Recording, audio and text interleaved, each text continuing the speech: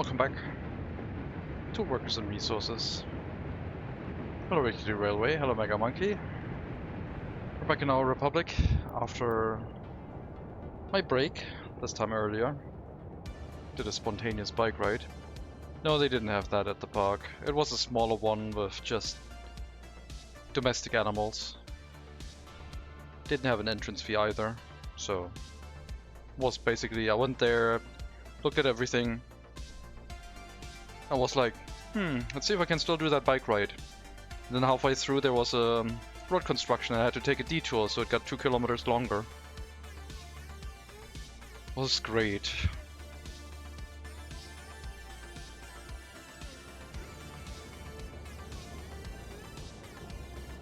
We're back in our republic, trying to grow over 15,000 citizens. Final goal would be 100,000. Building out a new residential area with a new heating plant. Coal storage for that heating plant is almost ready. Currently that heating plant is not doing anything, other than taking a couple of workers that can't do anything at the moment. But that's okay. I'll get started soon. I'll be ready for next year, for sure. Good deal, yeah. It was free. That was also not that far. Very chill park, very nice place. It's like a park, except there's domestic animals grazing. And yeah, sorry for the shorter Workers and Resources stream, but it had to be done. I don't know what came over me. I wanted just to get out, and I went there. It smelled like farm again, like a farm on the countryside, and that was enough. So yeah. So Mega Monkey, yeah, are you still awake, or what's going on? You're scaring me.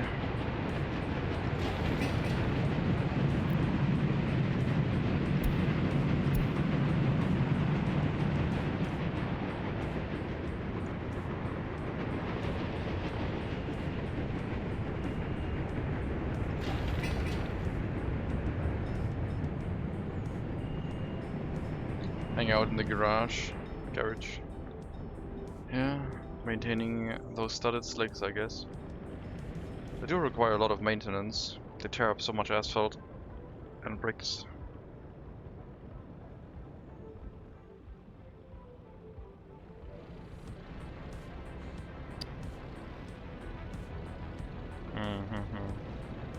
Makes sense.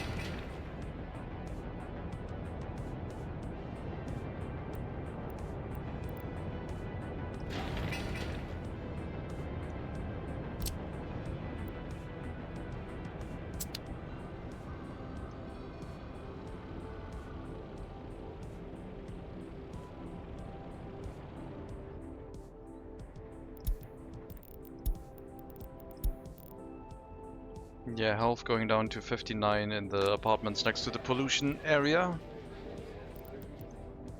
59 total, 62 only the workers. Babies at 47. Children at 42. That's perfect. Mega city, look inside. Small city. Hoffman? How dare you? This is a small city. I mean, the plan is a mega city. It's not a small city. Not in Workers' Resources terms, at least.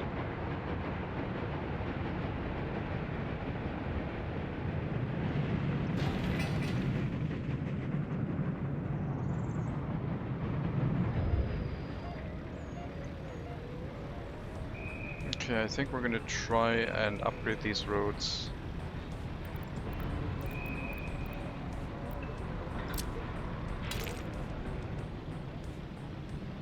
It's risky.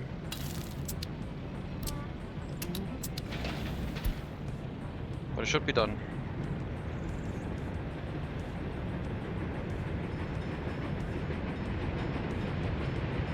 The other road upgrades will disconnect the area from the fire station. It's huge compared to what most beginner players build. It's so small compared to the OG MegaCity. Yeah. OG MegaCity was a lot.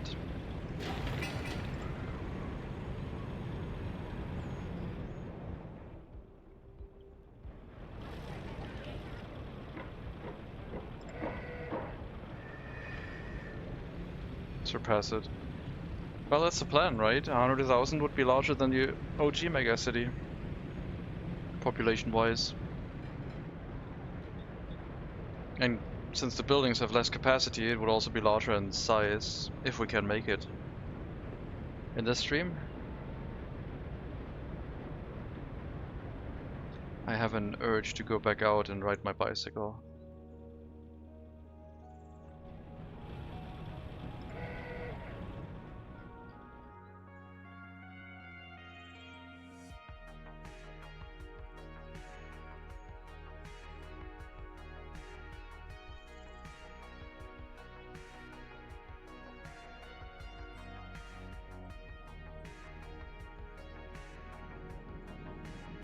Alright.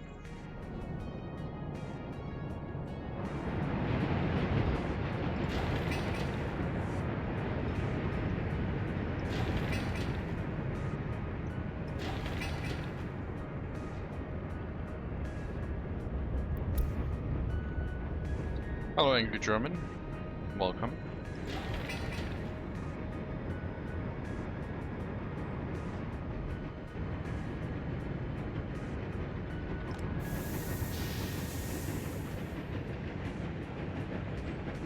Cole is present.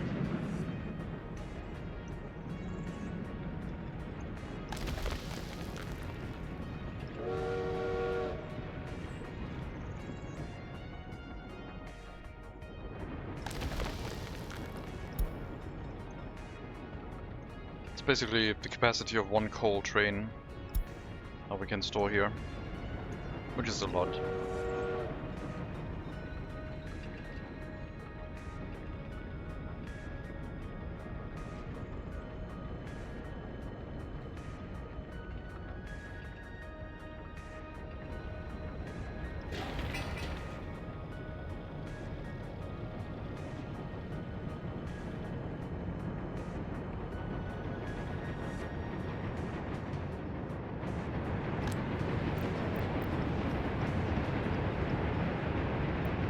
Hello, Thorgrim.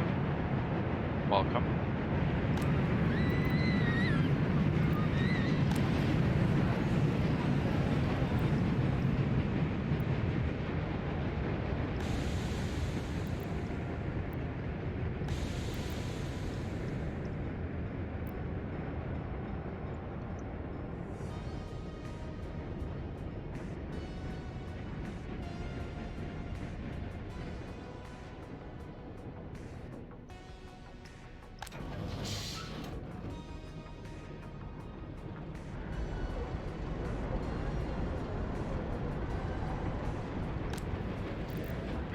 What are you complaining about?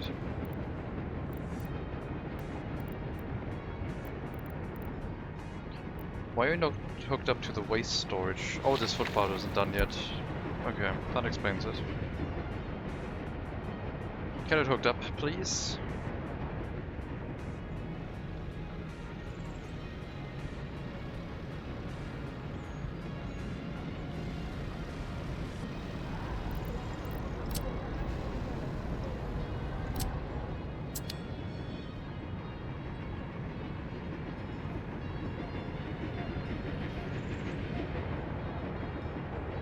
Hello then, Trussie. Welcome.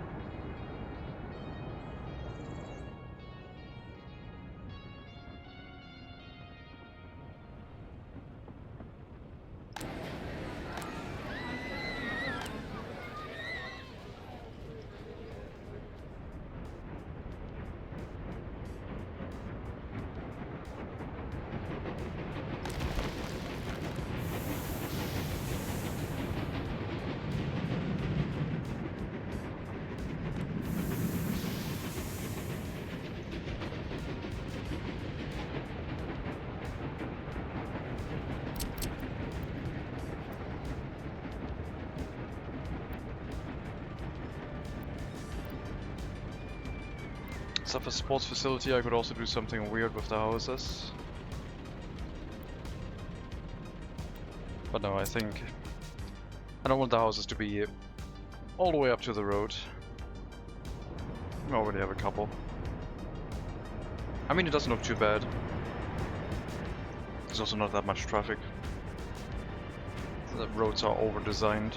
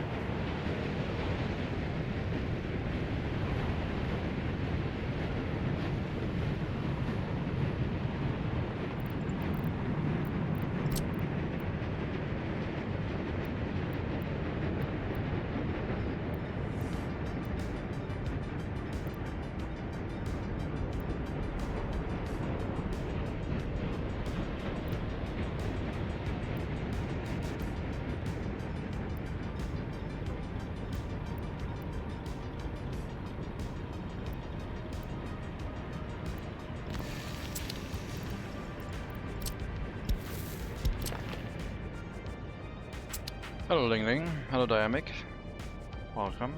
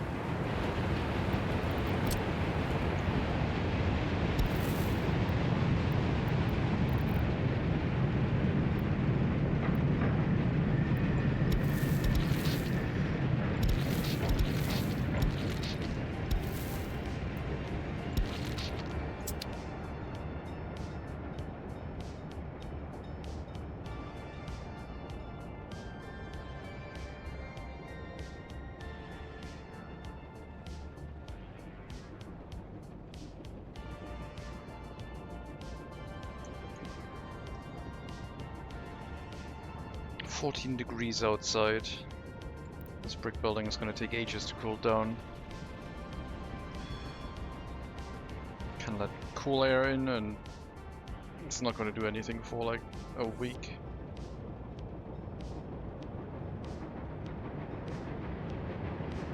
Same, yeah.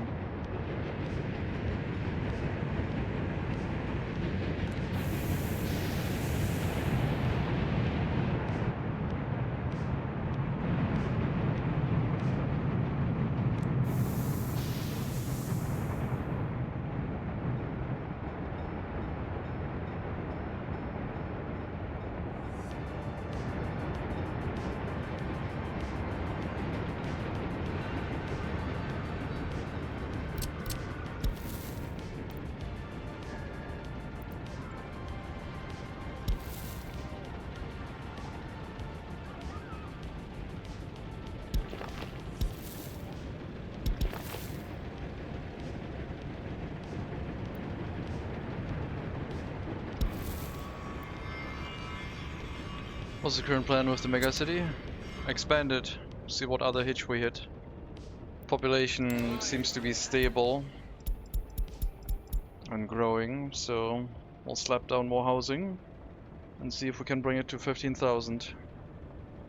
Unlock the big monuments, although I don't have a technical university for the party HQ.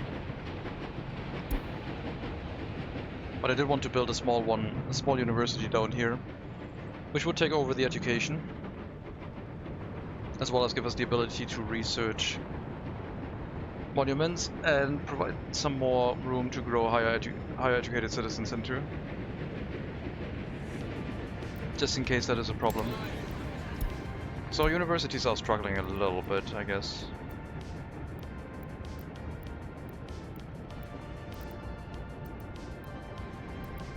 I guess they're not really struggling.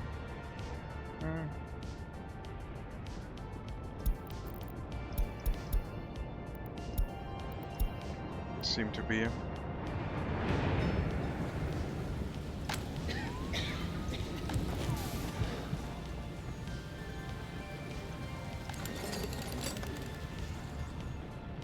Yeah, another university running in this mode. Anyone allowed with at least 5% loyalty, and then just based on their education level. That would give us some more guaranteed throughput.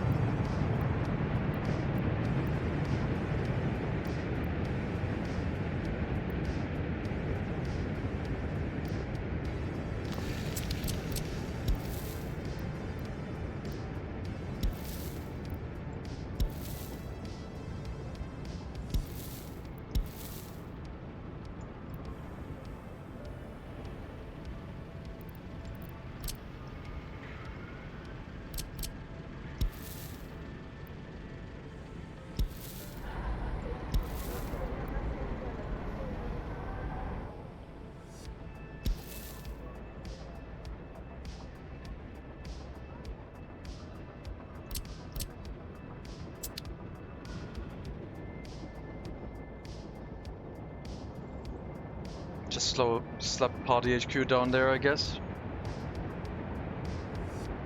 Only for people in walking distance. Should be a decent amount. The alternative would be to have the party HQ somewhere behind the heating plant for later.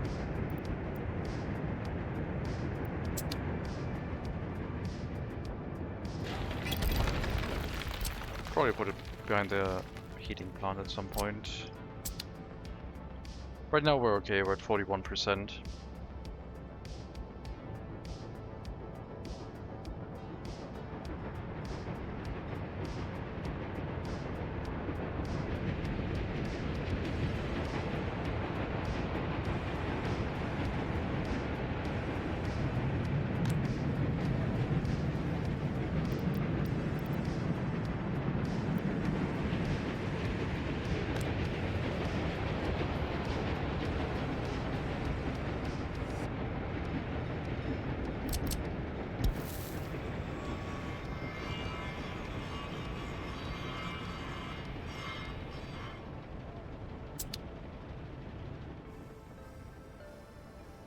But yeah, that's the plan.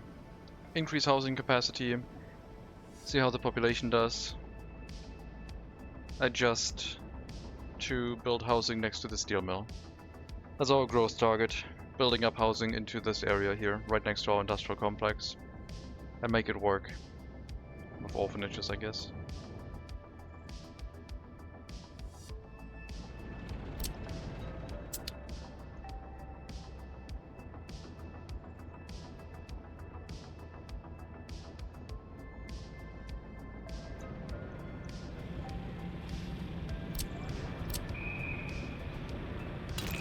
Okay, that would be the risky roads.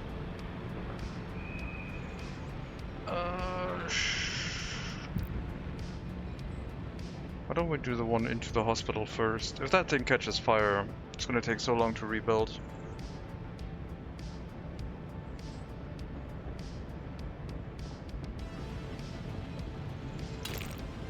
Do this one.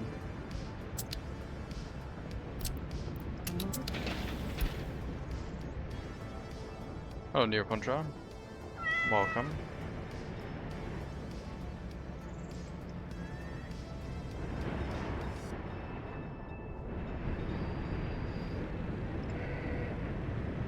You know what? We could shut down the buildings for the time being, so they don't do anything while we're upgrading the road. But I don't know. They can still go out. The road upgrade shouldn't take that long. But yeah, these 3 buildings are at risk. Police, secret police, and hospital.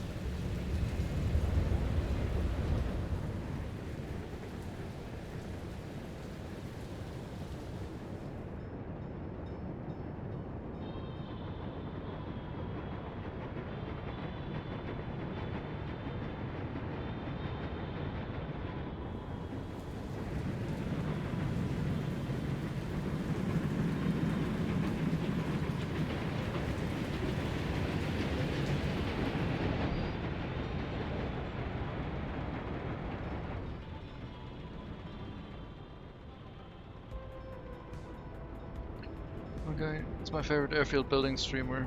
Hello, Super Deno. Must be the wrong stream, I guess.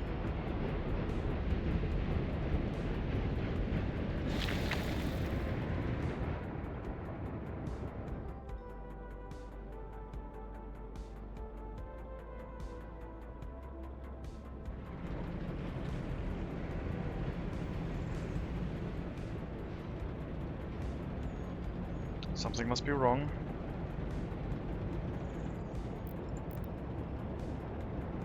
There's no overtaking zones. Only no overtaking traffic signs. So the agenda today. Growing the settlement to 15,000 and planning on extending the housing up to the industry, although that's just planning, not building. First we'll fill up the area next to the rail junction with houses, maybe an orphanage, and then we'll try and build up to the steel mill and get our population up way higher than 15,000. And we might have to plan another storage area for resources for the city at some point, because this one's probably going to be at its limit at some near future. Although it seems to be doing alright.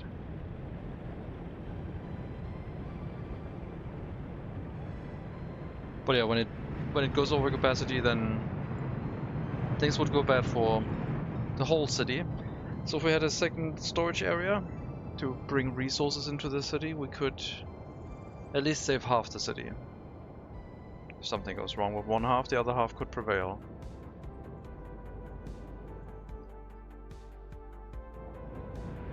Water treatment still holding? Yeah, I doubled the water treatment and it's fine. It's basically running at half capacity for both of them. One is running a lot and the other one is running not really.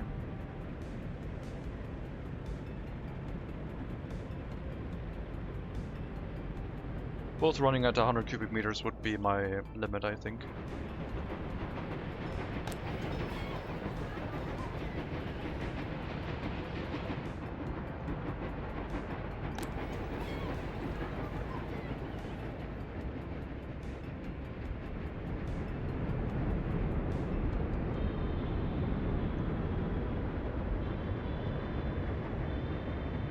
We got 41 7 to 15-year-olds. It's a lot.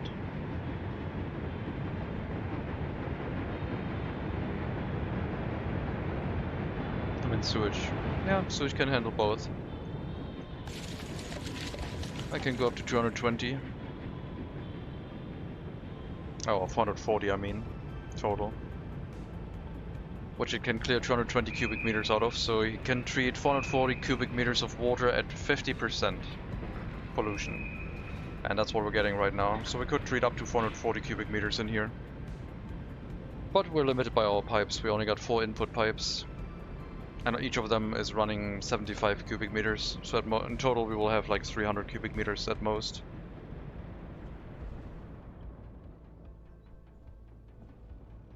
We're running that up at 50. The actual limit would be 200 then.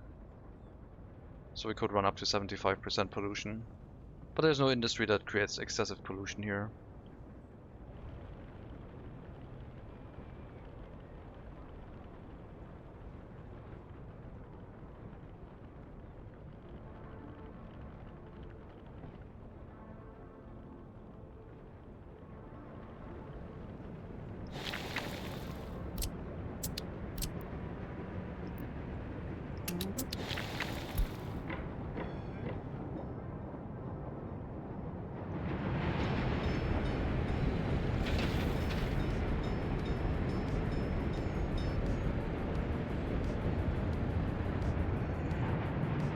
Can't go beyond 320, it's hard limit of pipes now.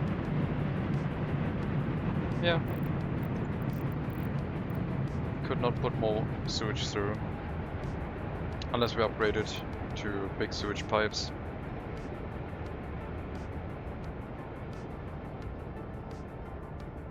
But we're not planning on going for prefab panels.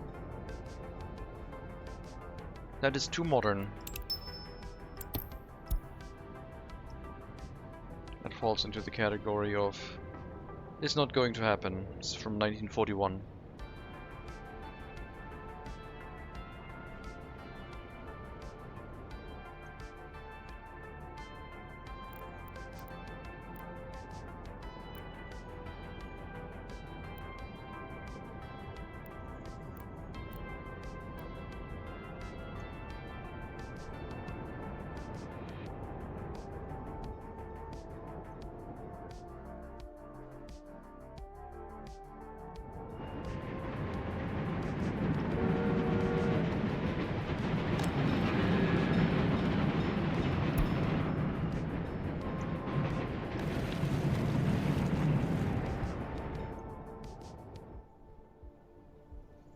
I was thinking of having a coal storage nearby, so we can deliver from the customs house to the coal storage and then from the coal storage into the city. Because right now the trains run all the way to the city from the customs house. The alternative would be a parking space for trains.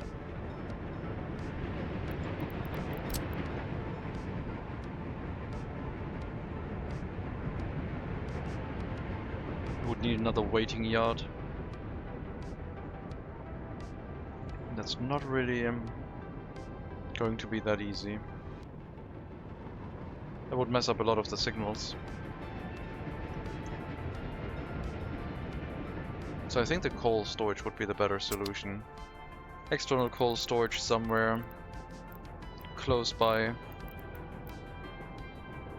5,000 tons of coal. Or maybe 2,500 storages chained together. And then we have a staged warning system. One runs empty, gives a warning, the second one runs empty.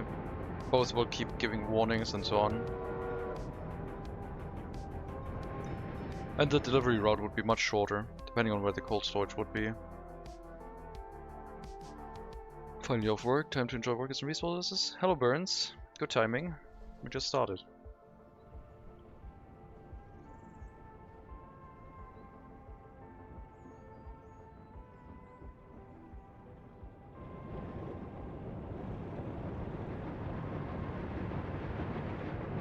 And as the stream was restarted, it has only been 30 minutes, exactly.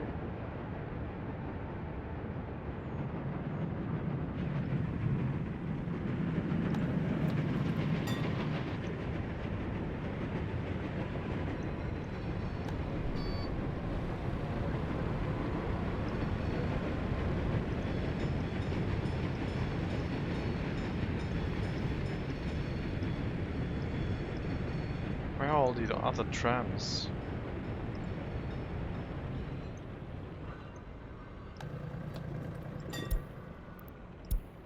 What's going on?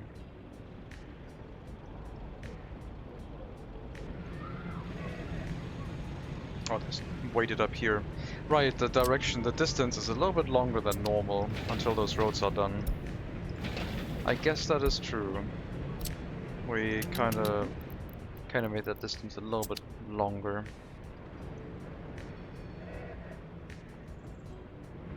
You have to go and leave the area counterclockwise.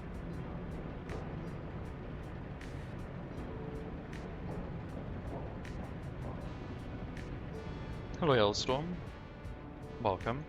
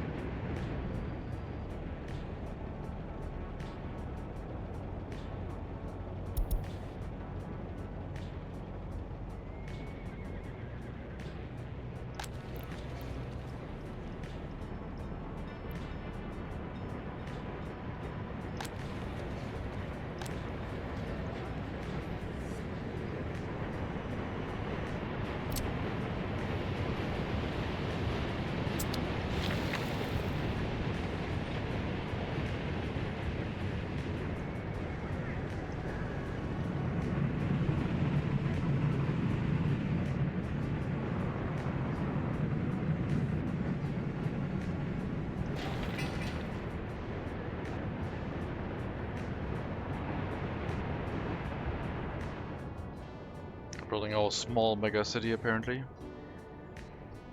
Up to another research point based on our low-tech rules, so that we can beautify it a bit more. 15,000 citizens would give us large monuments, and then maybe a birth rate increase to recover from disasters. And otherwise I'm not sure what else we could get. It would make sense, other than maybe tourism. But I feel like we have enough to do for our citizens.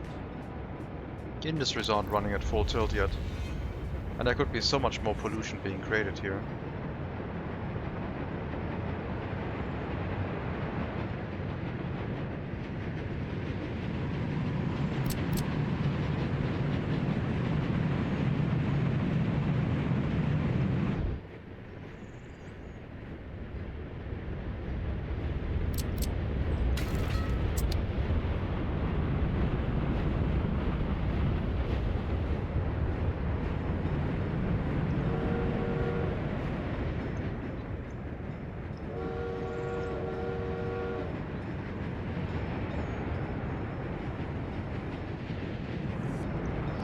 I guess one thing we could do is we could designate one of the iron train areas for the coal.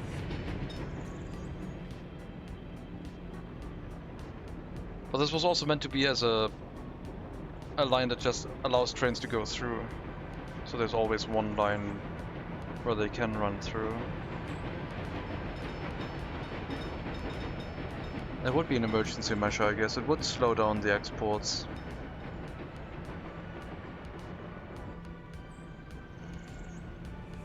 But I guess if the export train becomes really long and has to wait here, and we only have a single one, it would still block the iron train, potentially.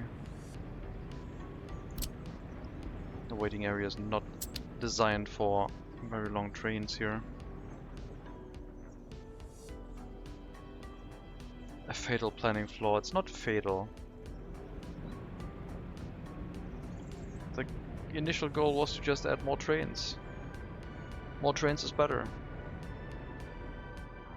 Raw resources get delivered with long trains when needed, and finished products can have short trains. Shorter trains. 72 meters is really short.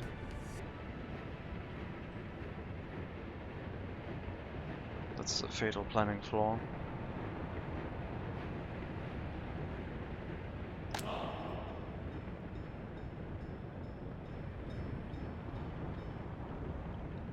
Sure has got a point. More trains is indeed more better. Yeah, and more long trains is really good.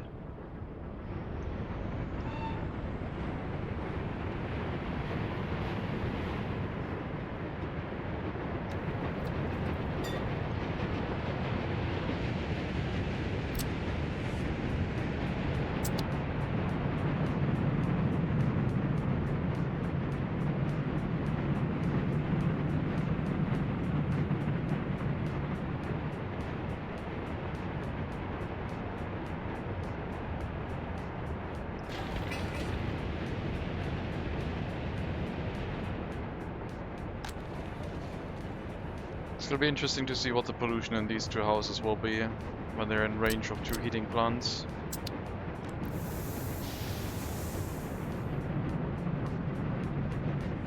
Probably at the end of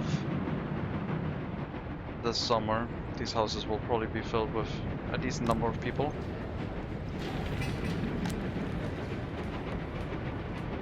And then we might get a result.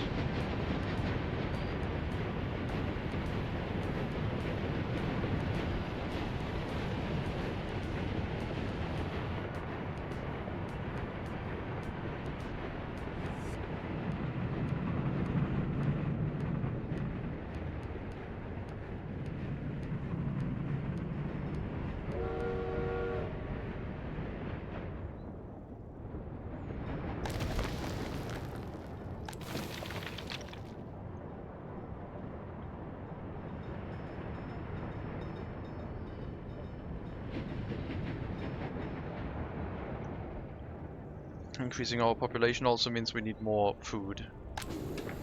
That is something that could happen, that we run out of food if we don't stack more workers into the area via cableway cars. Our food production should be good up to, I think, over 20,000 citizens at the very least. Probably even 25,000.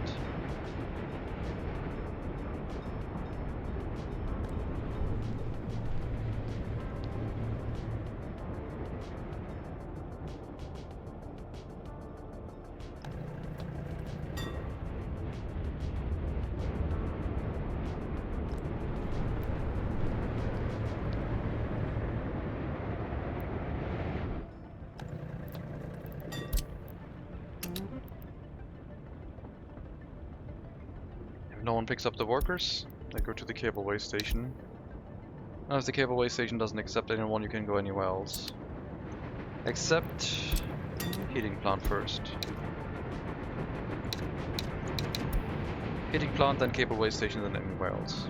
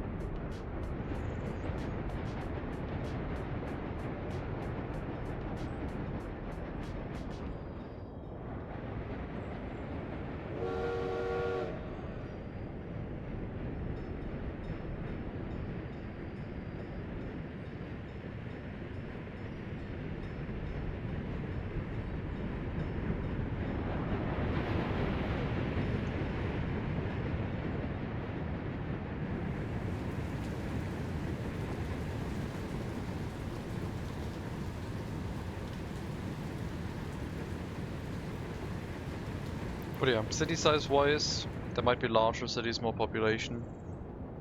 I would like to see a large city with guaranteed no mods. That I would like to see.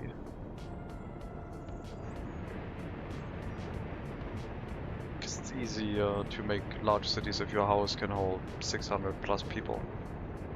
Which can be done without mods, with the modern buildings. But some of the utility buildings struggle with a lot of people, I guess.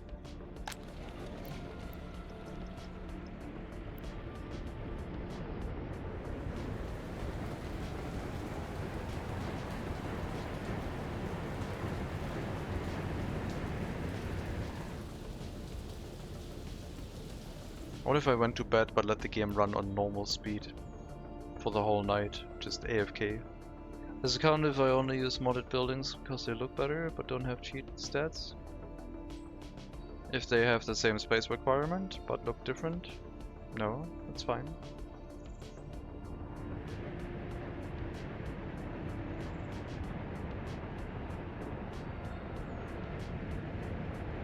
You can even use mods for cheat buildings, but yeah, I mean, I want to see someone just use vanilla assets, I guess, and see what they can build.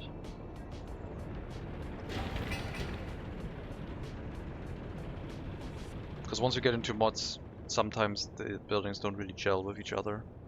They have different lighting behaviors, or the textures are of different sizes. It's kinda odd.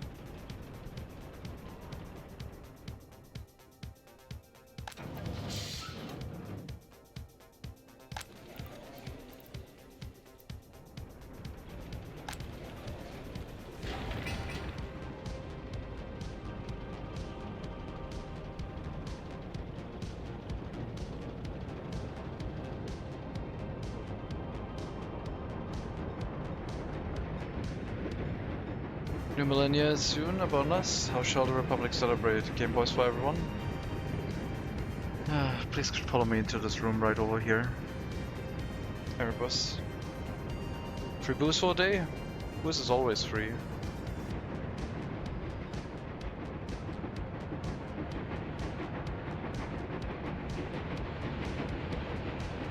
Or are you seeing any beer bottles in shackles?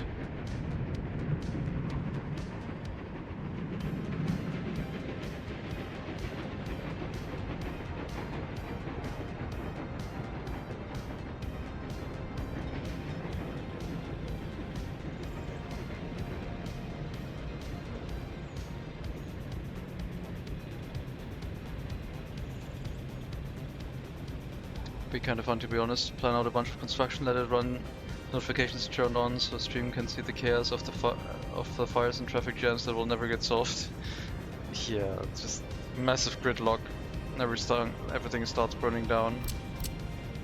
Very fun.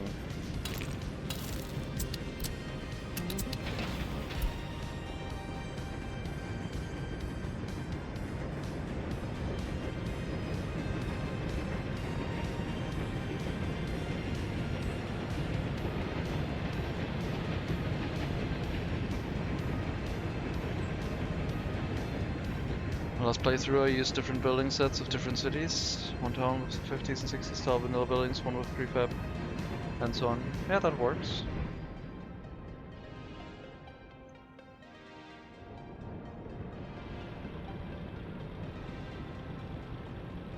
What's in that room, Mr. Commissar? It's a Game Boy. Just for you.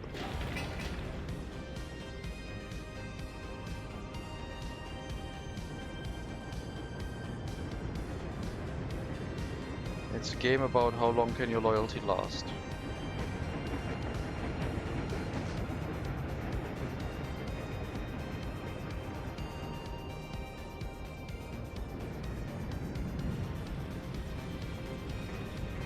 It would also be interesting just to like let it run and then wake up and see, is the city still standing or did something happen where I would have had to react? Traffic jams can always happen, I guess. Okay, looks like the road here is back in action. Trams are going through again. Set autosaves to once every hour. I would make a save before the stream starts.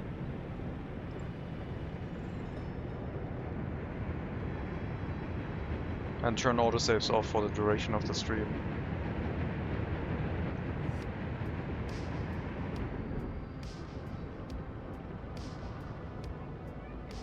Which trams are those?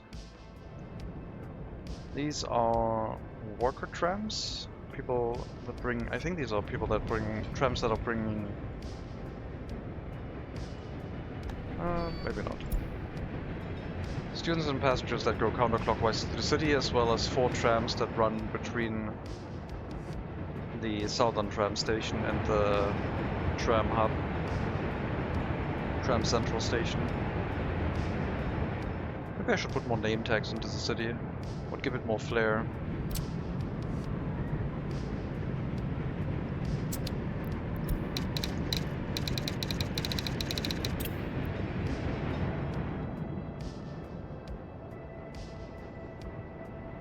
Tram main station is still magnificent. Yeah, I thought the same. Use T on nearby buildings. I want to make transparent. I thought it would look nicer that way.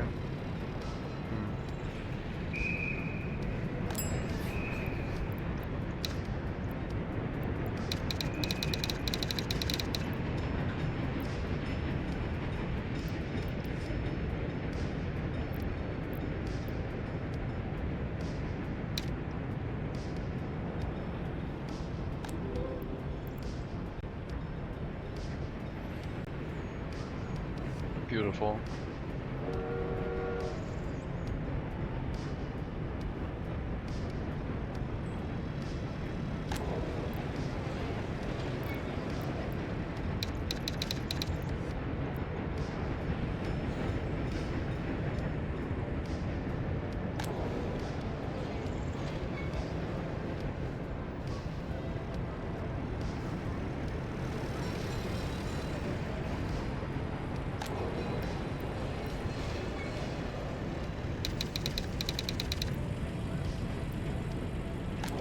Damn you, nighttime. Yeah. Find it weird that the game locks metros by 1940s when London had one in the 1800s. I don't know. Maybe it did that because of when they were introduced in Eastern Europe, I guess. I wouldn't count London as part of the block of where the game is set, I guess.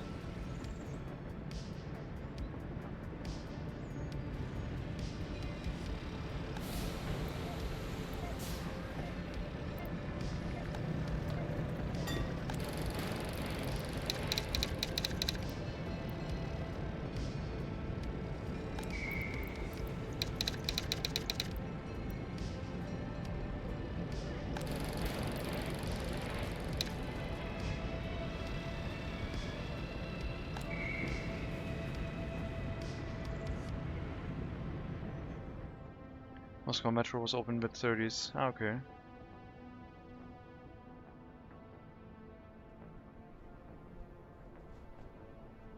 The early metros on England were awful. For that I changed the research text to remove the prefab requirements and change the year.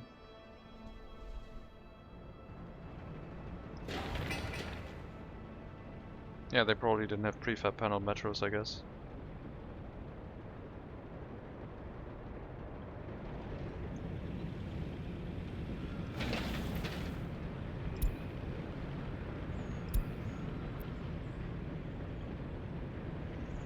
There were steam trains? Oh god, we need those. Give them to me.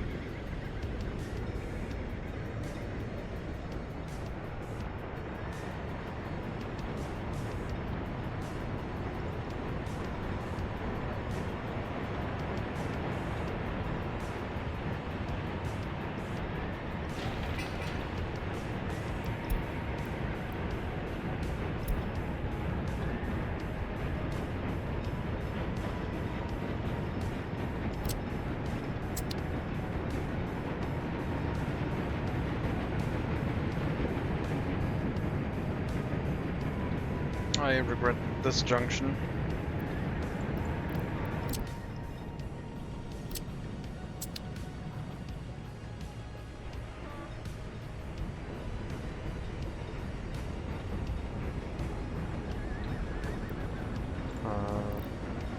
Wait a minute.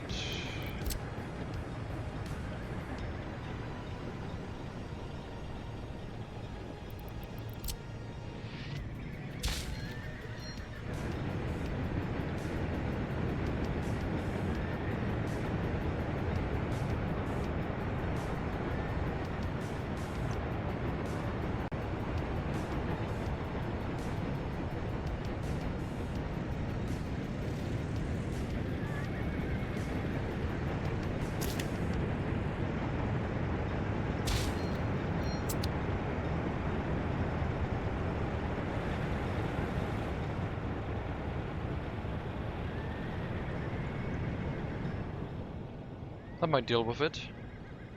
If they go in from this side, I would still cross over on this junction. They basically have to travel around and then come in from this side, and then they wouldn't cut over each other.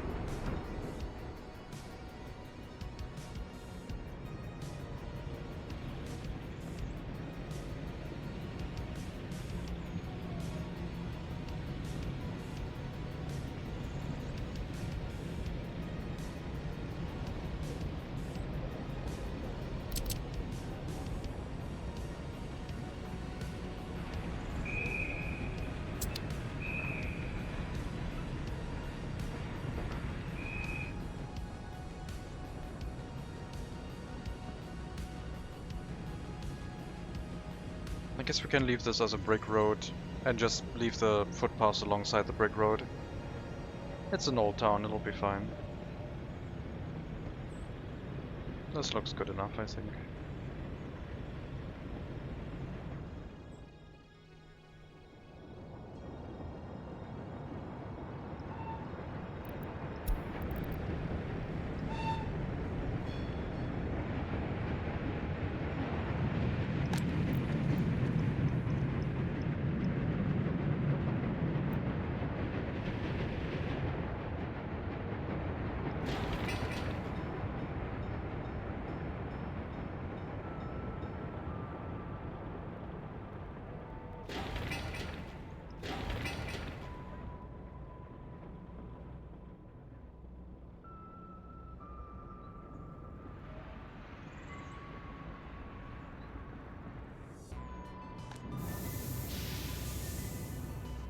Okay, population growth is in full swing.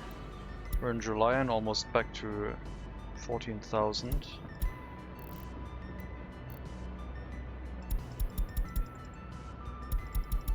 This is already higher than our previous number. 13,600.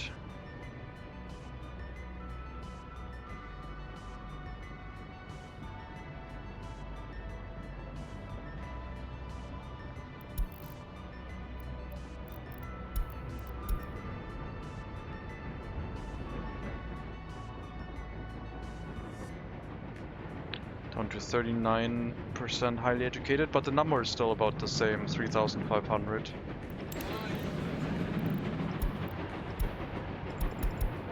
So that is not dropping. It's just our overall population is going up really quickly.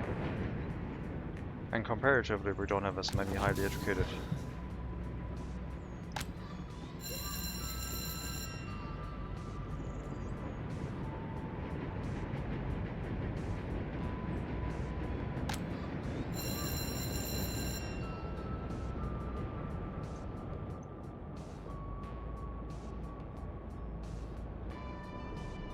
Six elementary school students who can't study.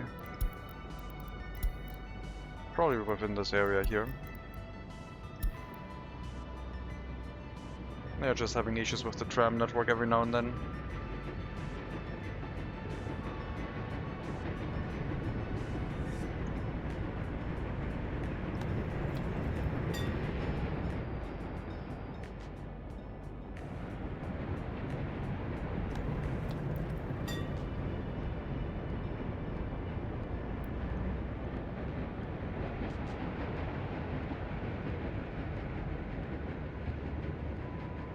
2.5 billion rubles.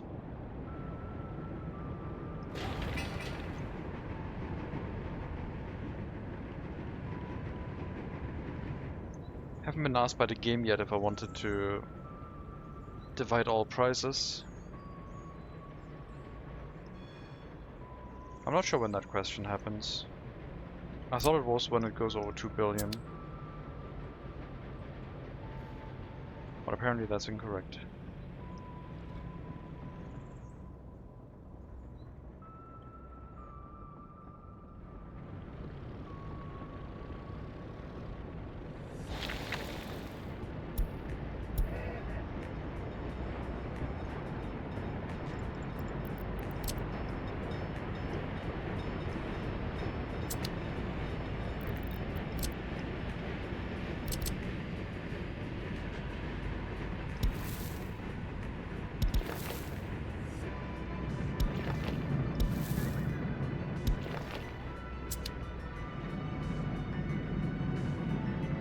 What happens? Well, the game thinks this number is getting too big and it asks you, do you want to divide the money you have by 100? And every resource cost will also be divided by 100. And then the prices for rubles look a little bit more sensible. Chemicals would cost 5,000 then. We would have 24 million rubles. And prices in US dollars would look ridiculously low.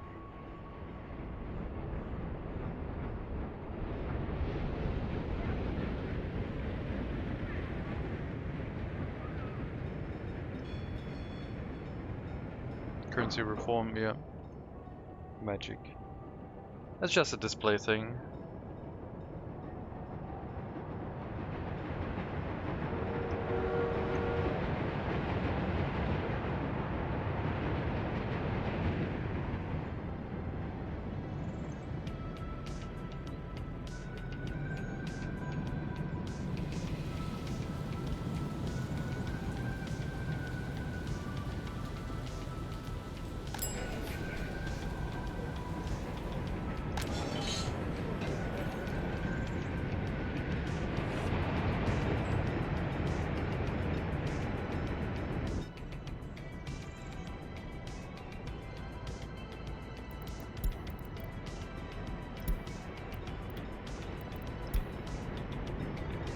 Looks like the horse carriages are all being replaced normally now. None are over 80%.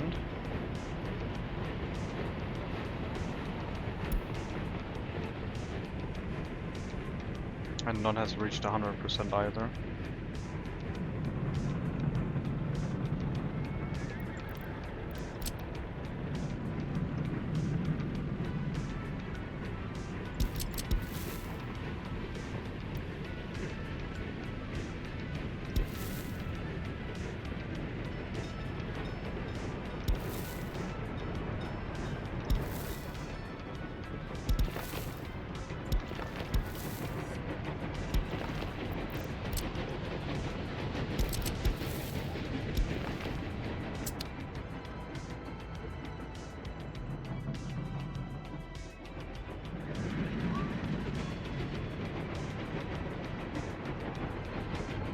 Okay, looks like we're building the hospital number 3.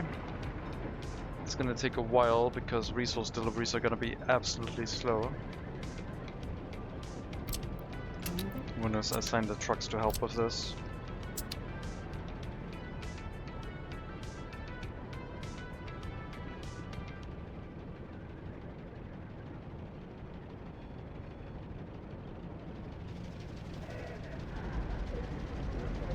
Not sure why this doesn't function as a run through. I guess it does, but it's only got one stop, and it takes so long to get to that stop.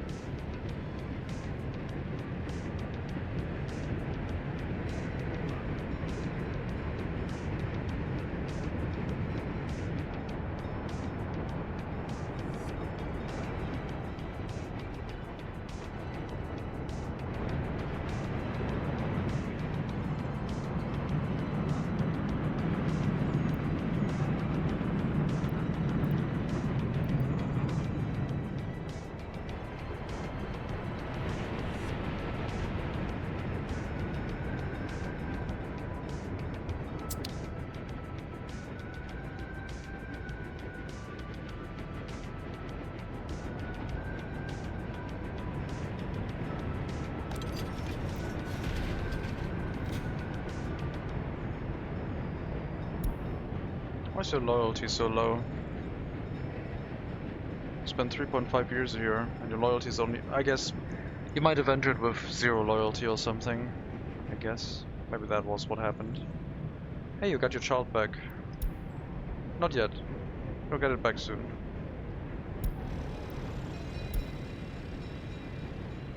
At the end of the free time, you're gonna get released, and then you will have your child back. We got it saved. It's in the orphanage. Good deal, yeah. Get released, get your child back.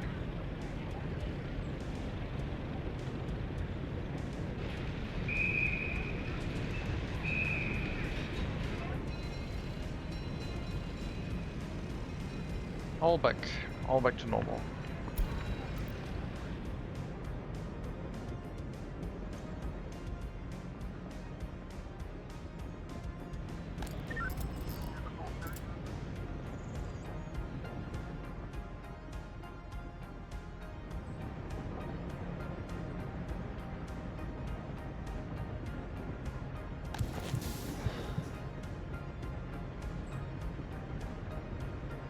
Still getting decent number of students with over 50% loyalty requirement. But some are sneaking in here because the secret police aren't working efficiently. Up here we need a secret police running.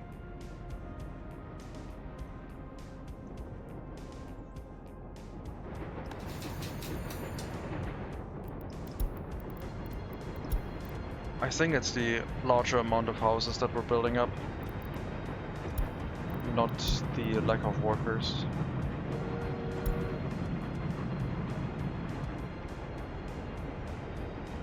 Yeah, up there's no secret police right now.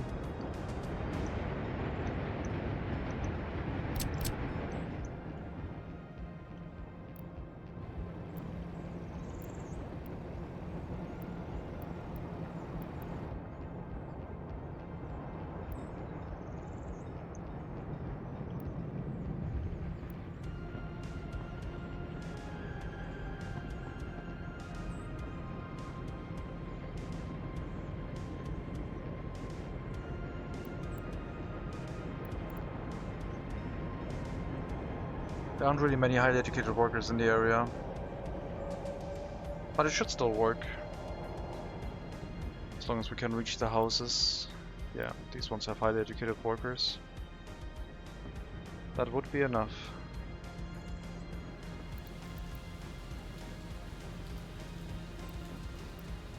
This one would be out of range.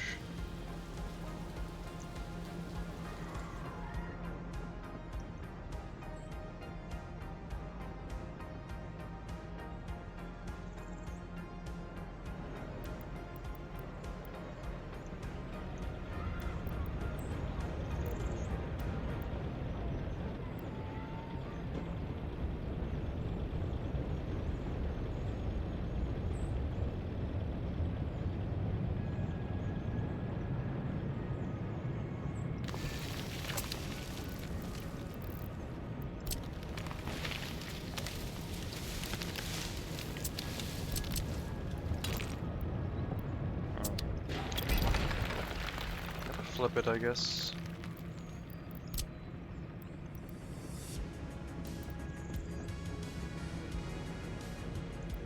Can we not place it this way?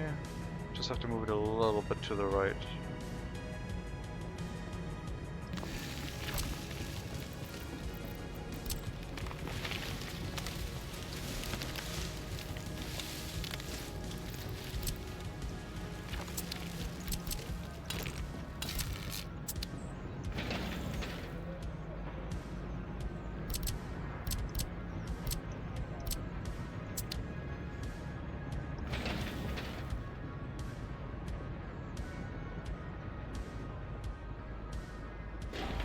We know when that one is done, and we can assign some personal vehicles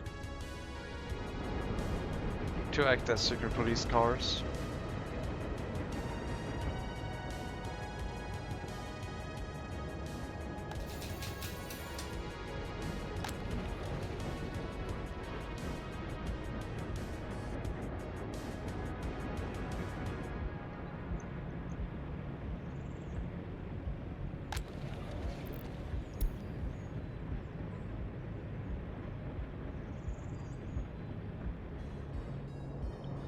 Really, you can buy a Metrocon 1925 but can't use it for 20 years.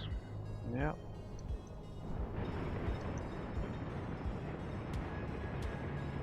It's for the people who play without research, I guess.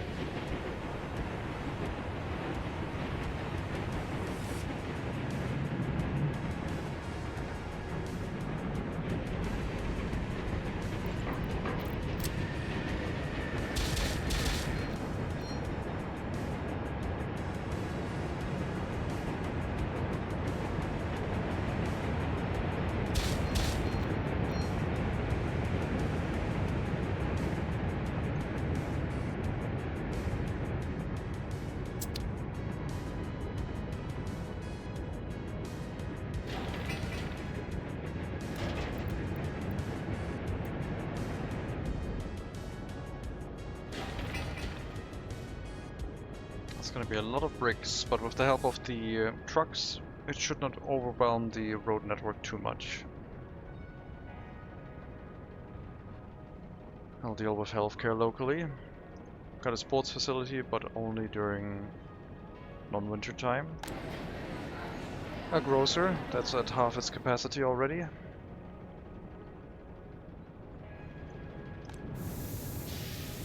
And a heating plant.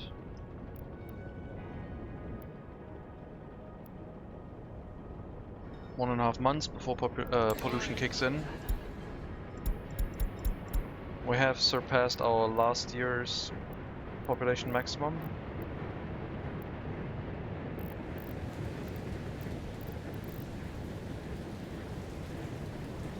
It might even out.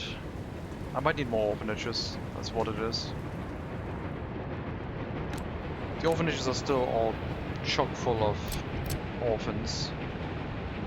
So we should probably drop an orphanage here.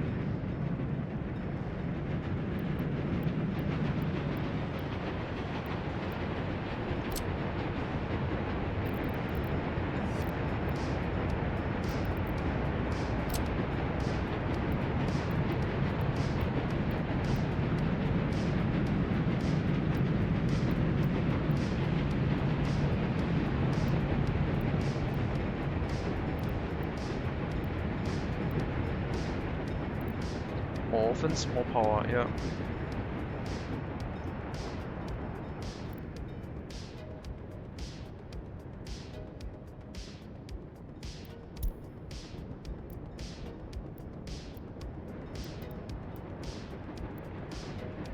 There's gonna be so many of them.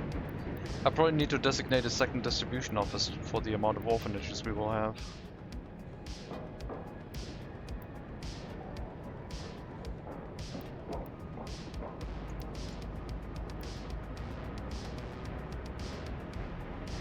Might take away the footpath from the tram stop. Because I would like the orphanage to be here.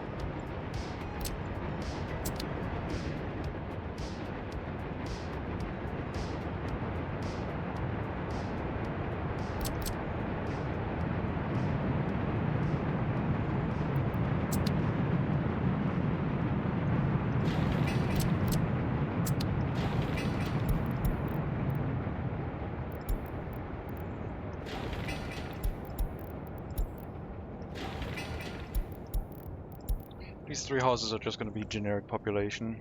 Can be highly educated, can be basic education, doesn't really matter. The closer the houses get to the pollution centers, the more I'm concerned with putting highly educated workers in them though. But we will have to have buildings with higher education up here. That we cannot avoid.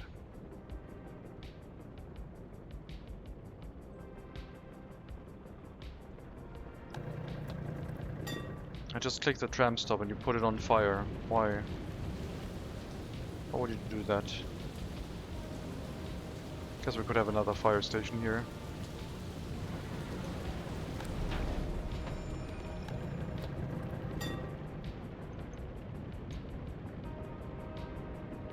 For the power lines, etc.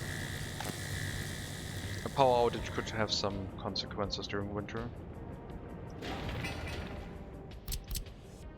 At least the heating plant is connected to 2 power sources. And this one is really close to a fire station. And it's transformer/switch.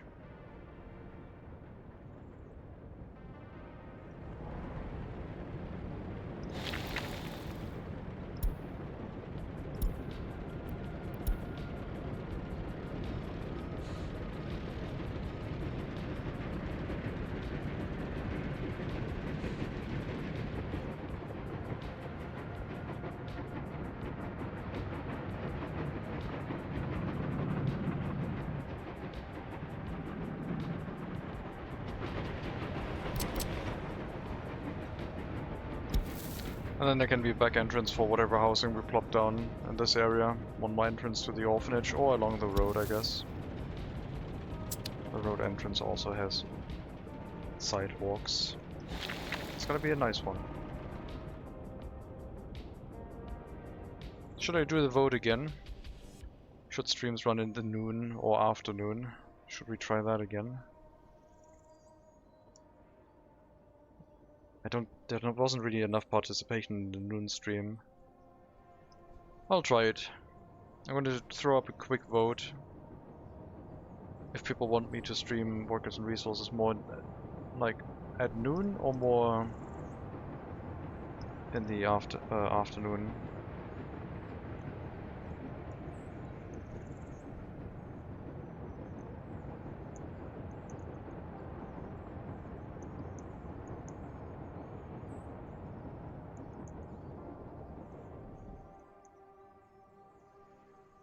So, if you have any opinion on that, you can type any of the words or number of the choices in chat and let me know if I should be streaming more the time we have now or the earlier streams for workers and resources.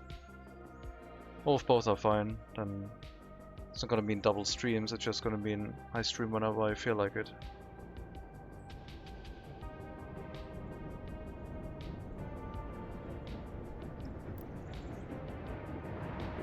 But maybe there are some people here who really can only watch the evening streams. Well, I guess that's an indication that I can stream whenever I want. So morning streams it is. Streams at 8 AM. Both options didn't get any votes, so we're gonna stream another time then. Being at work, I prefer evening streams. Ah, okay.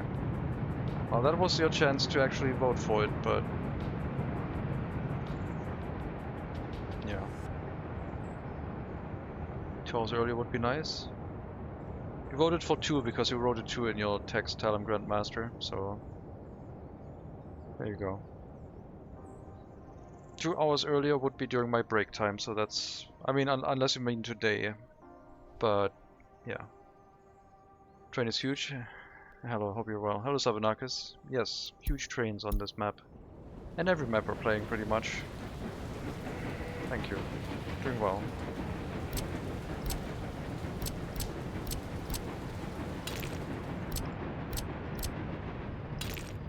Hope you are fine too.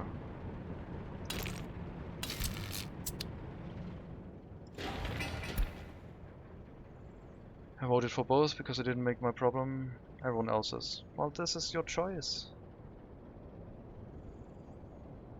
I've voted for both. I can't watch the current one, but I can't watch the early one, but I don't want to make that the problem for anyone else. Like, what is that? Come on. I can't watch the one streams, but I still voted both, so it is not... I'm not making this issue everyone else's problem. Well, you had your choice. Sure.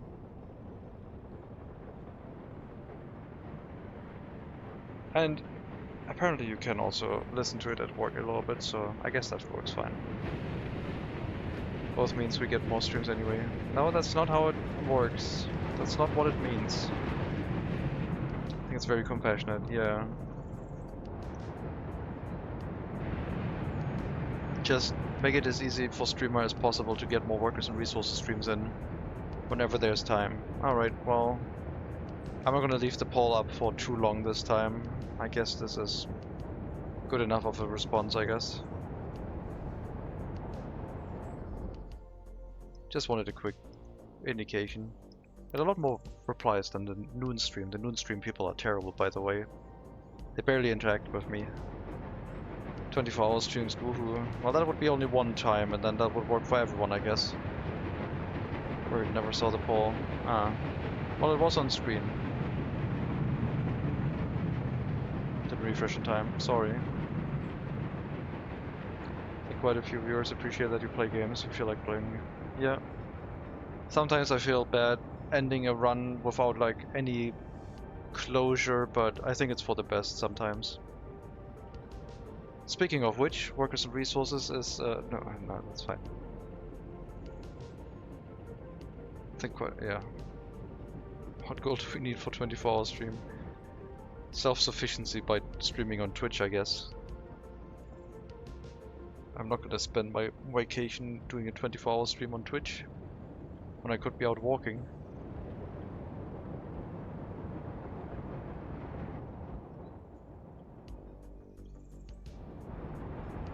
If streaming was my work, then I could make it a stream goal at some point, but a 24-hour stream is not good for your health.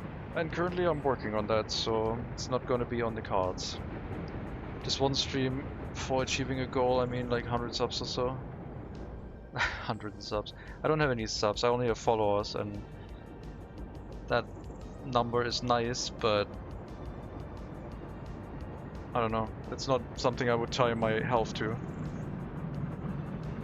People sleep during their 24-hour streams? That's lazy. I couldn't do that. No, that's fine. Forget 24 hours, maybe 18 hours, okay. 24 hours not just not healthy. I did 14 hours once. 13 hours was okay. The last hour was just a nightmare. I don't know. Subbing is illegal here, yeah.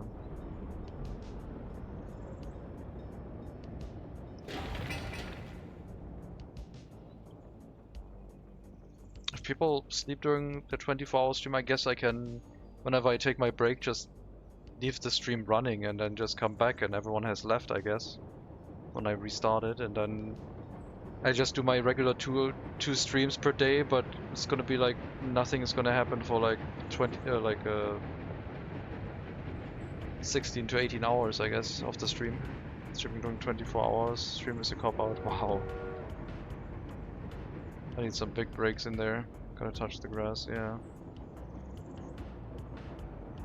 Also sleep during your 24-hour stream. Yeah, that would not work. Like, if I do a 24-hour stream, the people who have suggested it must also stay awake for the whole stream and be in chat active. The whole stream. It's gonna be like one of those trains where you have to push a button every couple minutes. Otherwise the train will stop. I have suggested it. No, you're fine. Like I said, the people who are suggesting it or requesting it. MegaMonkey, why are you still alive? You haven't bonked MegaMonkey hard enough. I'm not MegaMonkey, stop it.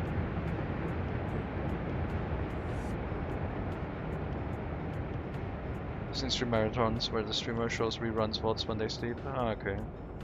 So it's like a TV show basically. You know who they are, yes. What did I write alive? Wanted to write awake. That was a threat, Mega Monkey. I would report that to the Mounties in Australia. Would it be okay if Rickety Railway Conductor starts being active instead of me? I'll register it as a bot. Yeah, sure. That's pathetic. I'm sorry. How about 2k followers at 24-hour stream? No! I'm not tying my health to the follower number. That's not gonna happen. It's like... And then someone's gonna unfollow and refollow, and then I have to do 2 to 24-hour streams. I know what's gonna happen. It's like I'm gonna reach 2k followers like 2 or 3 times in a row, and it's gonna be like a 72-hour stream, and I'm gonna die. Just promise everything to become a Twitch partner. I promised my chat so much shit when I am a Twitch partner. Yeah. I mean, you promised them Contexto and all that, so you are a generous god. How about heroin at 5k? I don't have syringes for that. Also, we need like clean water to dilute that, and I don't know. I can't get the ratios right. My hand is shaking. Let's negotiate 12 hours. I'm not negotiating my health. How about if we reach 1500 followers, I'll do a stream tomorrow. How about that?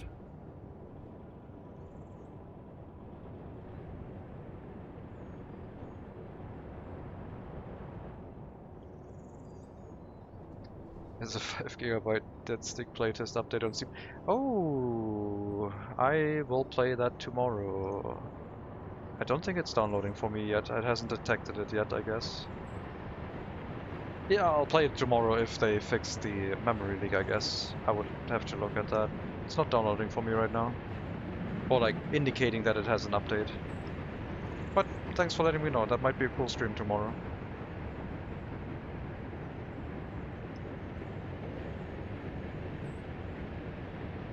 Wanna try Octonauts when it goes on sale? Astronauts, yeah. Definitely can recommend that.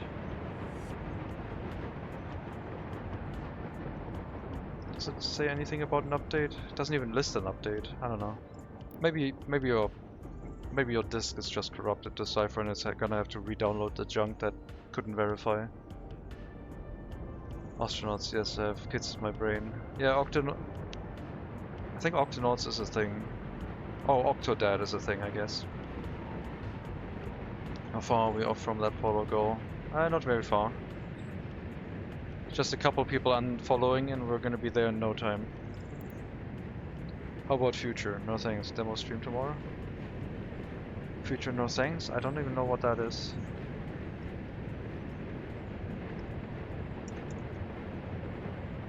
Now I'm gonna be looking at stuff. Guys, workers and resources is very stressful. I can't just tap out and look at stuff. Oh, this looks like Happy Wheels. What the hell is that? Eco-socialist utopia. You're old, bitter, and scheduled for euthanasia. Enjoy your last day in a future that works for everyone but you. That sounds bleak. That sounds like a streamlined postal or something. I don't know.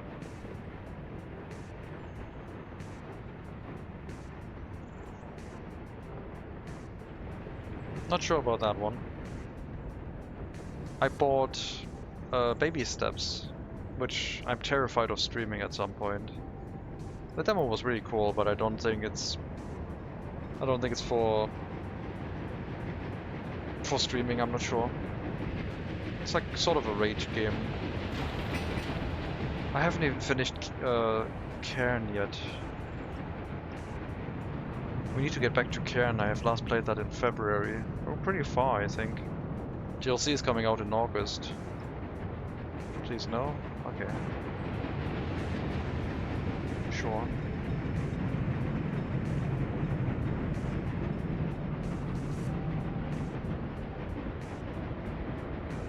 We don't have to stream that. I thought you said it was funny to watch. Did you finish Cairn? No. We restarted when we got to the wall. And then I got to the wall again and I kinda stopped and didn't keep playing. So no closure on that game either so far.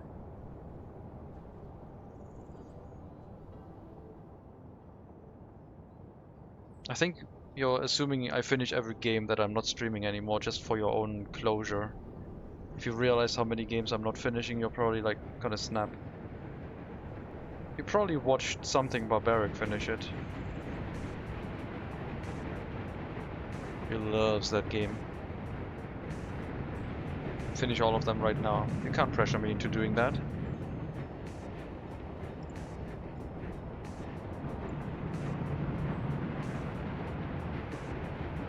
Yeah, hold him at bay.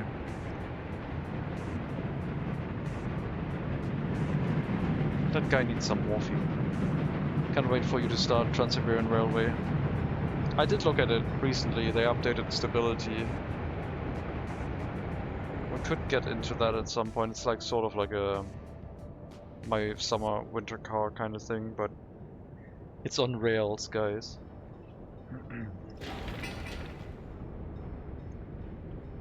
It's a rail shooter.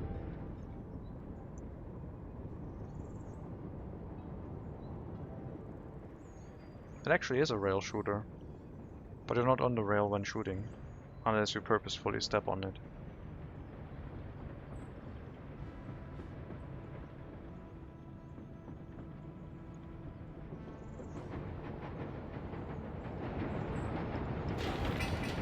Really good progress on the hospital. That'll be helpful here when pollution kicks in, which is right now. Yeah, the heating plant is also running below 70% again. At least for the time being, it's still very warm. Population of 14,500. Higher than last year.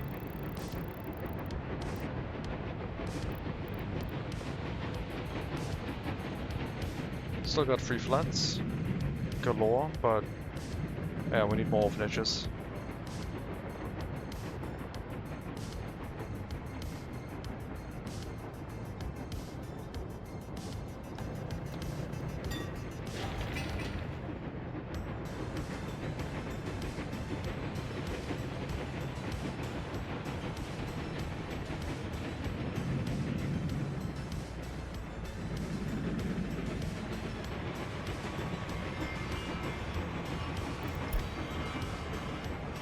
I mean, make another 4 trams, I guess.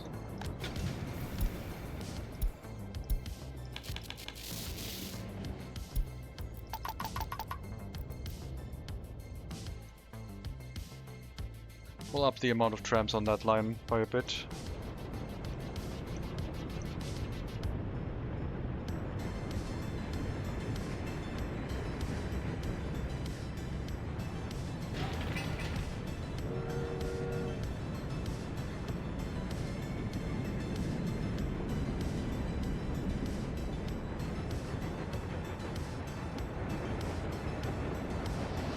But yeah, I have thought about doing a 24-hour stream.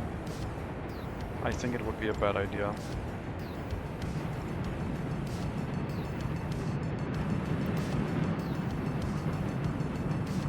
Like, thinking about the concept of doing a 24-hour stream. That's a good idea. It's not a good idea. What benefit would I have from that? Like, what would it bring me? It would be for, like, it would basically be a gift for the viewers, right? It's like, it's nothing for the streamer itself. Fun and joy. No, you're not gonna have fun and joy after a 24-hour stream. And happiness, no. I would be running out of vent like midway through. And then the crash is gonna be enormous.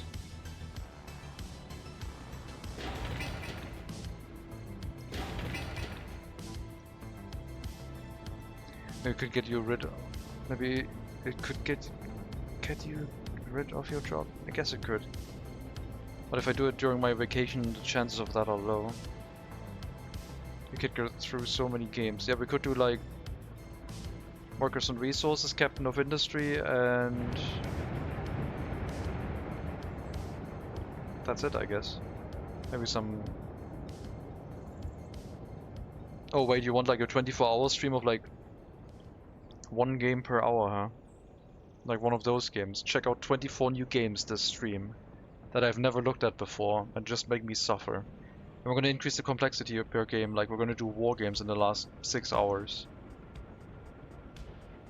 look at Flashpoint campaigns, Cold War in the last hour.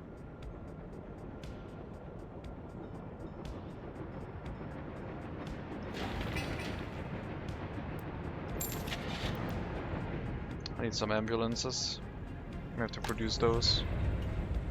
Basically, what I kind of started doing is... these are ambulances, aren't they? No. These are meat trucks. Basically the same thing. What I started doing was, to populate a building I need to have the vehicles, but to replace them I just use auto replacement and buy new ones. But for the initial supply of the vehicle, I'm going to tell myself that I have to produce it.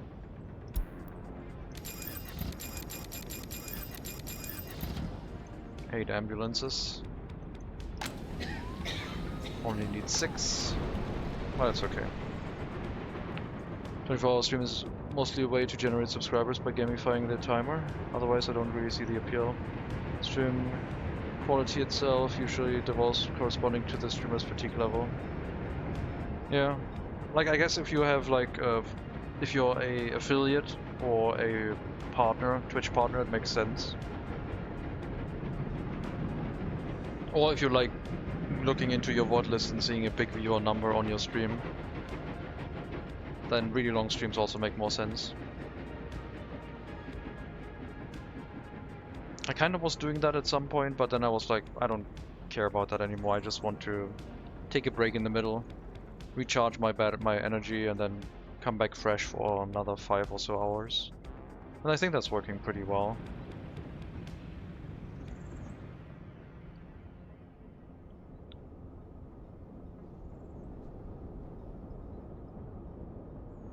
Yeah, I'm not getting a dead stick update. Oh well.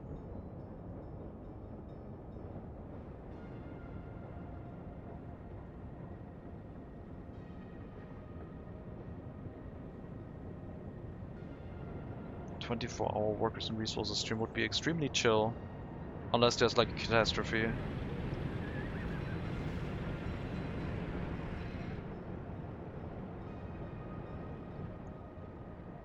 I really like that we hooked up the shopping center with trains. That works extremely well for the supply of such a large building. Now the amount of people trying to visit it is very high, but it does have reasonable throughput. Like I said, we got 16 hours to fulfill their demand. They have nothing else to do. They just walk to a sports facility. Okay, you're not gonna go to any indoor sports facility. You visit an attraction building instead. There was no sports facility nearby, you just get an attraction building. Also fine. That works. Oh, what was that? Sorry about that. I guess our character was doing something weird. The chase cam flipped out for a bit. It almost counts like flashing screen warning.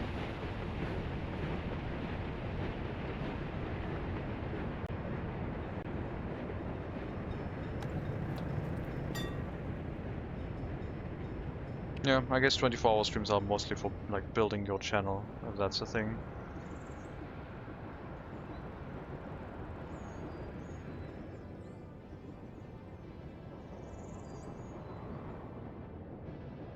We need another tram stop on this route.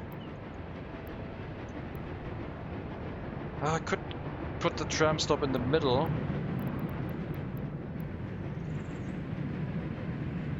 Would have to tear up some road again.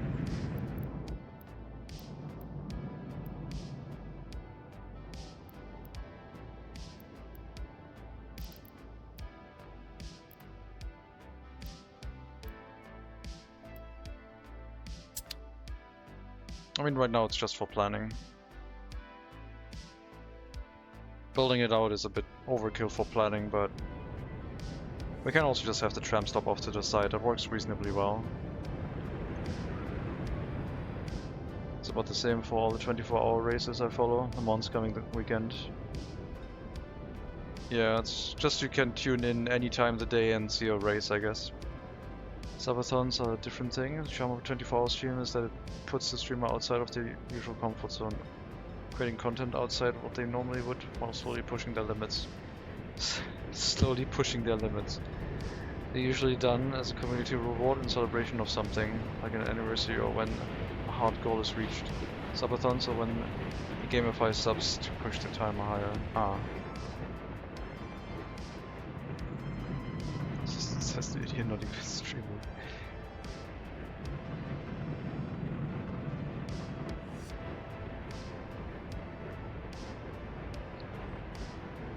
Pushing the streamer outside their comfort zone. Some people really just want to watch streamers suffer, huh?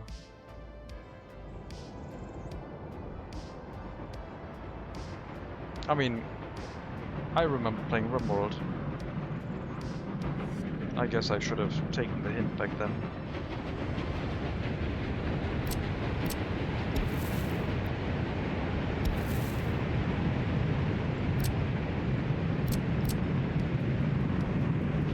Awesome fun. Where's the stream? Put capture into OBS. That puts the capture into the OBS, or else it gets the hose again.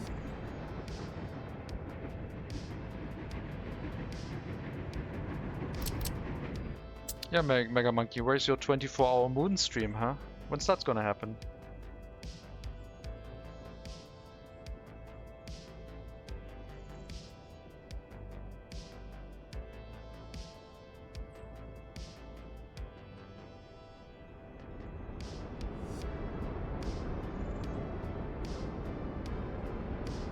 Where's the 24-hour skits on Dirt stream? Yeah. 24-hour drifting stream, oh man.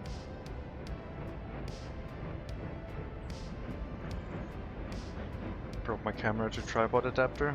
Well, it's gonna put you outside your regular comfort zone doing a 24-hour stream then. You better get that moon in shot or else. Need to fix that before moon is possible. I want a moon stream right now, 24 hours. I'll even follow your channel.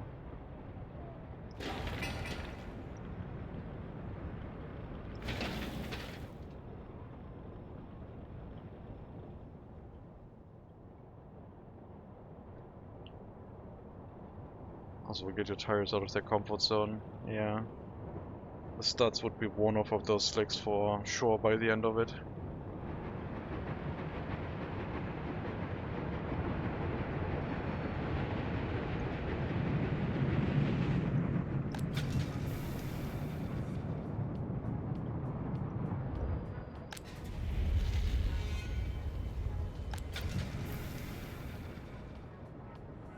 Still haven't gotten new tires. Need to do that ASAP for the weekend. I have a stream ID for you, Mega Monkey. Why don't you do a stream where you chase the moon from one coast of Australia to the other, and you have to keep it on your dash cam at all times?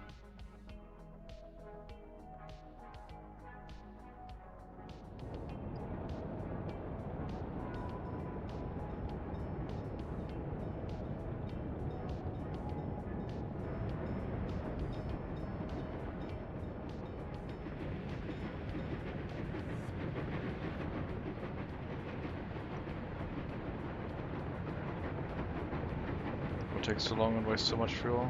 Yeah. When can we expect that?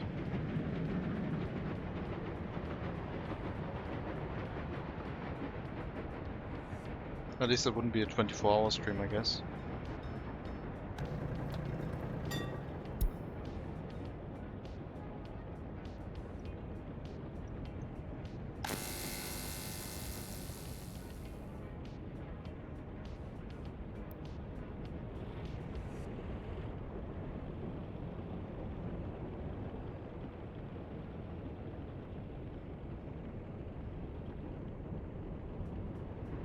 So population 14,500, didn't breach 15,000 yet. Now the question is, how much is it gonna drop through winter? But yeah, population growth is very steady.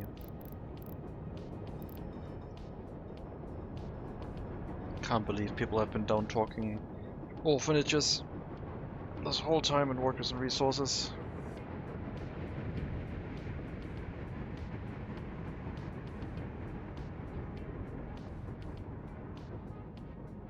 Bit more territory to plan out with some more housing.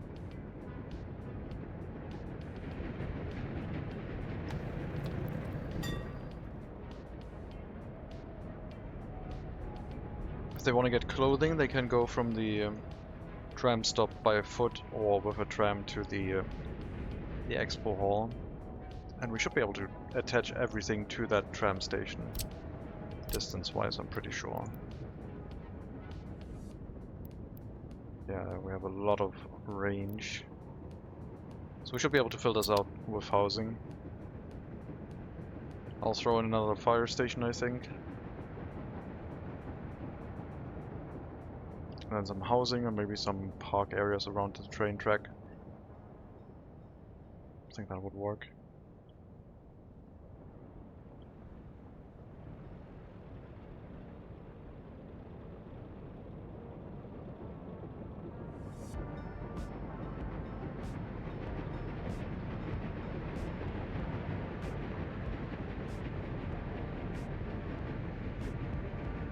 Vibe-based planning has come a really long way for me.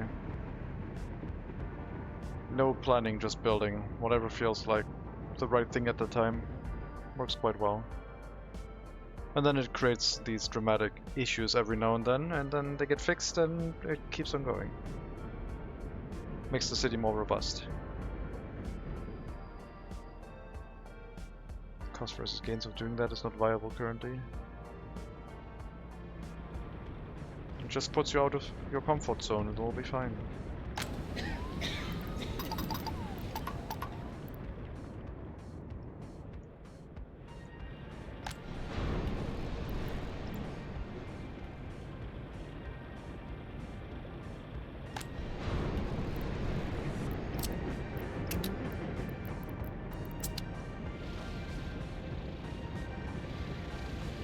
Wait. These are ambulances. I guess we have enough for now. I thought they were personal. Oh, I checked the storage. I haven't even checked the vehicle production line itself yet. I guess that makes sense. We should probably bring some fuel here.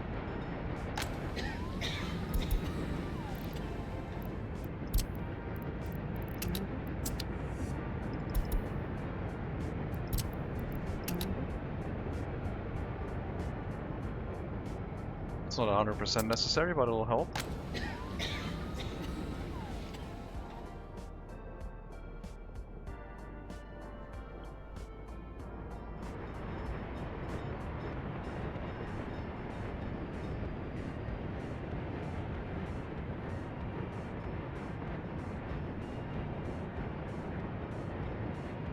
If this ordeal with the residential building right next to the steel mill is functional, then I guess in the future all my cities will just have no regards for pollution whatsoever.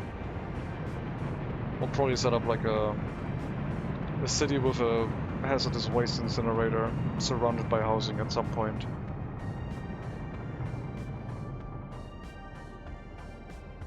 And that's gonna be that settlement.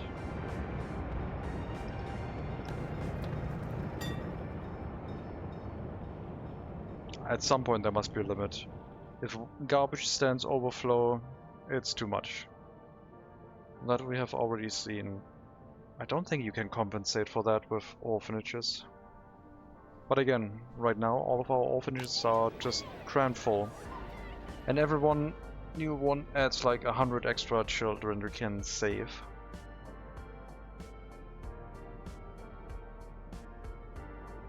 Pushing up that population growth a bit more.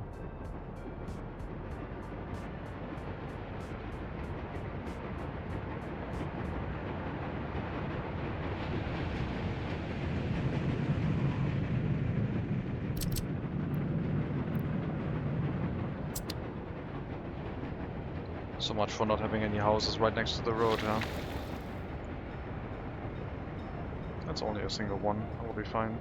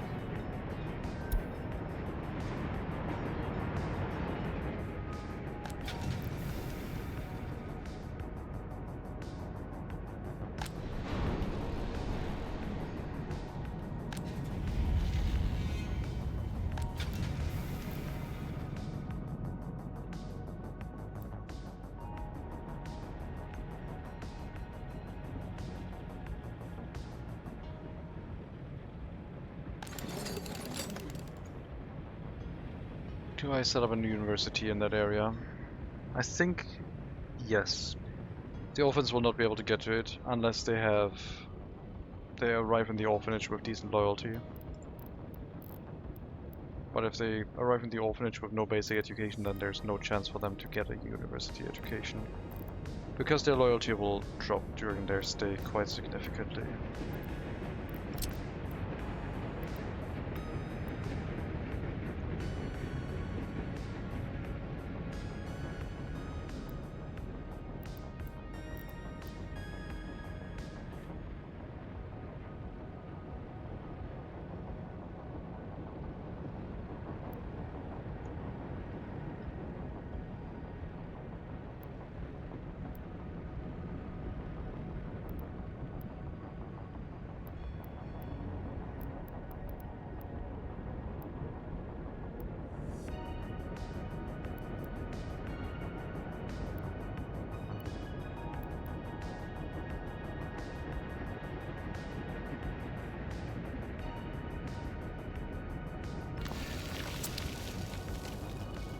We'll set up housing around that.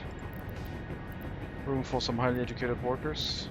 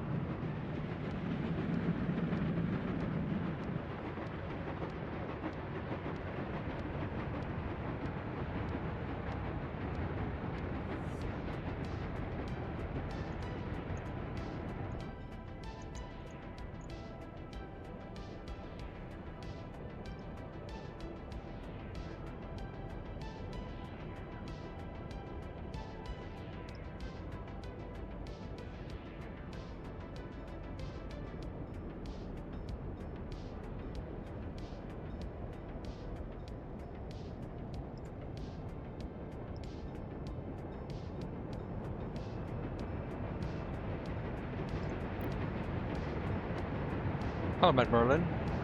Welcome.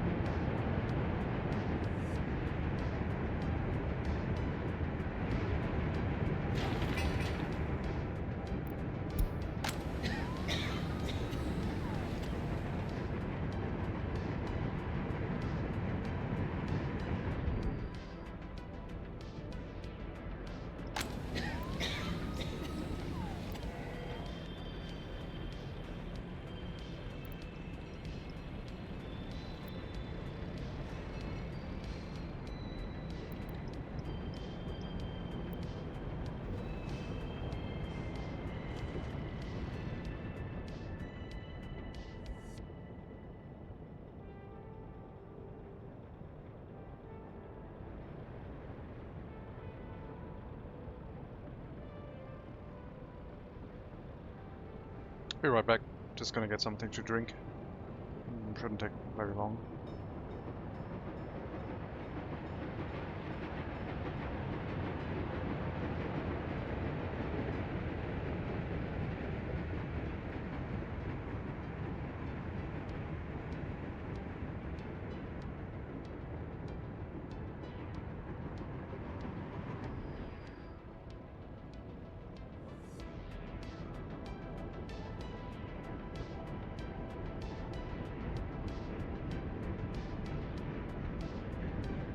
Alright.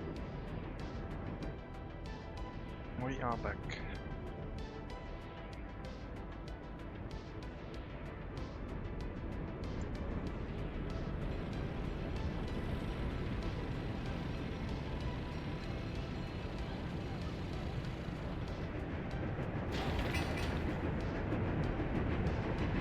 Happiness is still holding at around 62.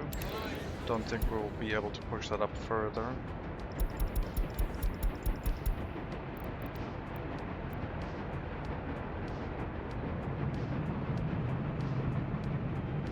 I guess it's going down every now and then. Oh, it is going up, never mind, we might be able to go up to 63.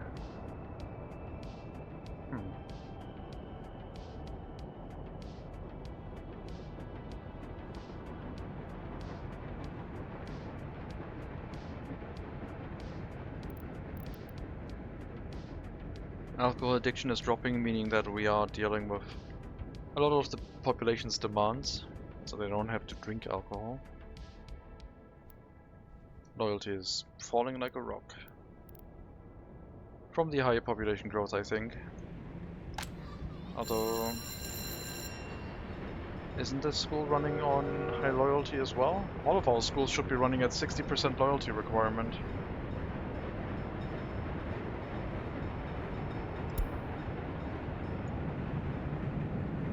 That means most of the students should be released with more than 60% loyalty.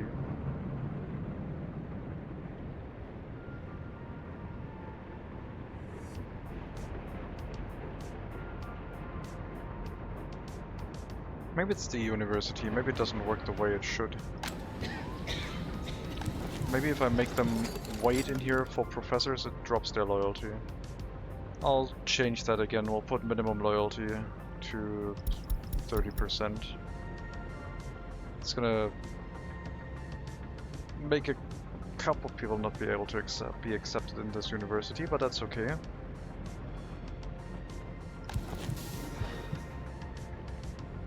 As long as there's always at least a couple, like the amount of students in the auditorium should always be full.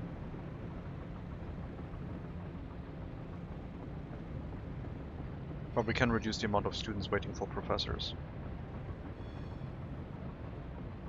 I'm not sure if it is dropping their loyalty if they're waiting here and don't get any time.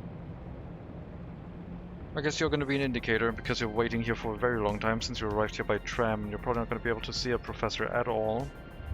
Since your current education level is really low, so they will probably not pick you. But if your loyalty does not go down, then I guess it doesn't matter. Then I guess we could put... Wait, are you in range of monuments?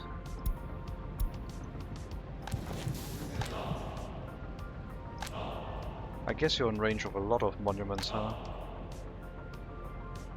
Then it would still be a good idea to have a lot of people in that university because they would probably raise their loyalty up to at least 35, huh? I guess we can't have a maximum loyalty requirement. Only people with extremely low loyalty should go in here. Yeah, loyalty did not drop. That was a bad example because that loyalty was boosted basically to 35. We need to check someone who is higher than that. 47%. Also waiting relatively long. 1.5 hours of school time left and you had 47% loyalty. We'll have to wait and see if your loyalty drops when you leave school again. If it's any lower than 47.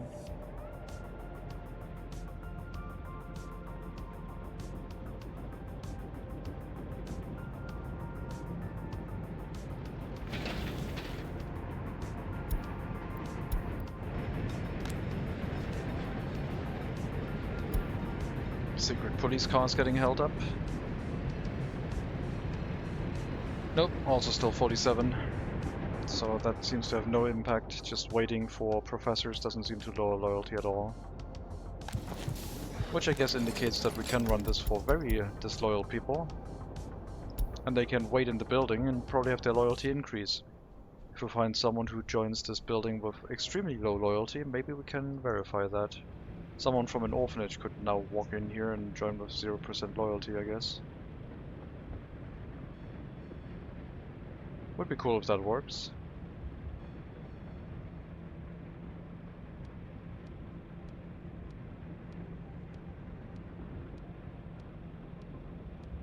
Oh wait, 22%.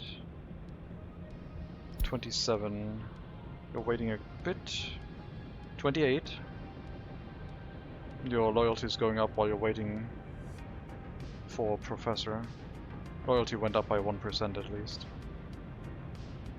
29, yeah, it is working. So the monuments are providing loyalty ticks for the students waiting here. There was someone with 3%. Look at that loyalty gain. That's what needs to happen. We're going to boost every orphan back to high loyalty by making them wait for an education that they're never going to get. That might be even able to counteract the negative loyalty from an orphanage. It's minus 5%. We gained more than that here. Well, we gained about 5%. We started, I think, at 3%.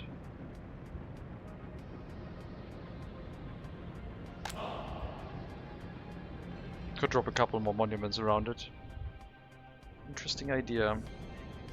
A university to boost people above like 30% loyalty again.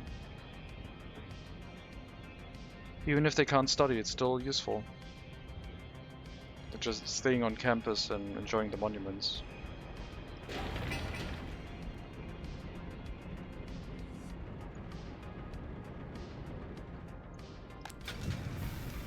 Last tram almost done.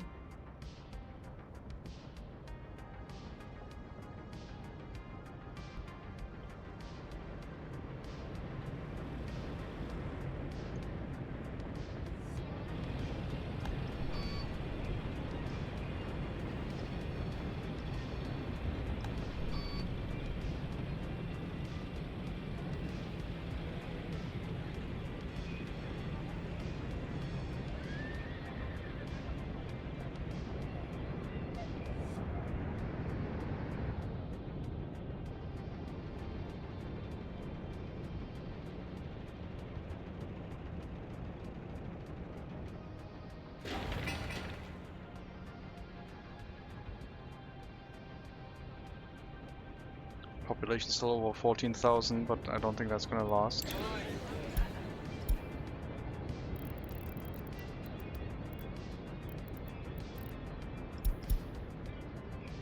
Maybe it will.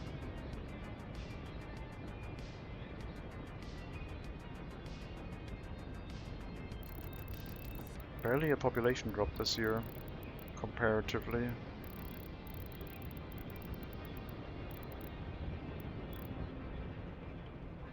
Happiness was only at 61% when I joined the stream today. Yeah.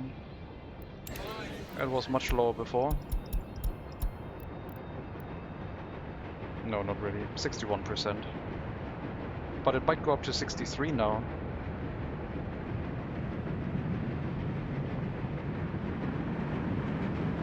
Yeah, have a university for everyone, I guess.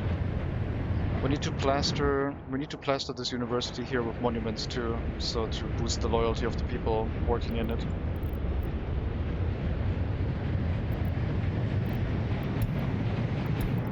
So much happiness. It's excessive, honestly. And I can't stand for it. Not sure what we can do about it. I'll figure something out. Something dramatic.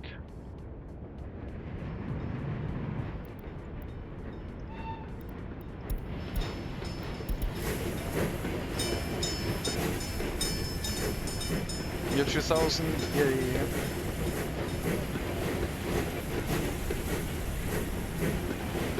But for now a train ride to pick up the trams. It's a short one. Unless we have to refuel. Don't think we have to call the train.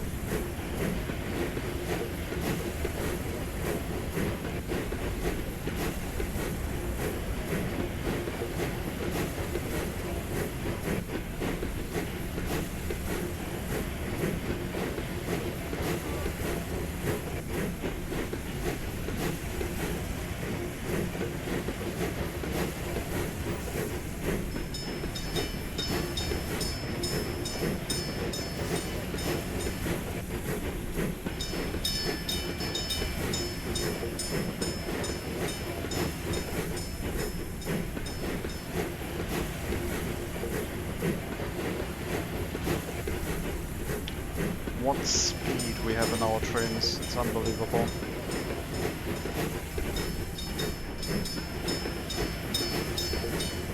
It's the rail vehicle production.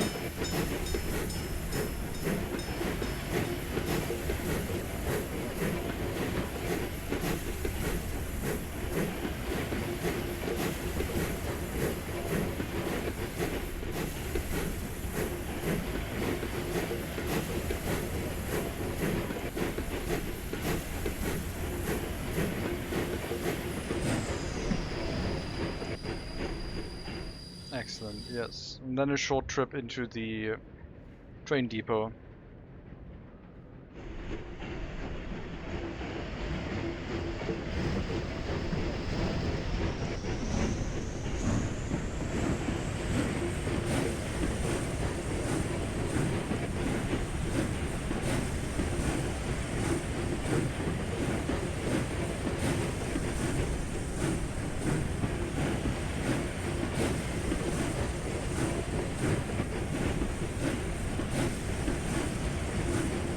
Now we have a new road to the right side of this.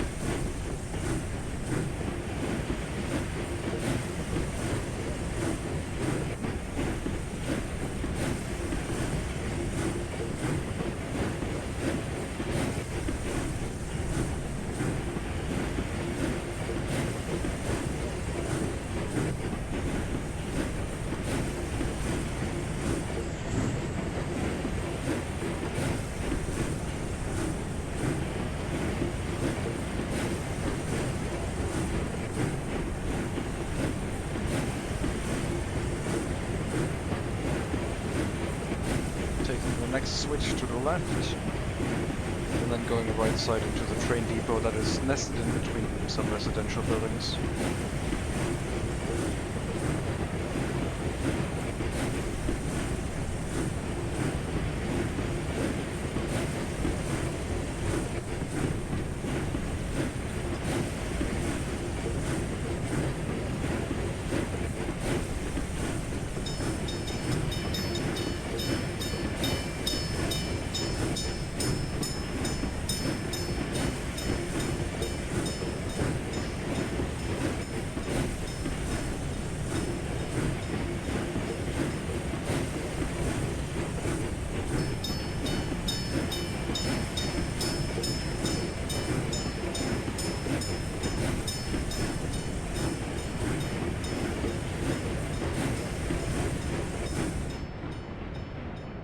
And the trams have arrived.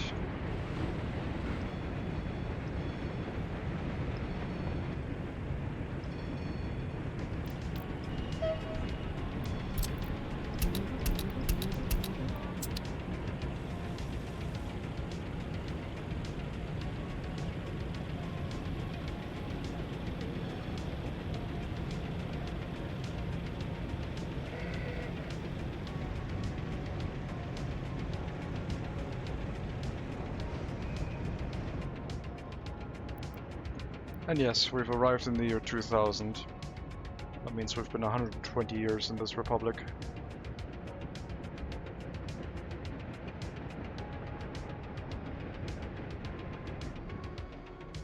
Barely holding over 14,000, might drop below it briefly. Lost about 300 highly educated workers.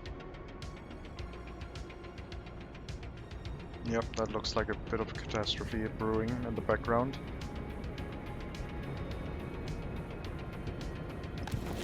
Year 2000, the future. I think we don't have any computers, yeah? Y2K did not affect us at all. No problems here. We're basically pre-planned for that. Since the start of the game, we didn't want to have any Y2K bugs.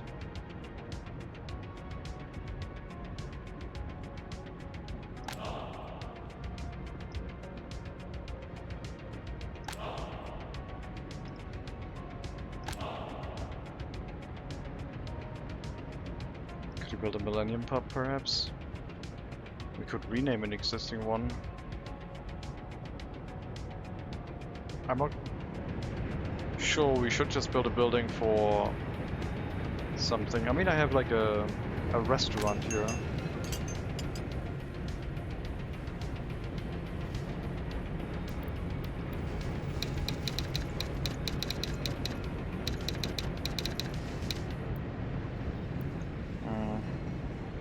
building is facing an unfortunate direction, I guess.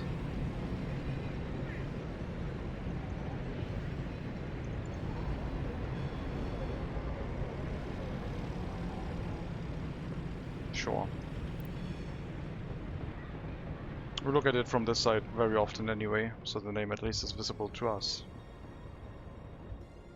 Or we could look for a better pub.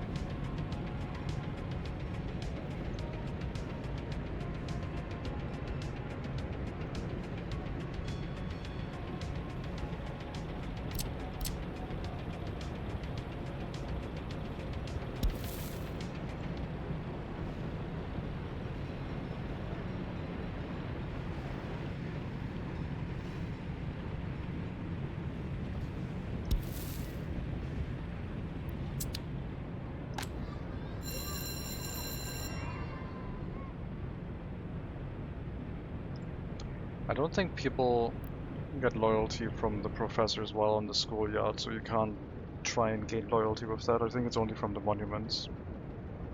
Otherwise we would see a lot of loyalty in universities being generated by people waiting outside the area for a professor. And I don't think I've ever seen that. 63% happiness.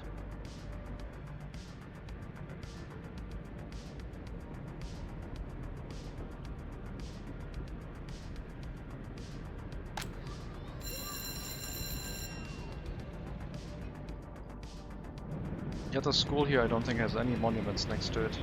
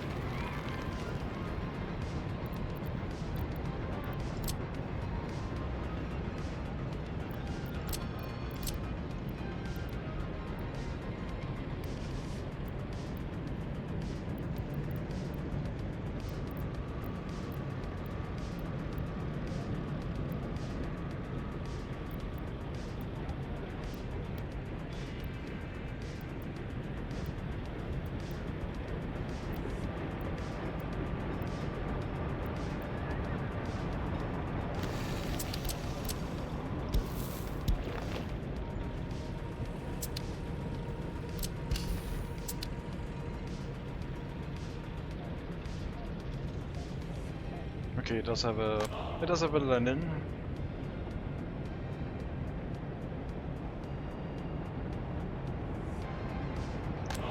It does have a Soviet emblem. It's gonna get another one. So it does have some monuments next to it. Nothing too bad. Not as many as this university for sure. Or the school. People going into this school should get their loyalty boosted quite quickly as well. Not just from the teachers, but also the local monuments. And the loyalty ticks seem to be independent from the education level.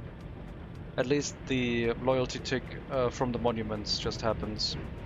The loyalty tick from the education level still exists, and that is the one that gets created by the professors or teachers.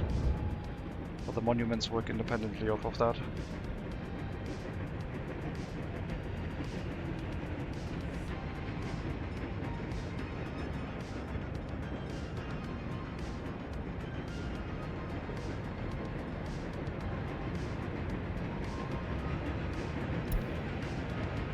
But yeah, people with over 40% loyalty should also still get loyalty ticks whenever they get an education tick. And that is the one we get from the teachers with very high loyalty. So when we go over 0.35 education, we should get a loyalty tick. Hello Natria. Thank you very much for the follow. And welcome to the stream.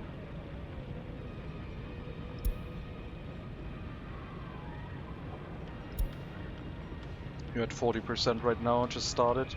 0.1 education level, as soon as the education goes up, loyalty should go up too. No loyalty boosting from the monuments anymore though. If we do get an education tick.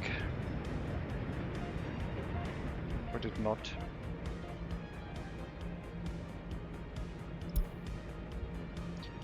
$54, 0.95. That ticked up just now.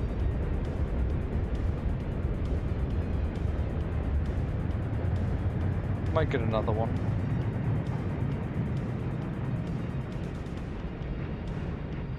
But I think they live very close, so it's not gonna... I didn't see the loyalty. Did get another tick. Oh well.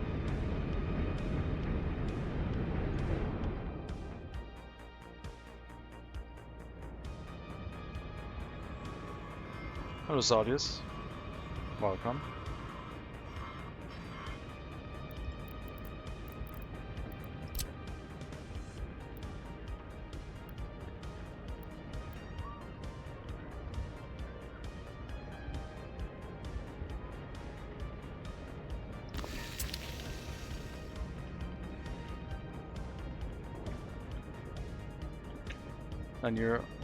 Nine-year-old kid with 8% alcohol. Alcohol addiction doesn't mean they're drunk right now. There was like an 11-year one with 22%. I didn't want to say anything. Hello Lenin. Yes, Lenin is going to be here too. We need a bunch of monuments around this university because we're going to use that one to boost the loyalty of the orphans back to normality. Plus they're going to be boosted because those monuments will also be in range of the orphanage. Hello Carpath Ice. Welcome. Lenin is watching the student desks. No, Lenin is facing away, knowing full well that everyone is paying attention.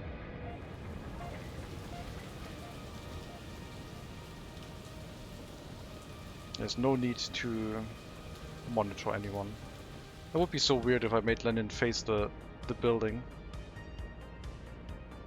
Intently watching over the building, like a school desk basically, like a podium.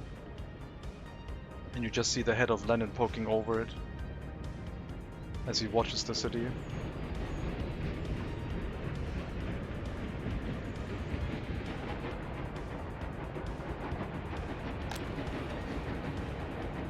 Okay, I didn't look during winter how much the pollution affected us, but it only went down to 48 years of life expectancy, which is not too bad for these houses, but the heating is also not running at full tilt yet.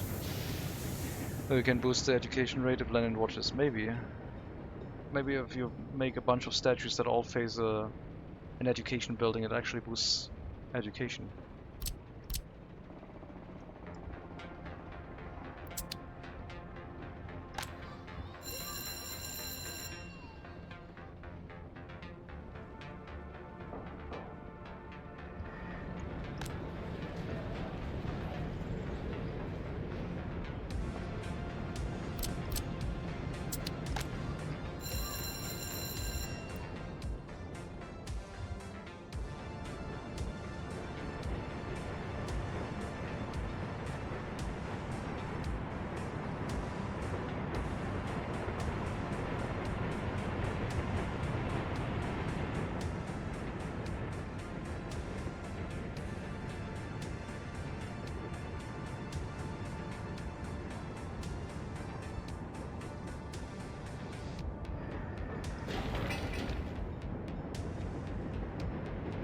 Last construction phase of the orphanage.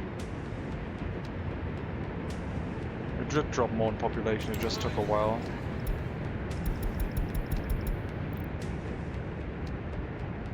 A lot. Almost back to previous levels.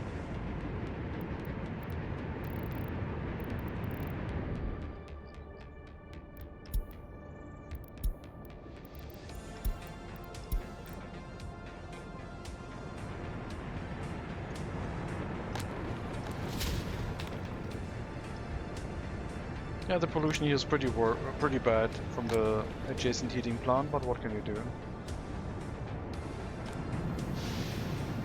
It prevents people from dying due to cold. It's fine. I guess that's what makes Siberia also easier now that I think about it. If we know how to keep population growth high while making people live next to heating plants, then we don't have to worry about heating pipes at all. We just make them just huddle up right next to the heating plant.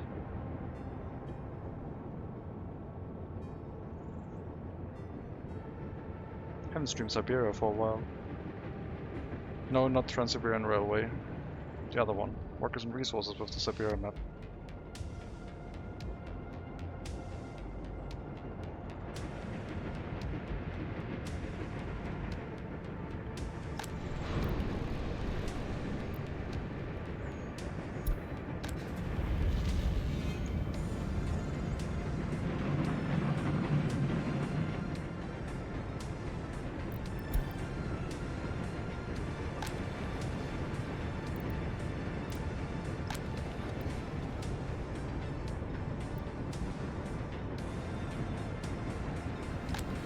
That building basically gets wasted, I think, every winter. It's like almost completely emptied out. 90% of the workers are gone.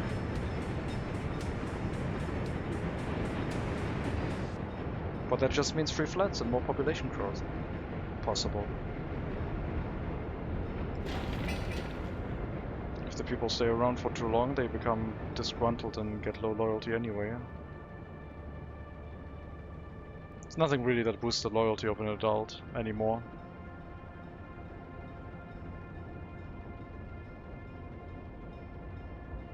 Other than going to prison, I guess. Or we can't really make that a mandatory course.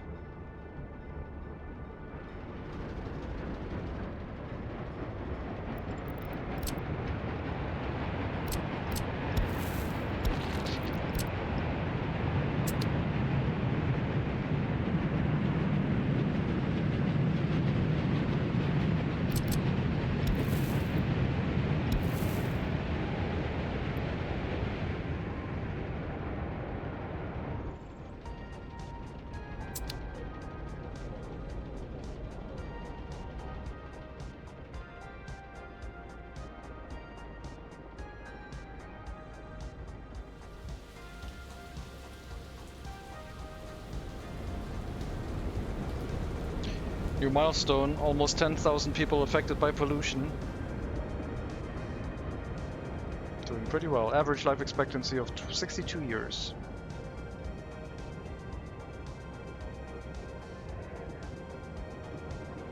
How low can we go with the life expectancy and still make the Republic function?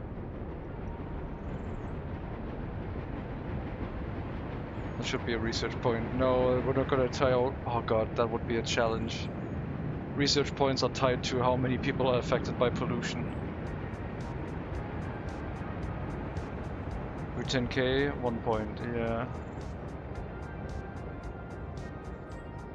Not only do you need a lot of people, they all need to be living very miserably in pollution.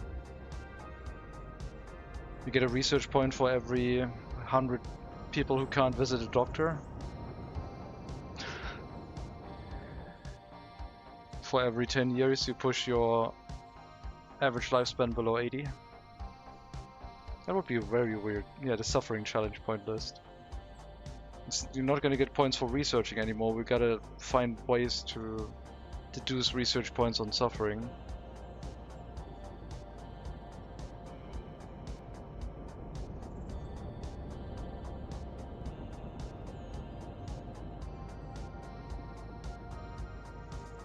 Every 500 people unable to visit a doctor. You would be able to achieve that relatively easily by just shutting off the hospitals for a while. But it might cause a catastrophe, so it's kind of like a cool thing to induce in the player. You want a research point, don't you? Just shut off all your hospitals for a month and then you get a research point. Also, there might be some side effects.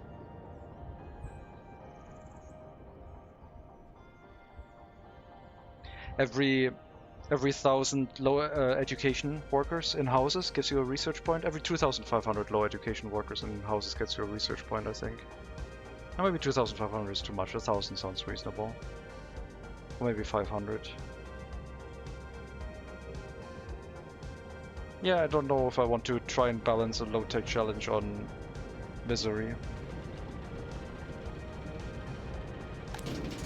That could cause issues. But that would be an interesting challenge. We do low-tech, but we just give out rewards for things you're trying to usually avoid. Having people in pollution, having people without drinking water, having people with low loyalty.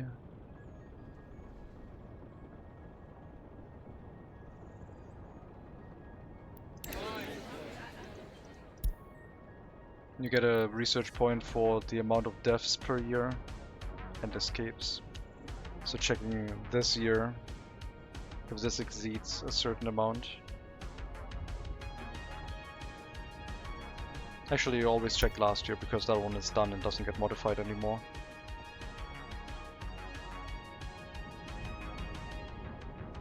Yeah, that would be a cool thing.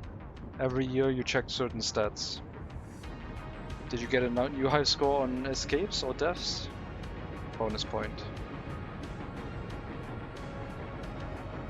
Did your productivity drop below 50, 40? Yeah, look at that, how smooth our average age went down from 29.4 to 28.6. I mean, that's not a huge change, I guess. But it always does that during winter.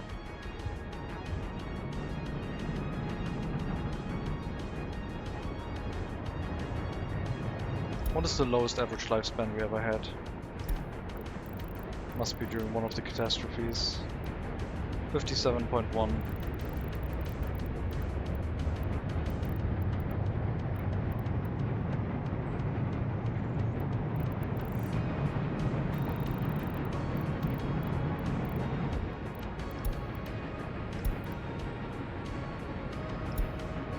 Yeah, we gotta fix higher education. That one is in a slump. It doesn't correlate to the other population pyramid. There might be a crash brewing here. It's going down, yeah. I don't know, that challenge sounds like a good thing because it would induce people into trying to make their republics a little bit more miserable, which could help them get over the fears of like pollution and other things. I mean, the fears are induced because of... I don't think there were any solutions for it. Like, people were dying due to pollution, and I don't think there was a solution for it. Other than build the industry elsewhere. And there might still be a limit to it, but we're going to explore that. We might have so many orphanages that there's probably going to be more people employed in orphanages than in industries. Just to maintain the population number. This is like an extreme example, I guess, but still worth testing.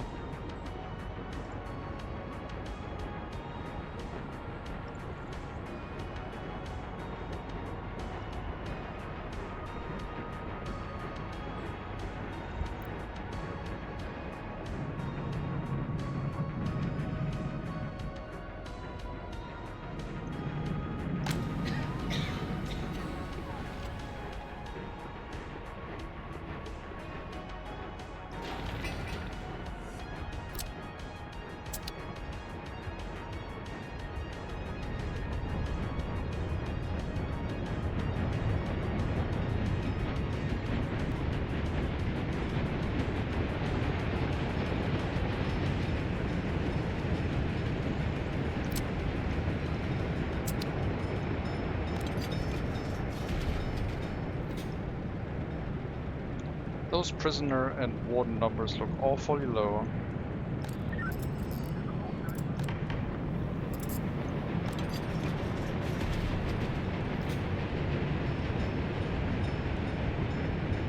I guess we might have gotten to the crime wave by providing more services again.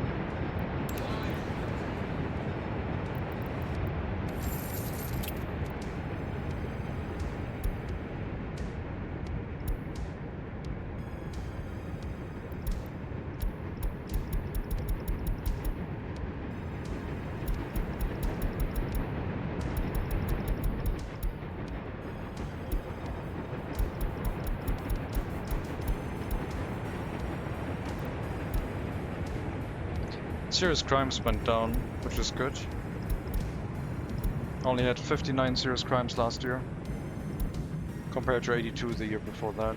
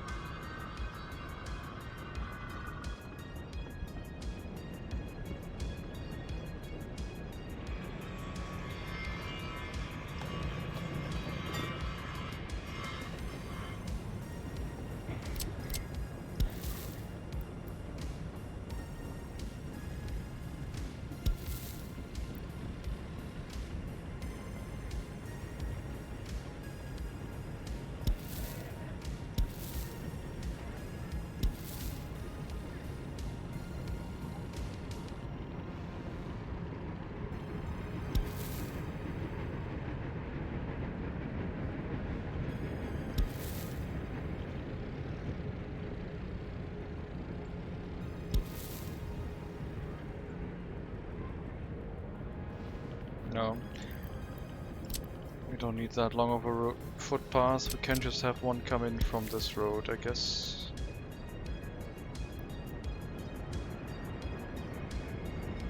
So they don't have to go to the stop if they can walk around directly to the heating plant in the future.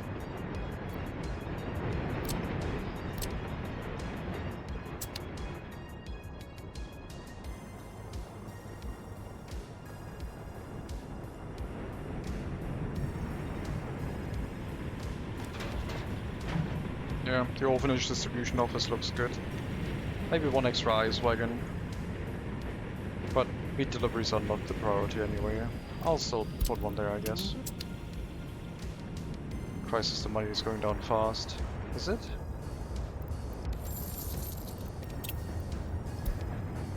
I mean, right now we're buying something, which is normal. We're buying coal, which is okay. Our export comes in waves.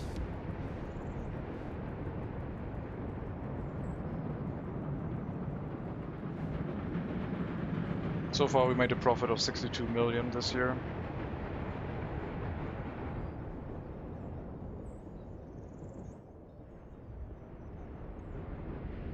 Next export train for vehicles will bring in another 10 million.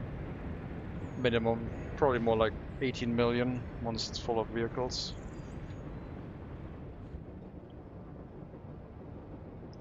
Always looks dramatic when you're buying raw resources and it's going down continuously. Especially with the inflation being that high, but yeah, profit per month is fine.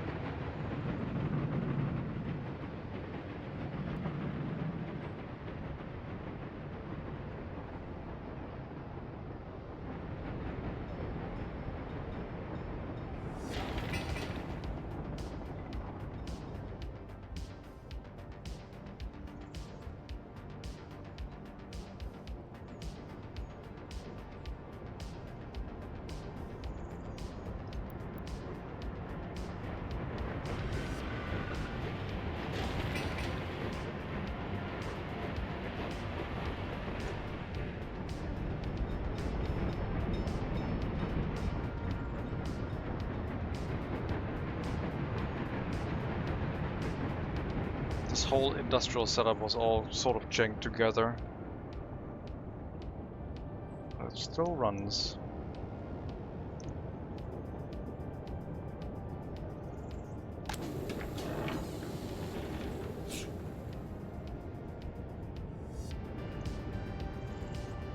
Sounds like the Soviet Union. Yeah.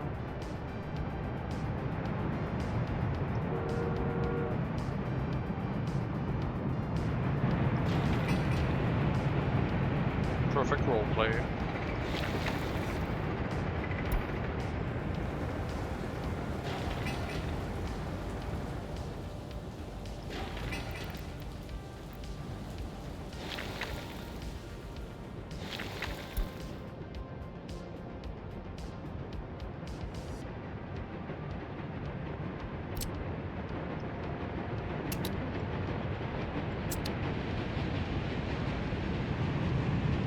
this university will research us big monuments once we get to 15,000 citizens.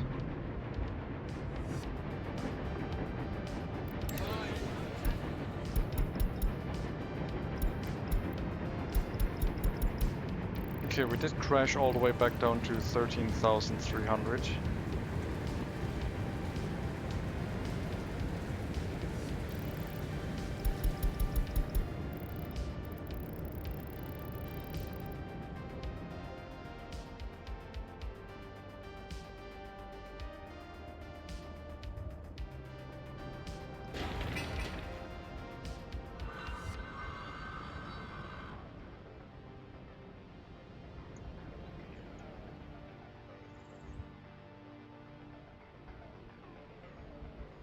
How many orphanages will we need to make this run, to make this possible? It's just gonna have to keep going, I guess. We'll need tons.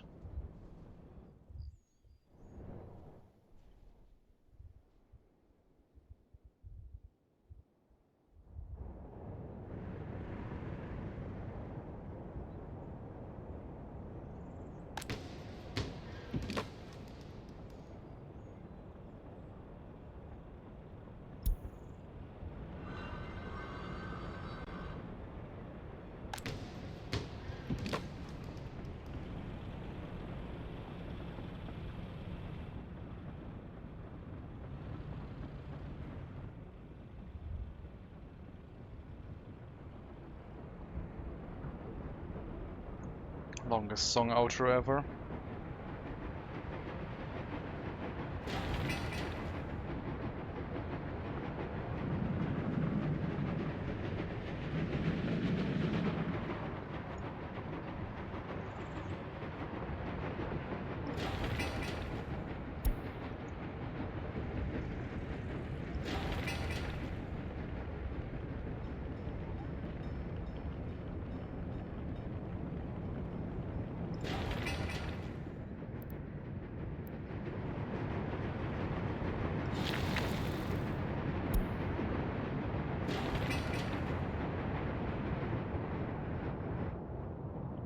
Is it working?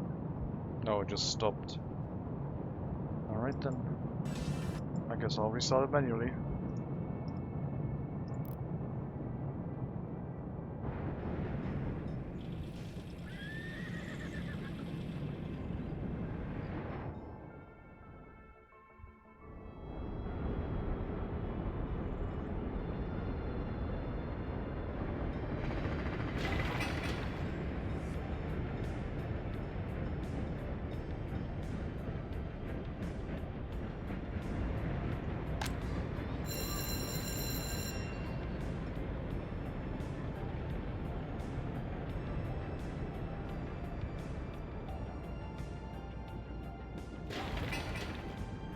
That loyalty gain would also work if the students were waiting at a tram stop, if the tram stop was slathered in monuments, I guess. So at least you can keep your regular population around 35% loyalty, if that is sufficient, by just having monuments next to waiting areas or industries, but boosting it higher, only possible with radio or TV, or prison.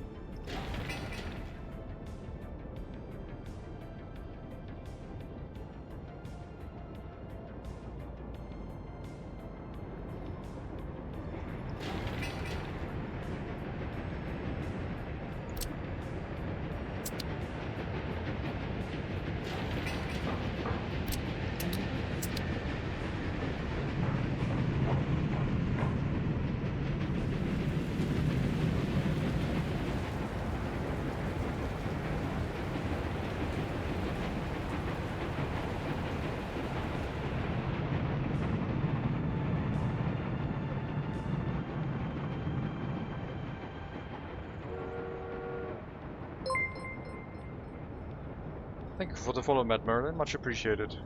And welcome to the stream. One more delivery of bricks, maybe 2. And then or maybe 3 of horses. And then the orphanage can finish. And that'll hopefully boost the population growth a little bit more. being next to those pollution centers is taking a toll, but yeah, we'll try and stabilize.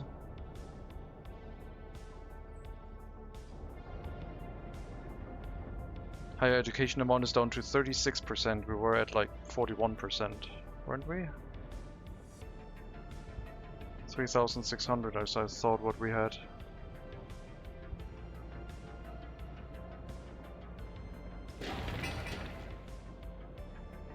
More highly educated workers.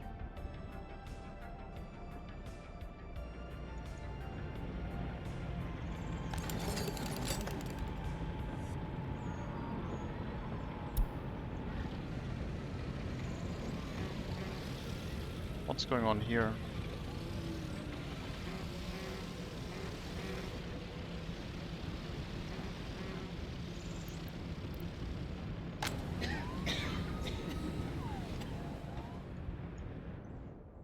Lots of ambulances returning to the hospital up there in the northeast.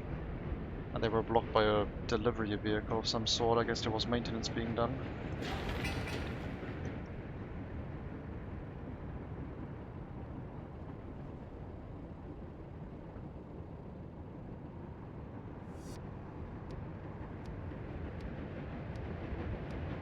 I thought we would be stable at 14,000 citizens, I guess not.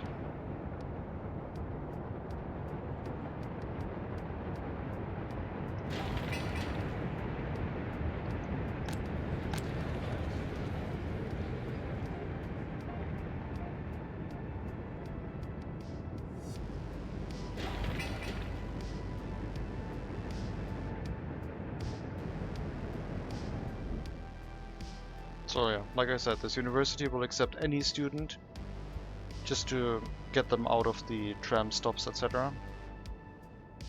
And it'll have a couple monuments surrounding itself to try and boost the loyalty of everyone visiting. So even the orphans can have decent loyalty.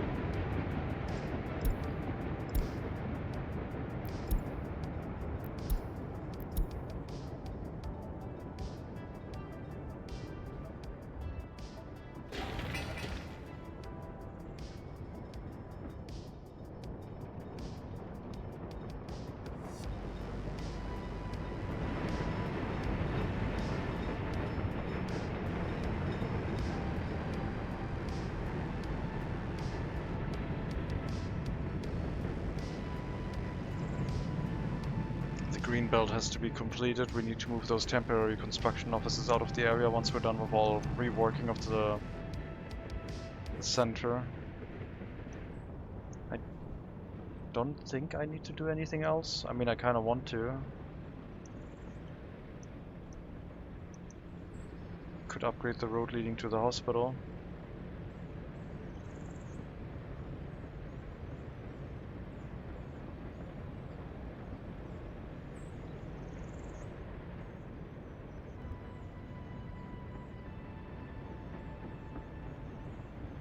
Would give the ambulances a bit more speed.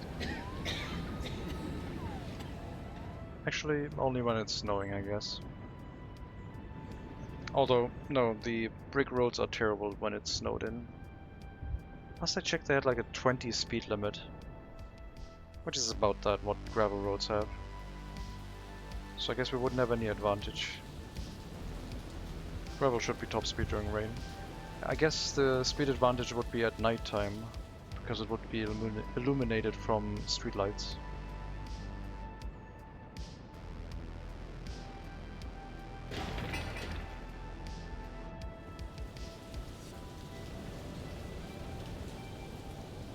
One more brick delivery.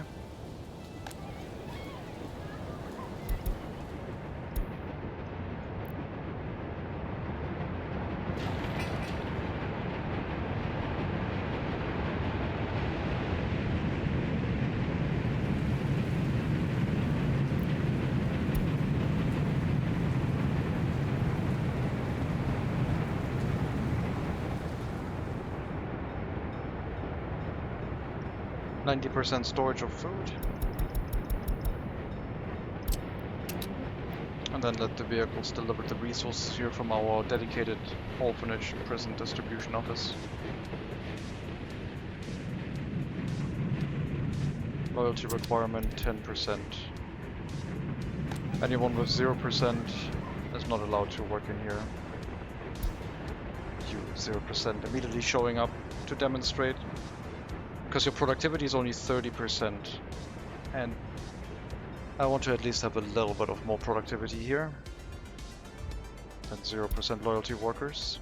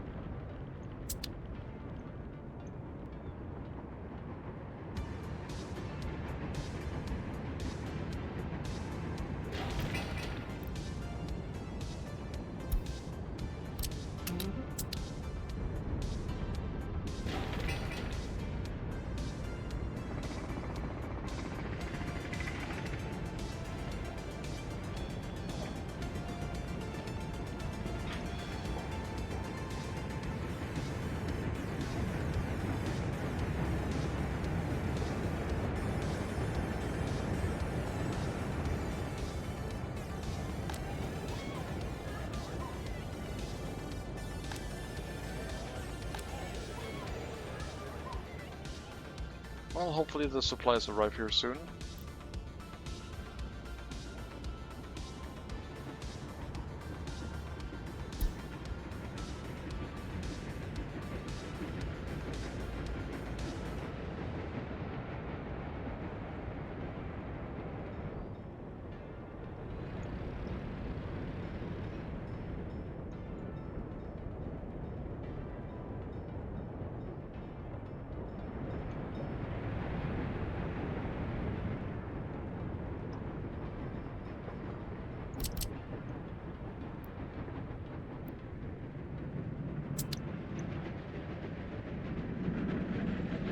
In the city, cableways would also be an option, but retrofitting them into the city is very difficult. Planning with them is very nice.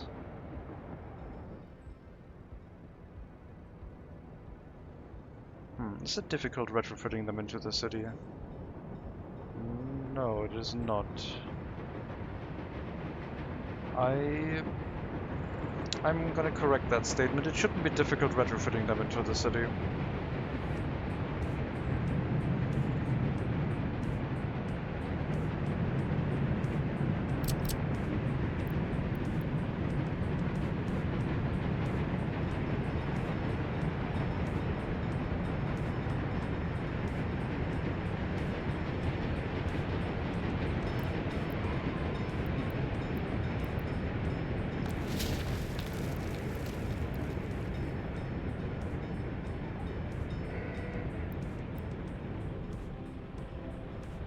I'm not sure if we could run cableways into this area, into a cableway station, and then transport people to the culture area.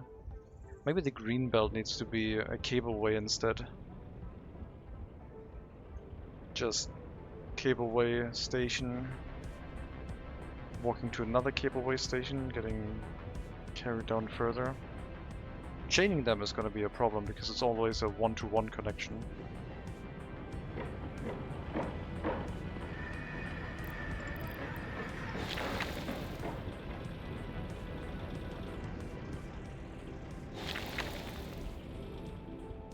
but also not that huge of an issue. But they're more useful for longer distances rather than having them replace like a tram line. But then again, if this was a cableway station, it would have to be 2 cableway stations and it wouldn't really take up that much more space, would it? Small cableway stations would be fine. Would take up less space. Basically 1 cableway per direction that they need to go to. As a hub, it's a bit messy because we need 1 building per incoming connection, but 2 buildings for a normal line like that would be doable. I mean, the main point would be to try and get people to a central hub which has most of the things that they need. Which this location is, I guess, a central hub. So we could probably run a cableway from the station to the university area and just carry people back and forth so they can reach things that they want to get to.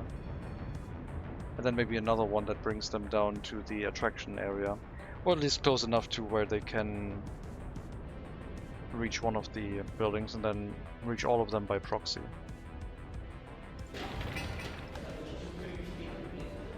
University is up. Prefer students based on education. Teacher loyalty, I think 35. That's what we've decided to go with. Nope, 30 is fine. And other than that, some monuments to try and boost the loyalty of the students here if it is below 35%. But otherwise we're just trying to create more highly educated workers because our number has been dropping quite heavily. So we need more universities. Need more population here in general.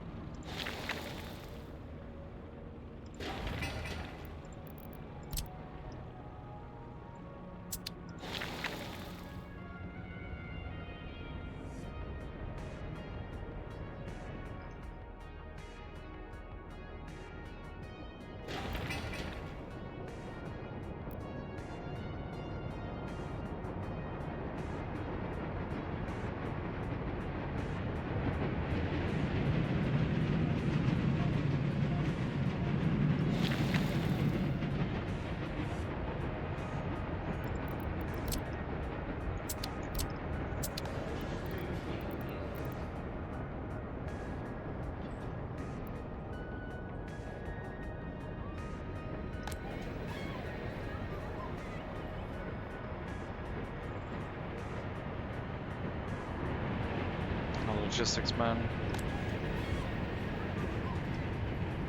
They are taking some airport. Children are supplied. Not enough workers here yet, but already 30 children saved.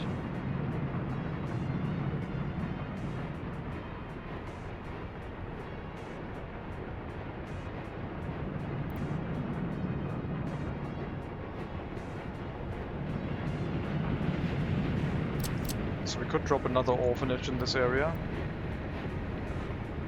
Combine that with the monuments and just run a stabilization for our population count. Garbage container overfilled, yes, I know. The waste storage is almost done.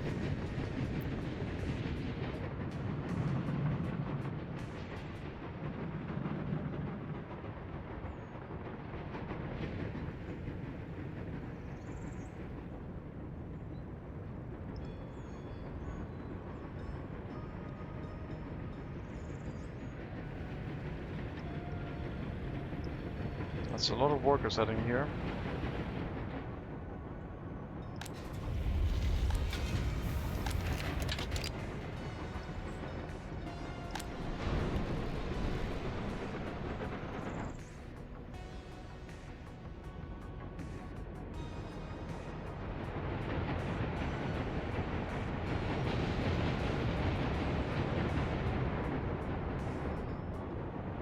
I think they fixed the situation where they were blowing white smoke, or steam rather, from the cylinders at high speed. It now fades away, and they stop doing that when they stop accelerating, I think. After a while. At least I didn't see it yet. No more well, a little bit. That's barely noticeable. Looks much better this way.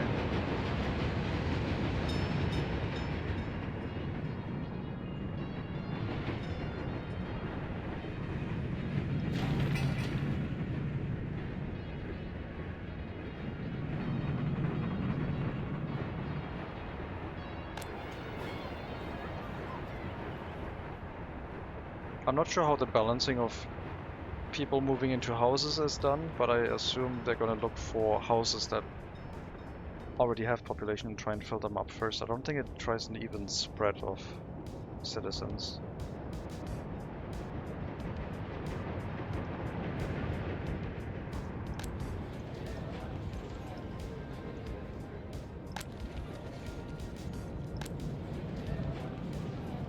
Average lifespan of 61. I got some bad news for you guys. These houses are gonna drop in population rapidly next winter because, well, it's gonna go down to 50 years of life expectancy, and that will not gel with most of the people living in this area. Oh wait, no, that's average lifespan, it's not the average age. Average age is 36. They should still be fine. 32, 29, 36. We don't really have houses with a lot of average age, I guess. This one, reasonably far away from our pollution centers, is the one where we put the most loyal people that we have. And the average age here is 47.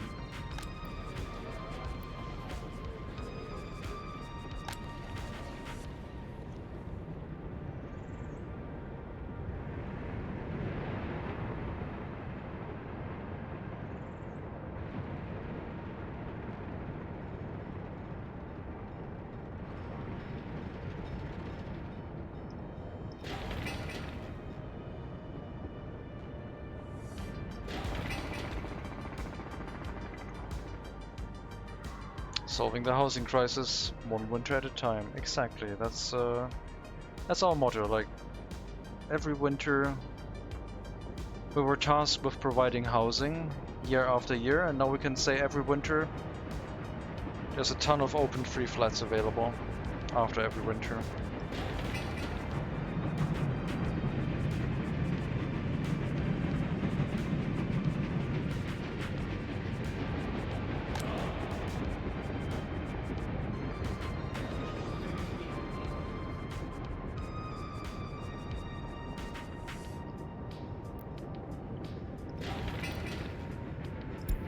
Still is taking a while.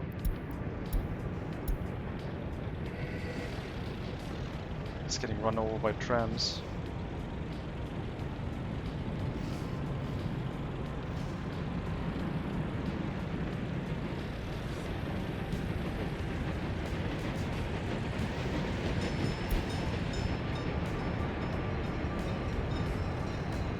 I think that tree density is a little bit too high.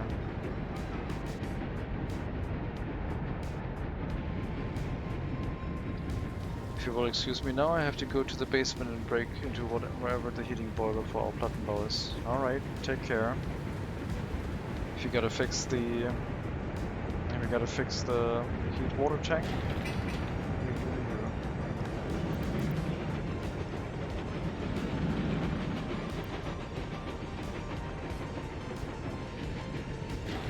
There we go, still has been delivered finally. Just a couple workers. Well, we need 16 at the very least to finish this. And then the garbage situation should not be a problem anymore.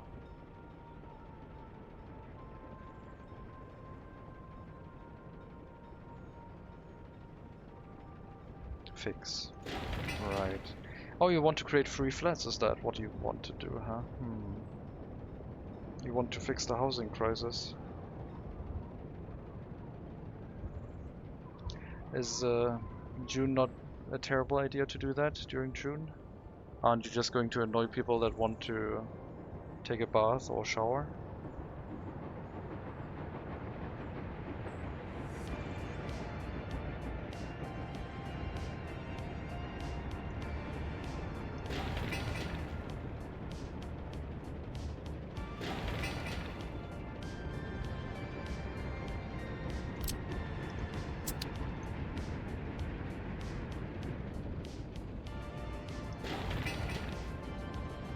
So noble. We all gotta make sacrifices, I guess. That's a terrible sacrifice, though. No, Mega Monkey doesn't sleep. Mega Monkey is awake all the time, just hoping that at some point there's gonna be a 24-hour stream and he's not gonna miss it.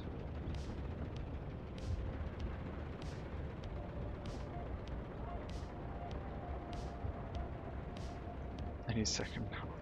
Yeah, in the middle of a workers and resources stream, we're gonna run the 24-hour stream. At the back of the stream. Like after the 6-hour stream is gonna be like, yep, now we're gonna do the 24-hour stream. No, it's not confirmed. Mega Monkey's just dreaming.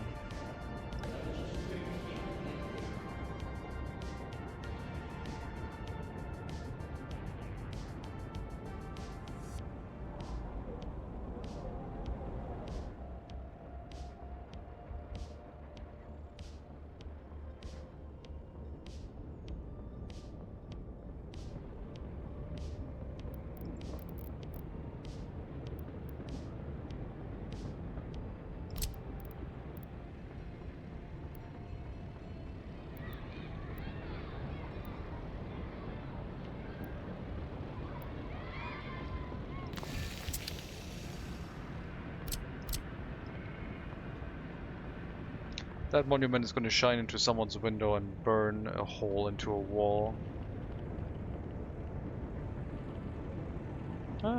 Maybe not. I mean, the sun would usually move along the horizon, but not in this republic.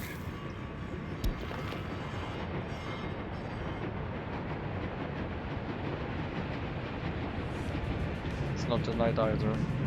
We gotta maintain hope of the viewers, I guess.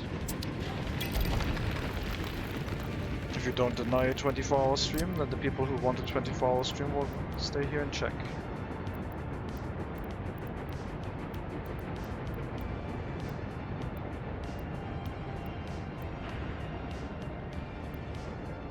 Gotta give them false hope, I mean... what?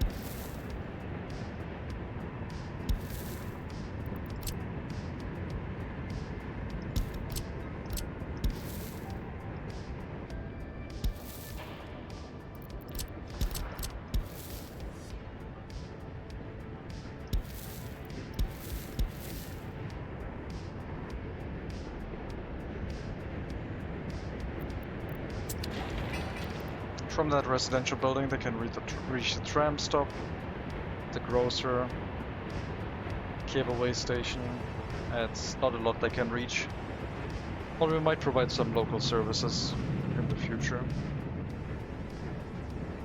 They also have an outdoor pool, I guess.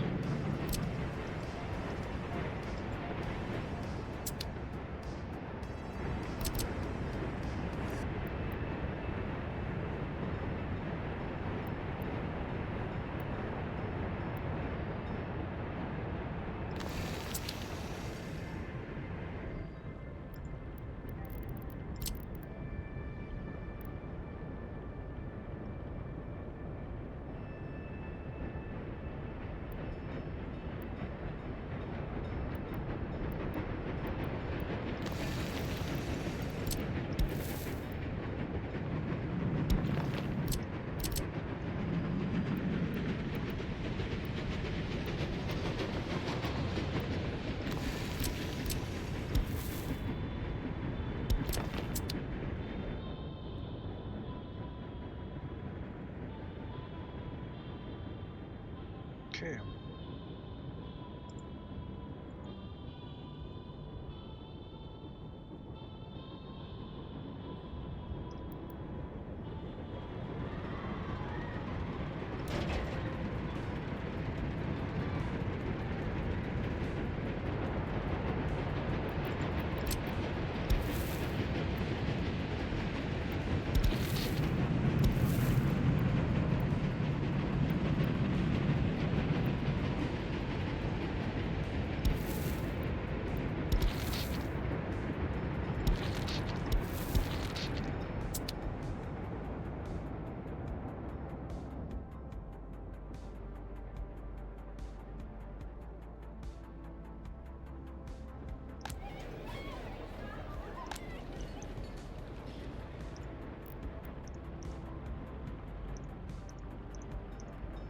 Can't see the color scheme.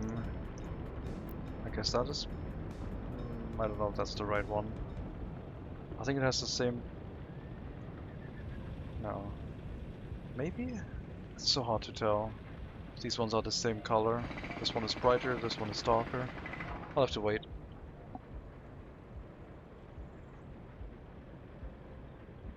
That remains to be seen. Gotta wait for the sun to rise up again, I guess. Hello, Project 7. Welcome.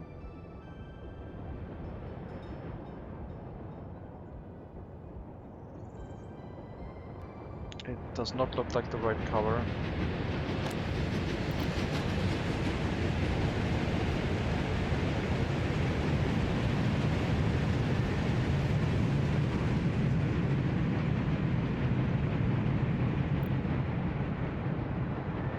I guess we'll go for that one.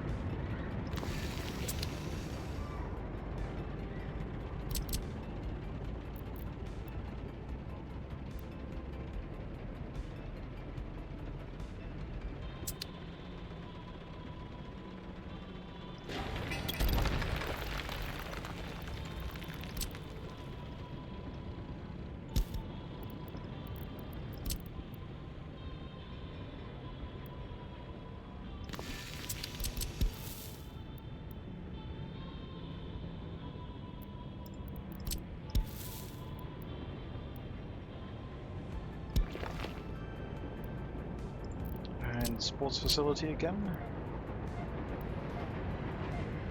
Slightly offset.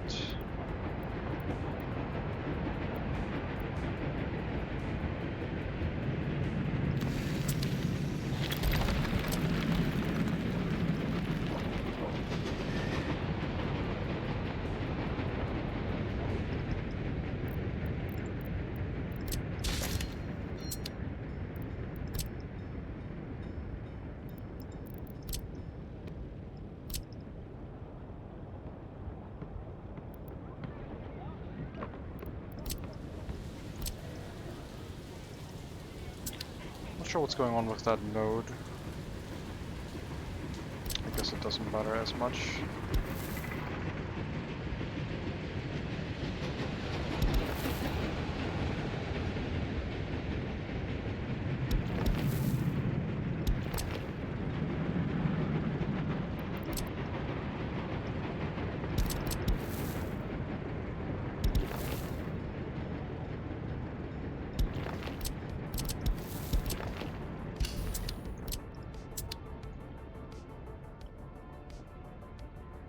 Let's hope they don't overshoot or the ball gets dunked into the dumpster.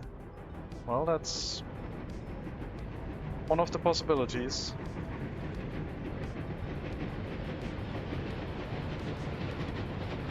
That's why there's a fence normally.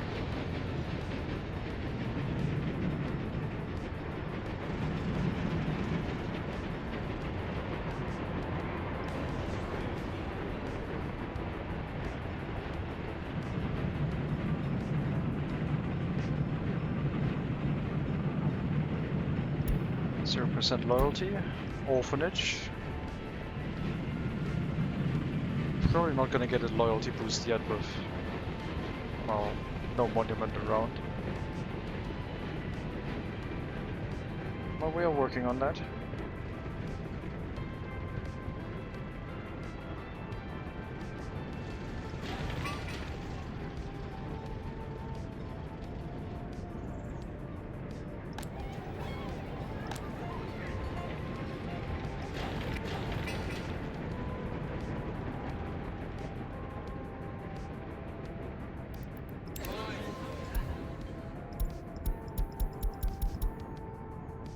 Much smoother population curve from the bottom, but can we recover back up to 14,500 in the next 2 months?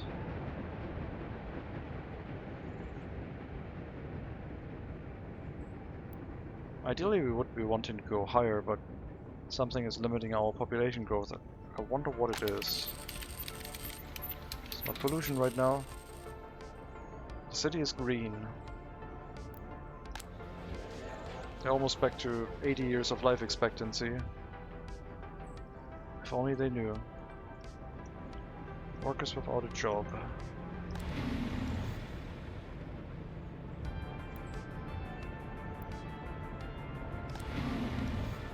If you go here and you can't find a place to work, then something is wrong in the steel mill, I guess. Because you should always be able to get to the steel mill to work. I could increase the number. Or I could make you walk to the tram stop if you can't find work locally. Go everywhere else, and otherwise get to the tram platform. See if you can find work locally. If not, go to the tram. Wait, no. Don't do that. Actually, no, that's fine. That's what it was before. But now they would also go to a different bus platform or tram station. But I don't think there is any in range anymore. Should be fine. I like that they allowed to clip the dumpster closer to buildings, but I hate to place them on the sides of buildings when there are windows there. I'm watching for balconies, but I don't care about windows. I made sure to not have the dumpster directly in front of the balconies, but the windows, I don't care, that's fine. Teaches them to dump no food into the dumpsters, I guess. Otherwise, where are you going to place dumpsters?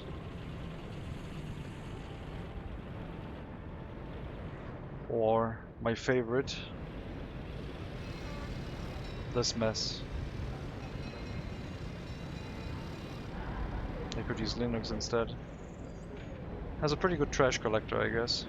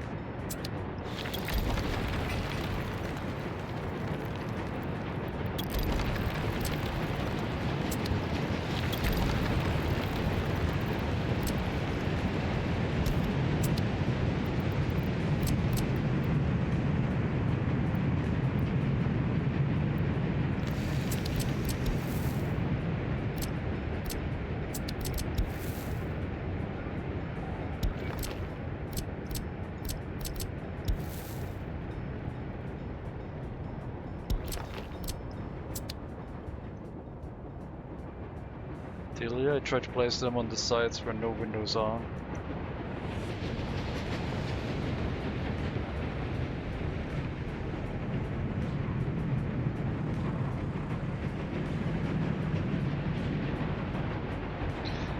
Yeah.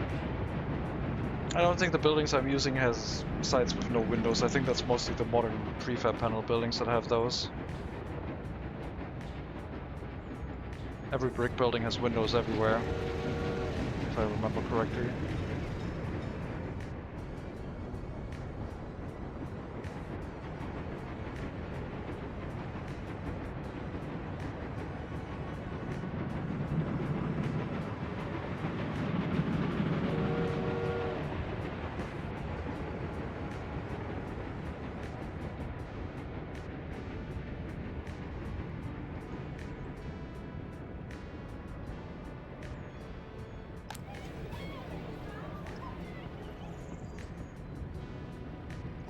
We need to make sure that the orphanage gets enough workers.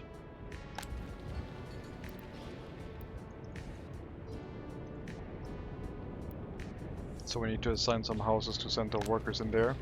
Even if it means sending workers with higher loyalty in. So these two taller buildings will send workers into the orphanage first before they can go anywhere else. And we will accept up to 75% loyalty in here. That should hopefully guarantee that there's enough tutors to save as many children as possible. Because that'll boost our population growth and counteract the effects of pollution having on our life expectancy of the Republic.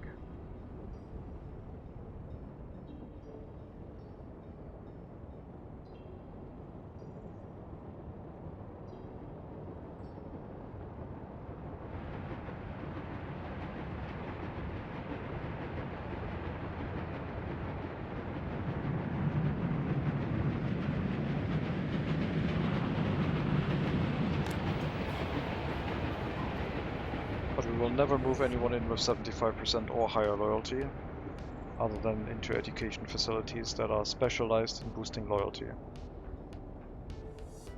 This university is not specialized in boosting loyalty. This one is there to boost the amount of highly educated workers we have for the Republic. And boost the loyalty of the people waiting for an education if they are struggling with any loyalty. Once some monuments have been built, they'll get a bit of a boost from that.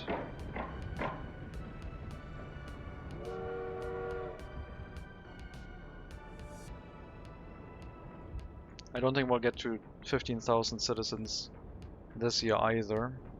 Maybe next year, depending on how the population spread falls with the new houses being set up. And feeding workers into the orphanage, that might provide a lot of respite and recovery potential for people not losing their children. Oh, out of electronic components in a repair station. That's not good.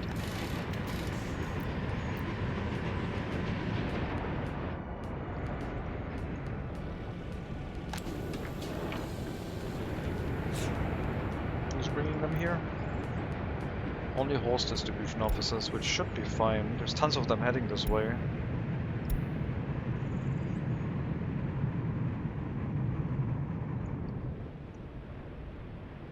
Our horse distribution officers do seem quite busy.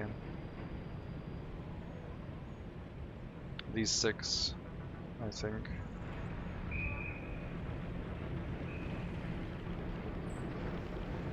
Pretty much only the meat wagons are paused now. What's going on with the electronics consumption? Electronic component consumption?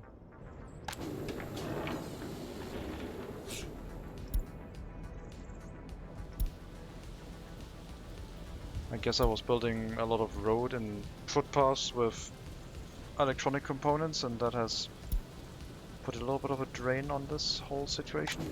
Are the construction vehicles picking up from the warehouse?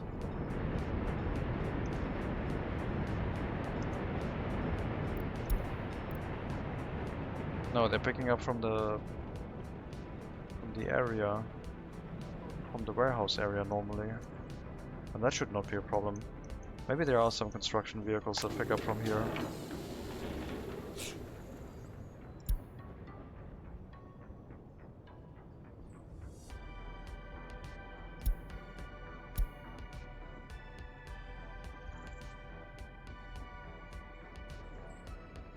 I cannot carry any more. I don't think that's the problem.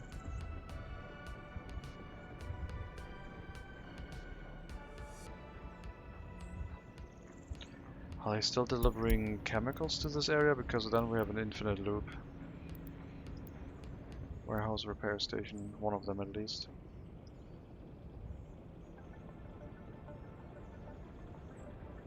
Should be a pretty early one.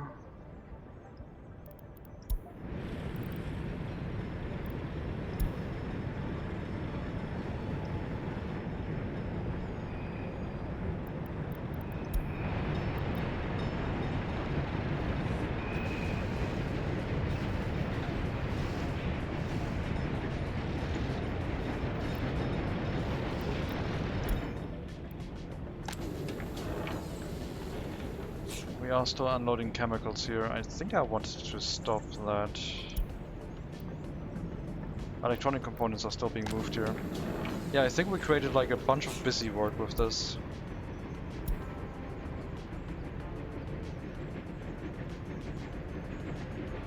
Let's stop that.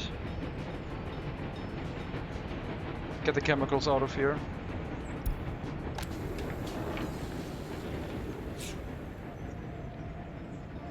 And see what happens to the electronic components, I guess.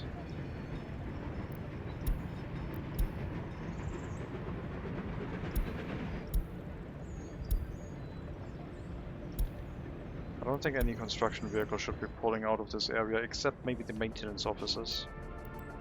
But that would be acceptable. Yeah, they're pulling that out of the repair station warehouse. That is okay. It's closer than having to drive all the way to the warehouse. We'll see how it goes once we fix up the situation with the chemicals, let the busy work stop, basically.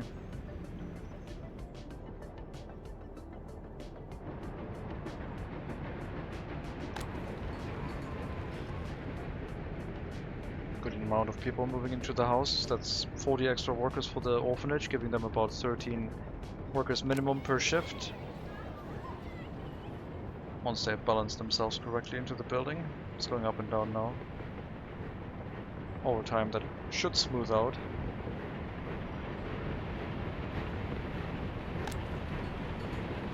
"96 total workers. We'll assign the third building here too.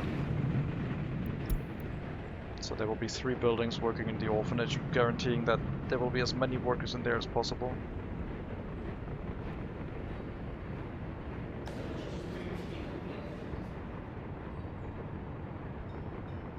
If this trend continues again this winter, we will have even fewer highly educated workers. I hope the university can catch up a bit. Also needs more workers here.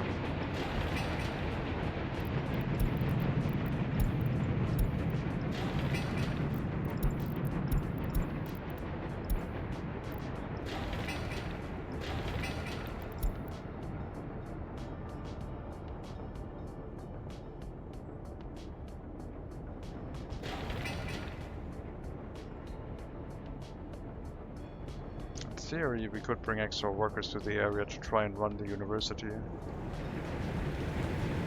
That would take some of them away from the vehicle production line.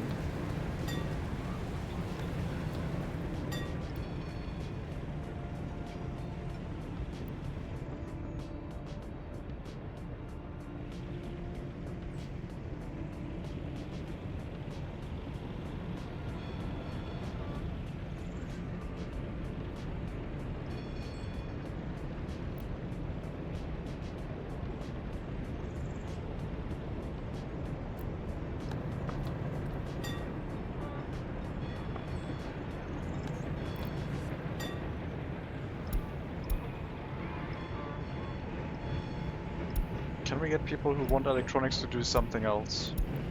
That would be the question. Because if we can replace the electronic demand with something else, that would be great. But I think the electronic demand does not resolve itself through an attraction building, unfortunately. Or alcohol.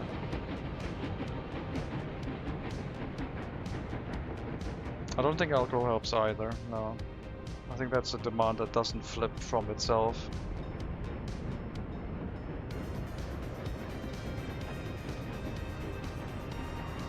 But I might be wrong. Once they arrive, they will be in range of alcohol. I guess they're gonna go into an end station. They had some... Apparently they stayed on the tram for too long.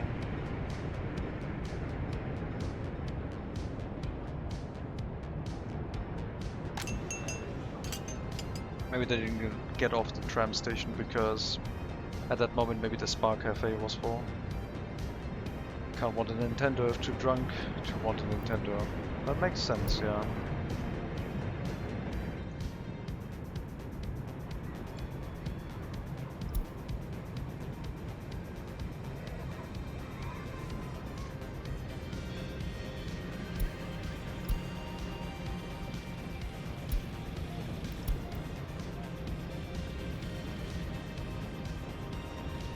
If alcohol can replace that demand, that would mean that no one would have electronics demand.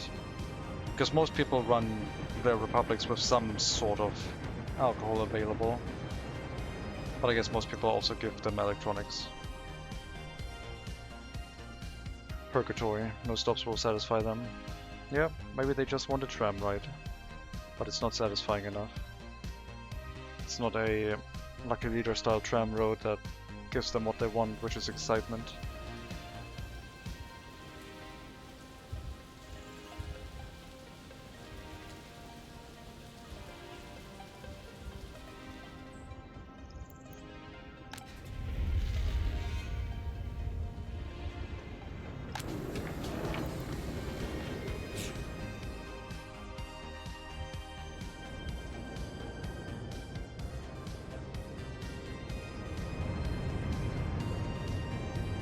Okay, now we have some idling vehicles. Now it looks better. Well, it's just a lot of work for no real reason.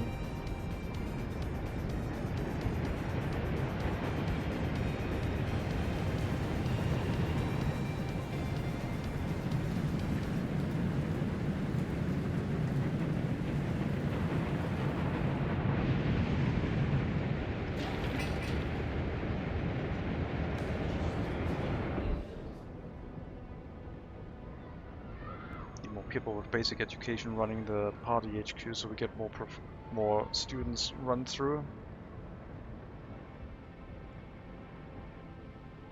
But we are back to 14,500 citizens.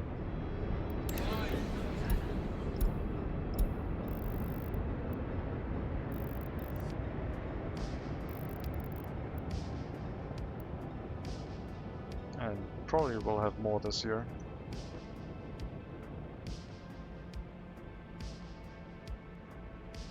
But pollution is kicking in now. Heating plants are starting up since we're at 18 degrees or below occasionally. So now is when the pollution wave will start.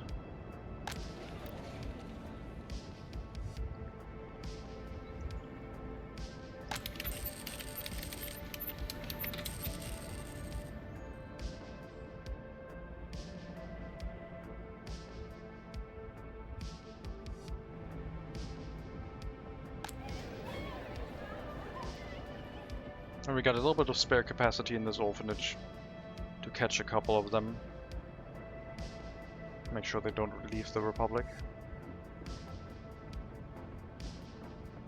And that should result in a more stable population count. Because when a parent dies, their children don't go away at all as well. If we have room.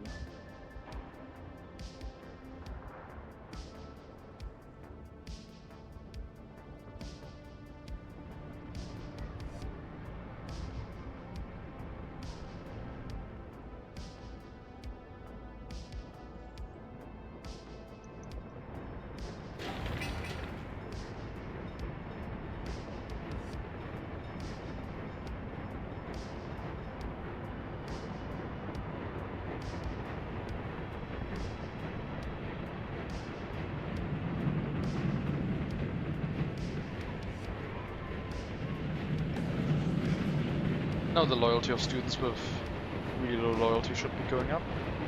Has the secret police in the north been built? Not yet, huh? Just no interest in doing that.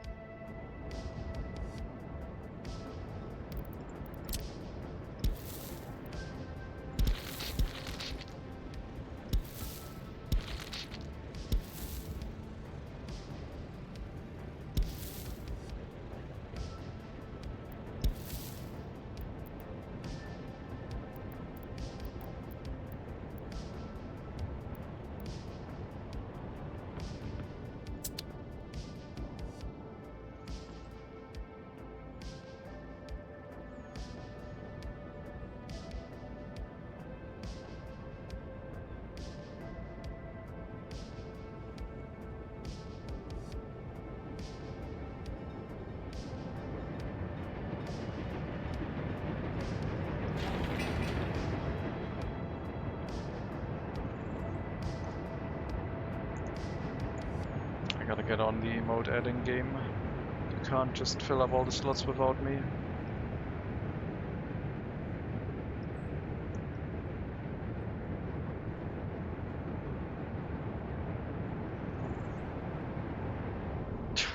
What the? Why this emote?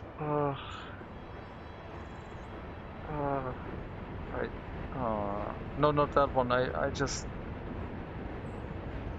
I'm gonna add it. I'm probably gonna remove it again. I don't know.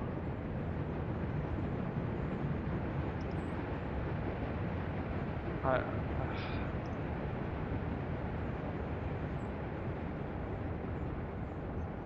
don't know.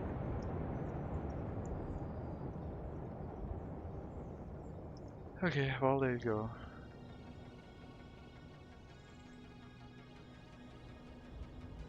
Oh, emotes is good. You might change your opinion after seeing that one.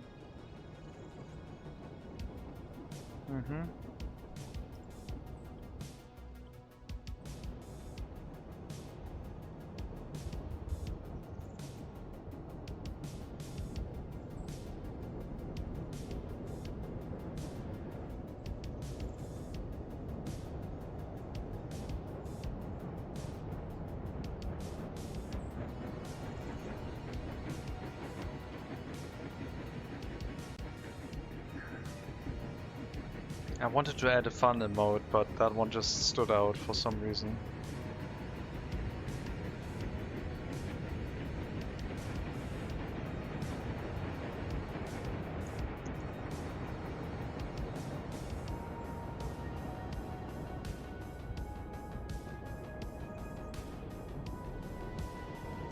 I don't know. I'm gonna stay off 7TV for now. I was too cursed.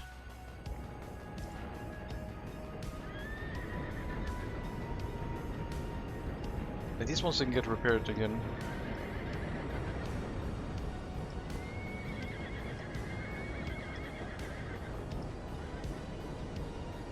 I wonder if road cranes are just affected by this. I want to make a save and report that, I think.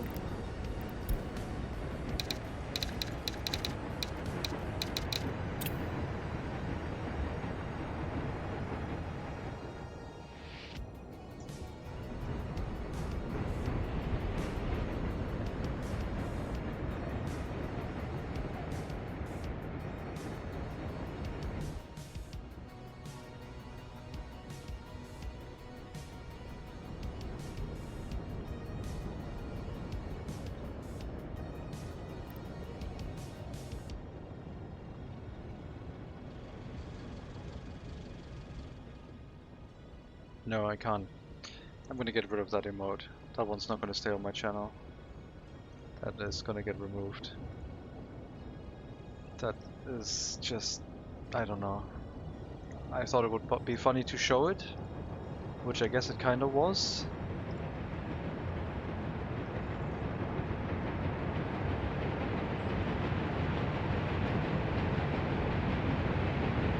Oh my god, it takes so much time to load the emotes in. And it's showing the ones added The oldest ones first.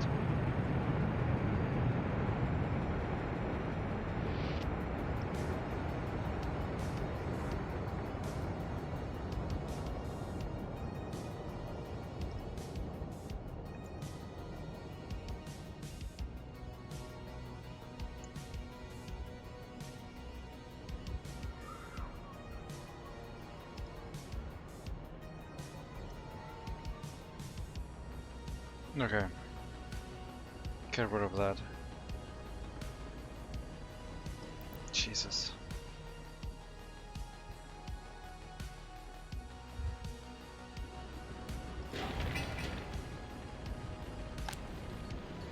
These houses are filling up really quick. Very good. Again, I don't know what determines that. Is it because they're assigned to work somewhere specifically and so they get workers more quickly?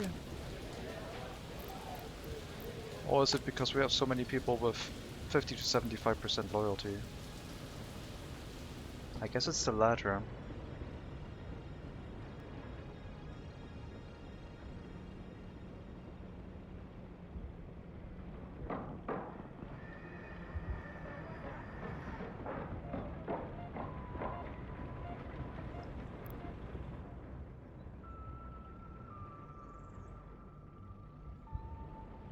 Well, pollution has kicked in. We're at 14,600 population. Not losing it yet, but we have more population than last year.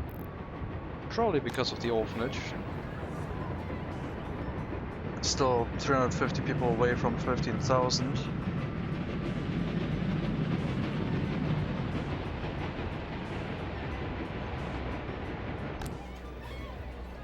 There's still room in this orphanage.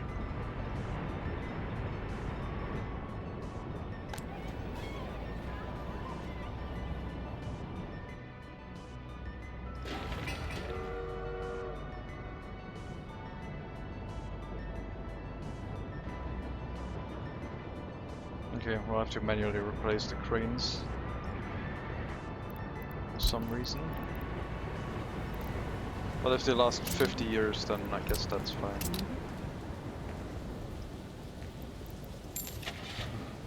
I do have some spare ones, but they're also close to being like wearing out. I'm just gonna send them to the necklace yard. You are 59 years old.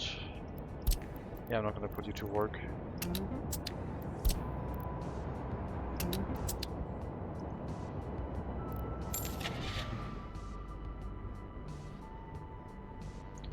$1 million for 2 horse cranes?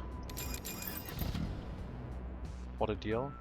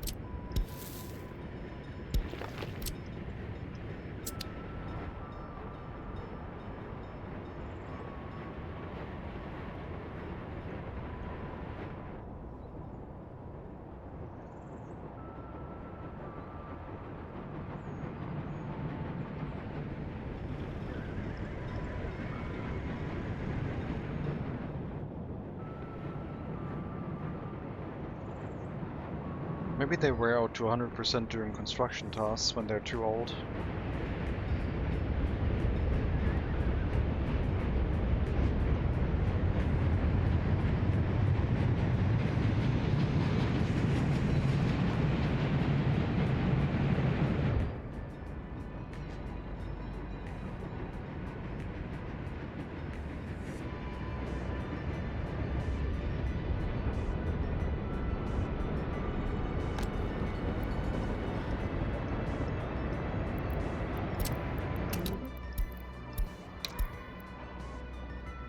Keep the orphanage staffed.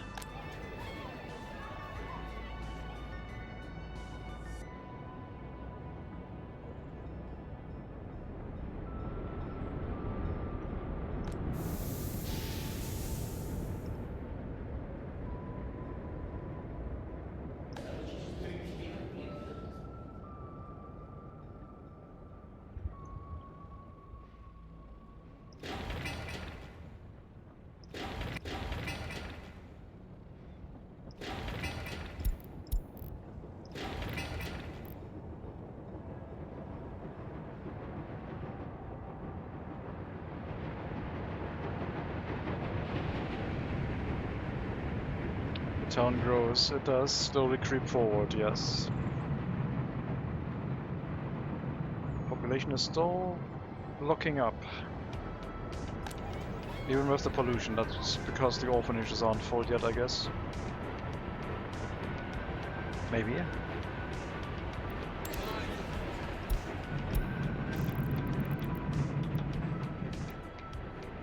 "300 citizens.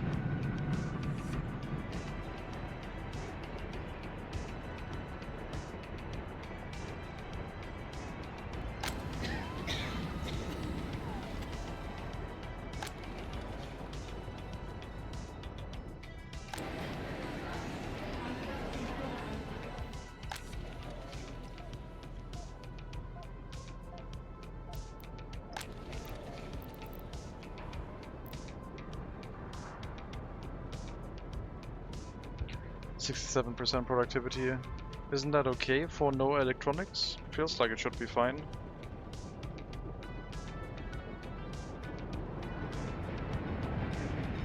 Not everyone can be super loyal to us.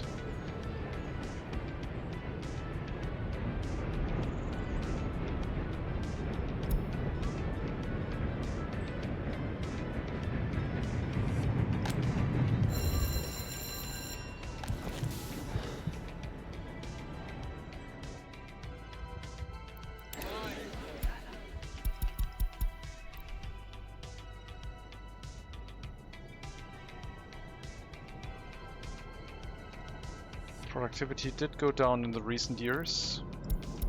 Right, a little bit of a loyalty drop though, seems to be tied to that.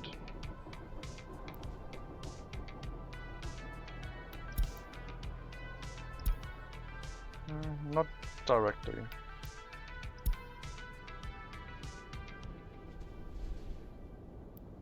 Should be loyalty and happiness together.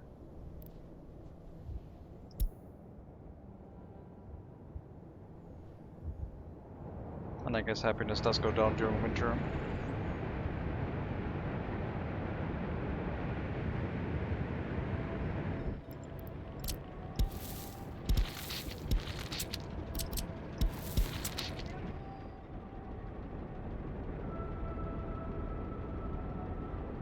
Oh, population is still going up a bit.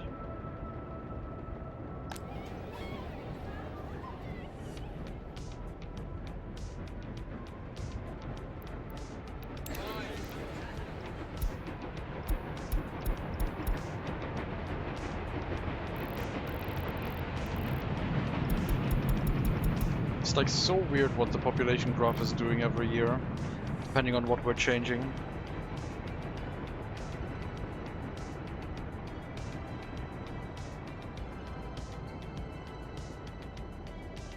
But yeah, the more population we have, the more people are working in the industries and creating more pollution. It all makes sense. At the beginning we were running 50 workers here maximum because we were so afraid of the pollution being generated. And now we have 3 heating plants facing our residential areas and a 4th one sitting in the middle of it. That area is extremely polluted. I could probably shut off that heating plant now. For the time being, because we got a 2nd heating plant. And it can alleviate the stress on the first one a little bit by providing heating in the surrounding area. For the southern buildings. Do I really want to shut off the heating plant though? I mean, look at it. It's already at 56 years life expectancy. Nah, let's just keep it going. For the safety of the Republic, it's fine. We could turn it on later, I guess. It doesn't have to turn on at 10 degrees, could turn on at 0.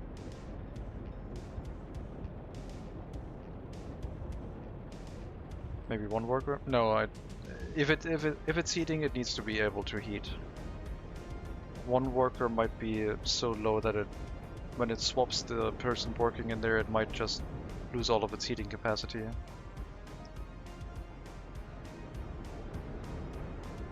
I just lowered the amount to 3 workers because I didn't want the coal to run out as quickly, so the distribution offices can keep up easily. Otherwise it would fully blast them. Didn't want to have the storage of coal in the middle of the city, next to houses. This coal consumption is relatively low. Even with 5 it's low, but with horse distribution offices we have to be a little bit careful.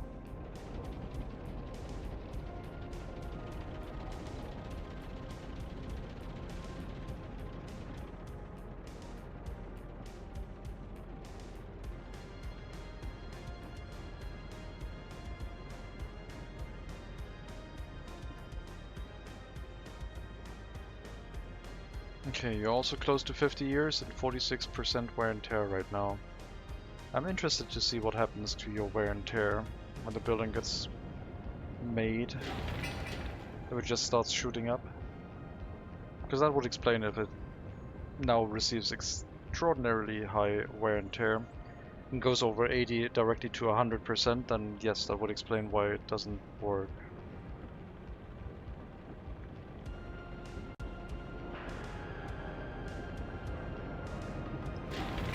Gonna have to keep watching that one. It's at 46% right now. If this one is at 100% after this task, then yeah, that's the whole issue.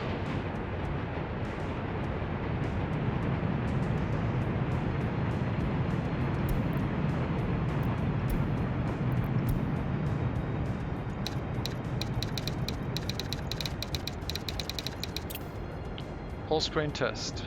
We can find that one again.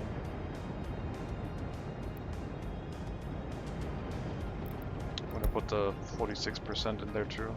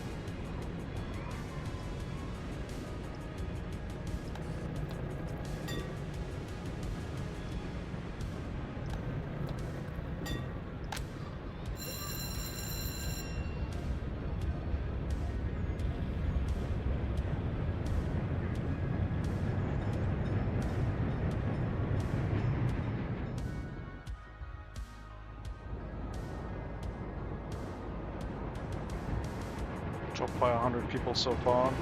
Nothing dramatic yet, but we're just at the beginning of winter. Pollution is accumulating, and it'll have an incremental effect on our population very soon. And now the orphanage is also full. And as soon as it went full, I think the population drop was immense. I think this is when the orphanage went full, and then all the people got kicked out of the Republic when they died due to, well, pollution, and then the children also went. So each death from pollution is basically more than one death, accounting for the children. Otherwise it would be a smoother graph as well.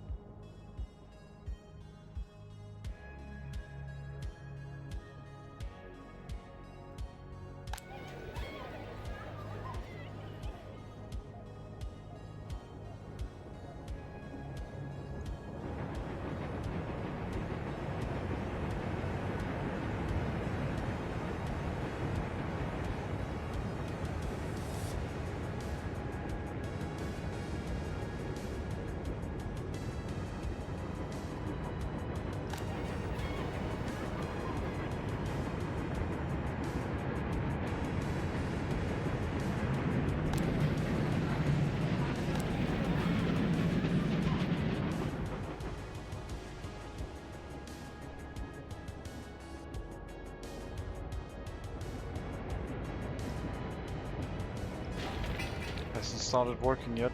It's working on a road, is it? Yeah. I guess this will not do a lot of work, but we can maybe see how much wear it accumulates from working on that road. It's only 26 work days in total. A building would have 20 times that at the very least.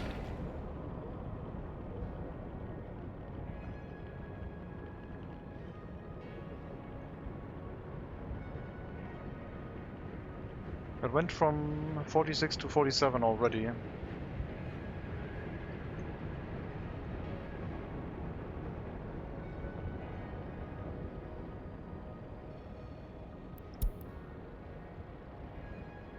Yeah, we're replacing them at age 20 years old, 80% wear and tear.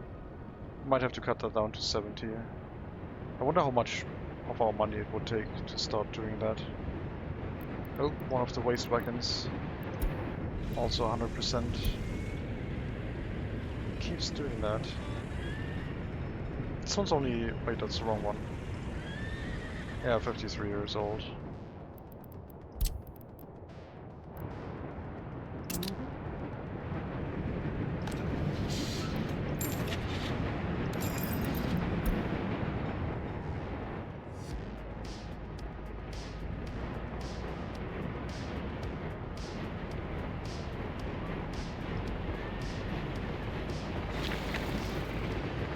Did a bit of work.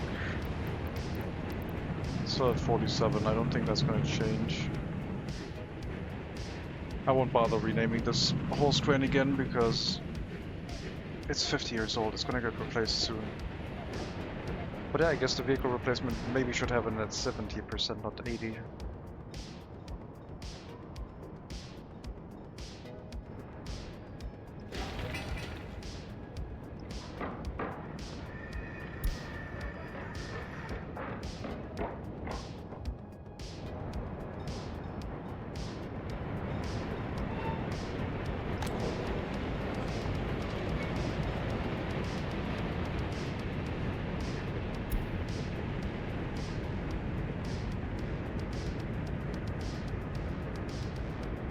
What will you choose as an alternative to praying? Going to the tram station.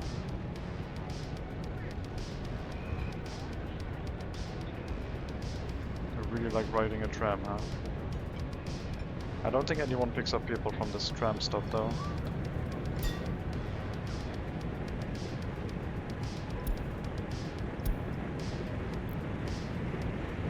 Nope. So you found something? Or you might have found something, but the alternative is that I assigned you to walk anywhere and get out of that station. Yep. Try and walk anywhere else, and I guess the other tram station here is in range. So that's not ideal. 199, no. Tram passengers, yes, 1. This one 0, other buildings 99. Don't try and walk to this place.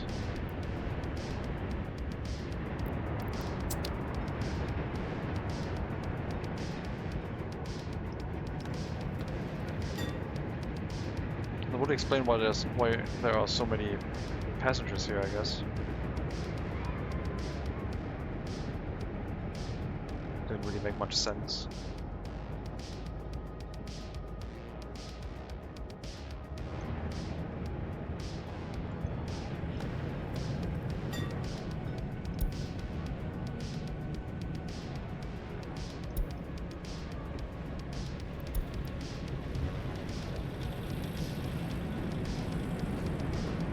Can you reach another tram stop? No. I mean, the one you're supposed to walk to, that is fine.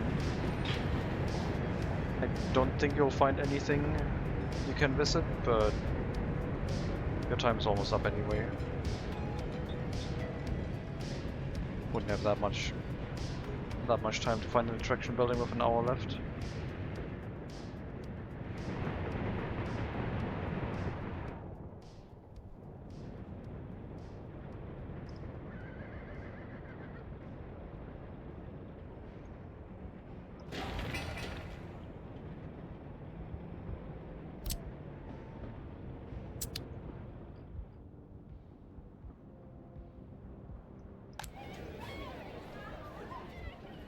Yeah, the population drop this year was a lot smoother because we had an orphanage to catch it. So next year it's going to be a drastic one, I guess.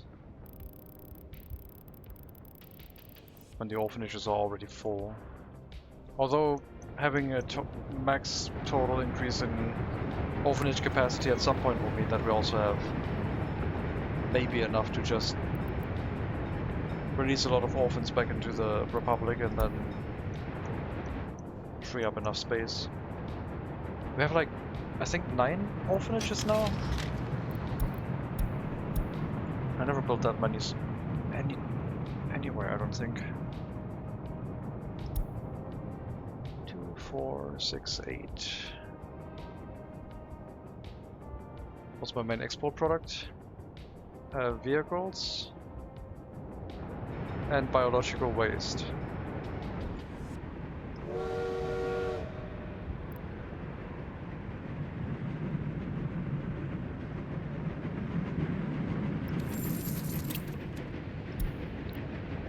And clothing and cement, but it's biological waste 300 million and vehicles gave us 215 million.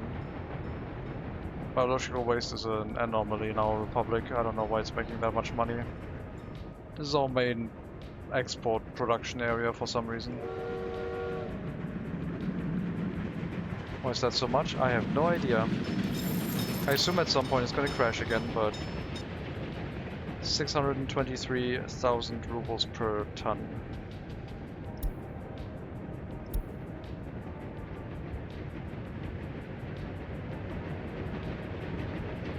Oh, Jimmy. Welcome. Yeah, it's doing weird stuff.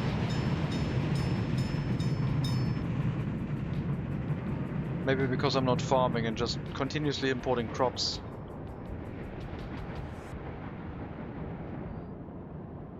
So the neighboring country needs like anything to fertilize their fields because they can't feed their people since I'm importing all the crops. You just find a bug? No, that's usually what happens with the economy. Some resources go crazy sometimes. Gravel is normal. Fuel went a little bit higher but caught itself again. I'm always looking at the US dollar price. I mean, for biological waste it's not really the US dollar price. It's just not a smooth curve. It's going up way faster than it should.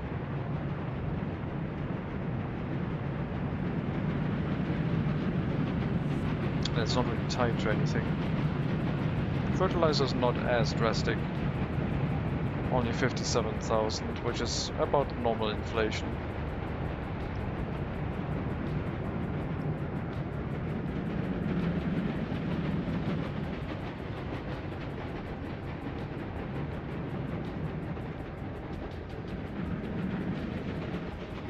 But yeah, that's one of our crazy resources.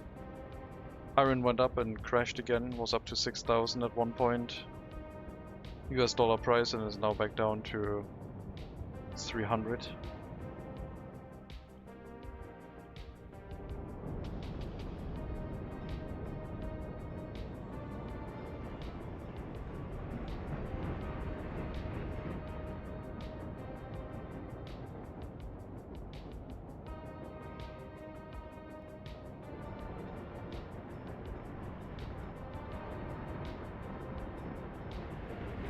But yeah, our money's going up. I wasn't really planning on making a ton of money, I was just producing for... oh crap. Horses? No? No? Guys?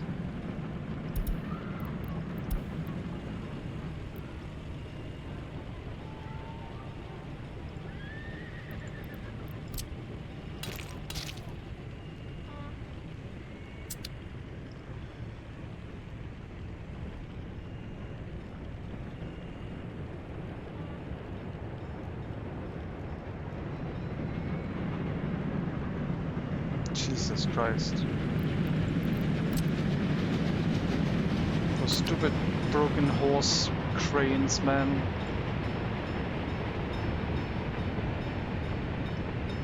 Well, we did have a bypass built in case that happened, and we do have a secondary refueling station right here, so it wouldn't have killed us, but it would have made it, during the reconstruction, a lot more annoying to refuel our vehicles and make sure we don't get into a traffic jam with vehicles running out of fuel. And cleaning this up would have taken a long time with the coal. But yeah, that was a road crane issue. Not sure why it didn't send the truck out though. Why did you not drive?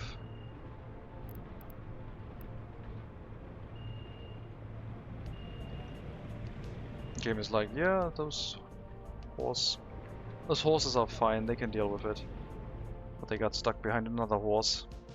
It's sabotage. Glad I spotted that plume of smoke and fire, and I'm also glad that one was enough to actually extinguish it.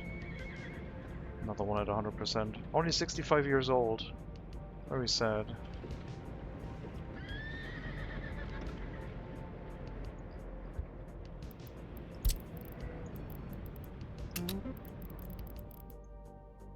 I'm not sure how these happen.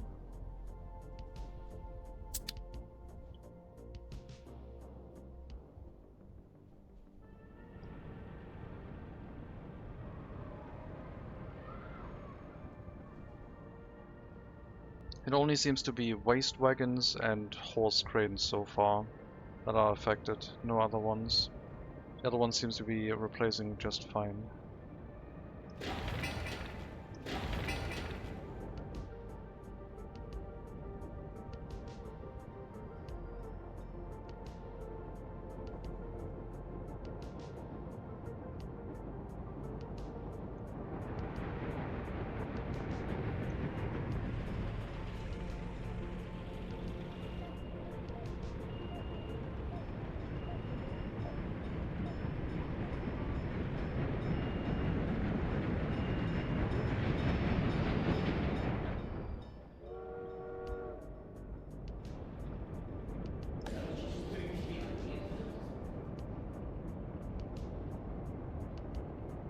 %, highly educated.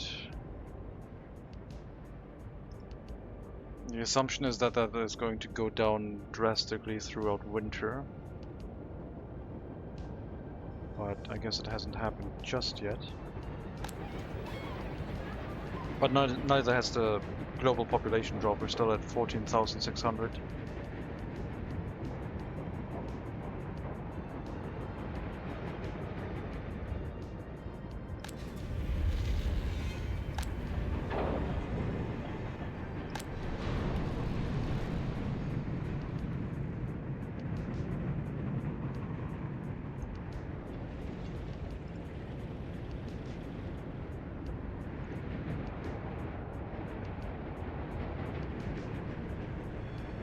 This thing had burned down without a bypass and a secondary coaling station, that would have probably killed the city.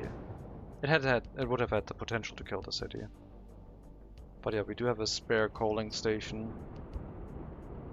I mean, it would still slow things down really, really badly, because everything would have to go through a single bypass track.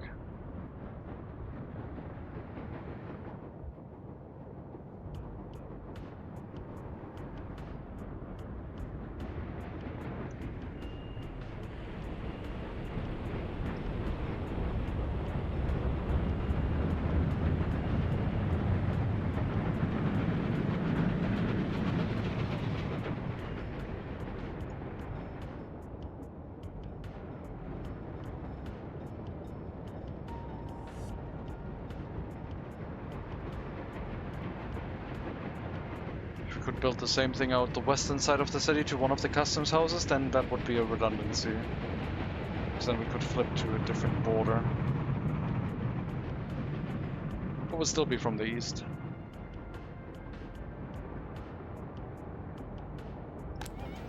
But that wouldn't matter in that case. Could also bring a train track out the northern end. We were planning on having a railroad coming around the north here and hooking up into the city on that side.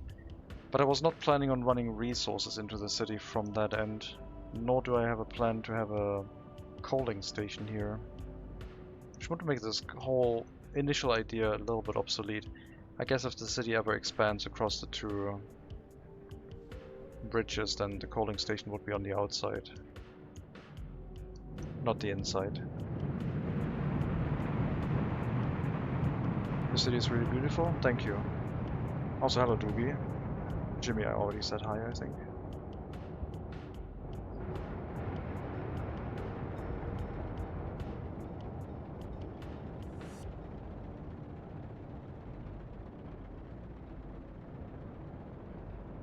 Took a lot of work. It's hanging on by a thread.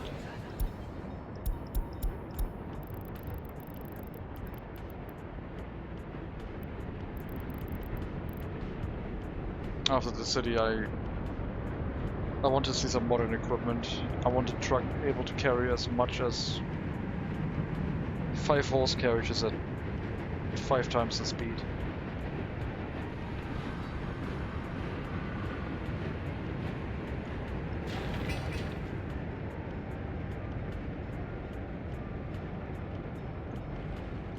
Let's check the building list real quick regarding wear and tear, since we haven't done that in a while, across the whole map. Only the coaling station is over 40%, and that is due to a recent fire. Everything else is being maintained properly at over 40%, so everything is good.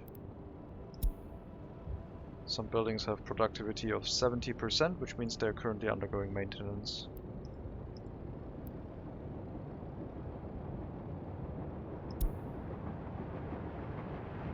Or they're not being worked at all.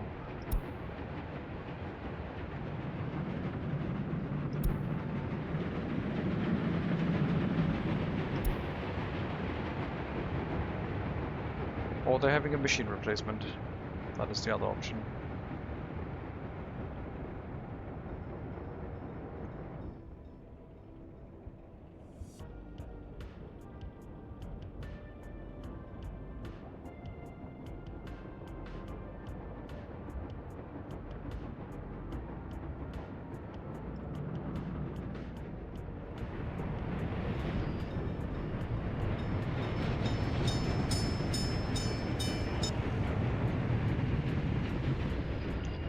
Yeah, they're all breaking right now and not getting replaced. I'm not sure why.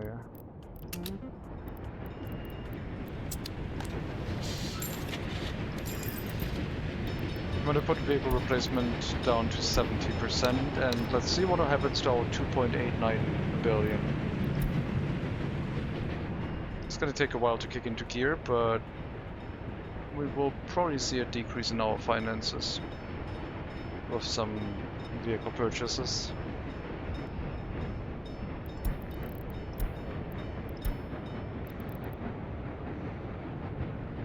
You still have to have over 70% wear though. Yep, 2.88. Bring in the new vehicles, I guess. Maybe it's not too many.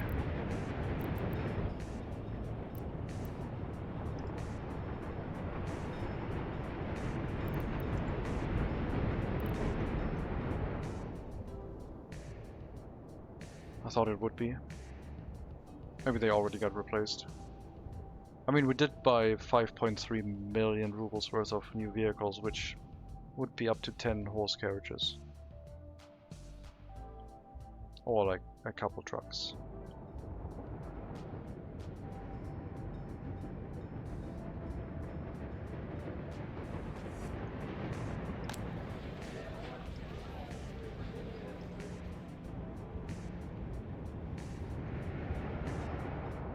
We're still at 14,600 citizens, and we're now in January.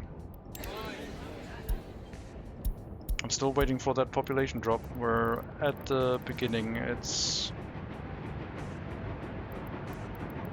bound to happen soon. It would be really odd if we can hold this. That would be something new. If we can just tank the whole winter pollution and not have any population decline. Maybe you can at some point reach the volume in orphanages, so you can just not have a population decline. Would be very odd. It would be an odd experience. We haven't had that happen yet.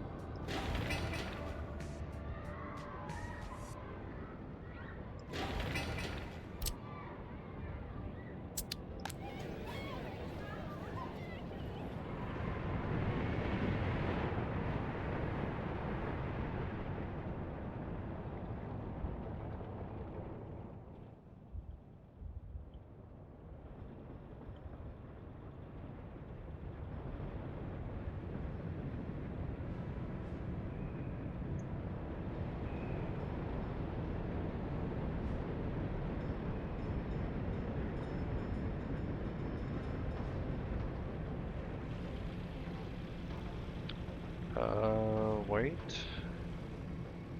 Right, we wanted to build that sewage pipe from the from this area, but now they probably can't get the workers there fast enough, so that they've been struggling.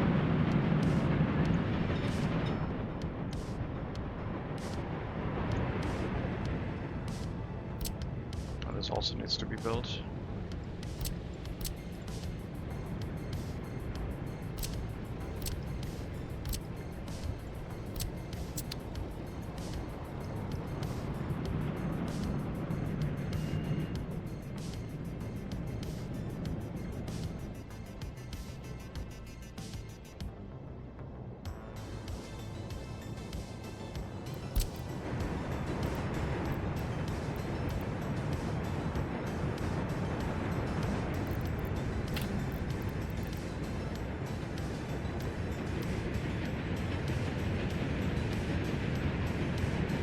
Maybe that'll solve it.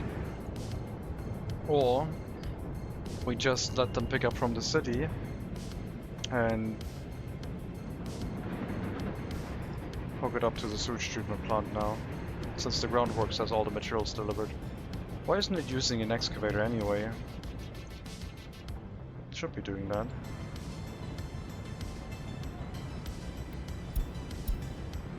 Go over there. Dig the sewage pipe, please. Or the sewage discharge, I guess you can do that too.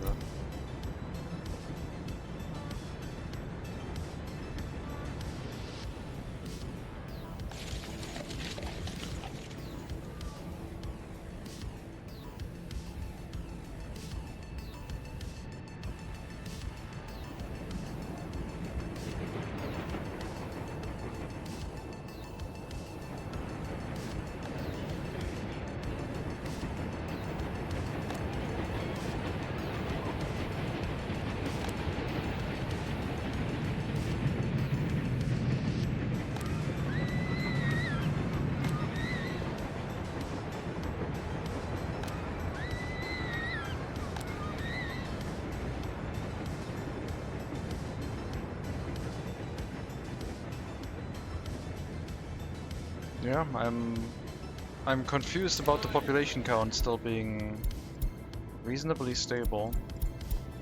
We haven't had a plateau that long for a while, if at all. December, November, like I don't think we've had a plateau in population count at all. Can't believe I'm still discovering new things while playing this. Yeah, that's gonna keep going and going.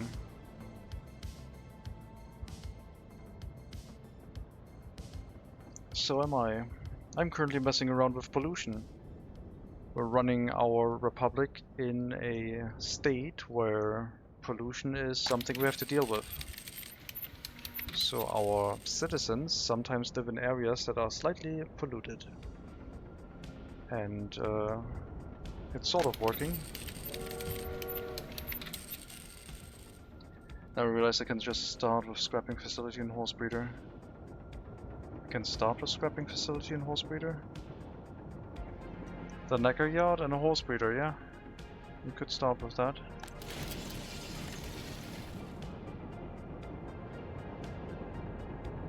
I guess.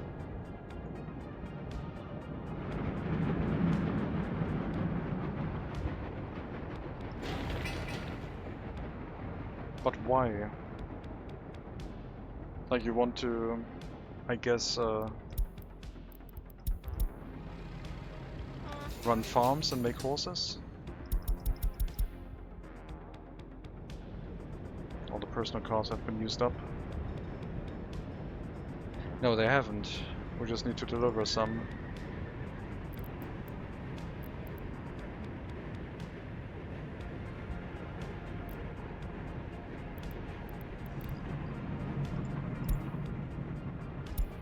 Unload.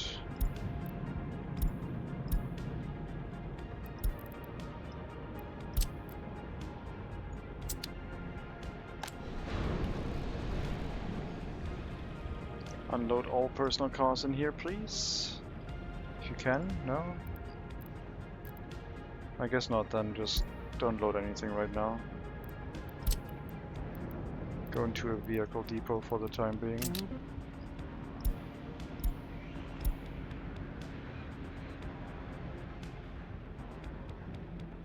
And that stick playtest is actually over. The others shows me might be a bug. There's only uninstall instead of play.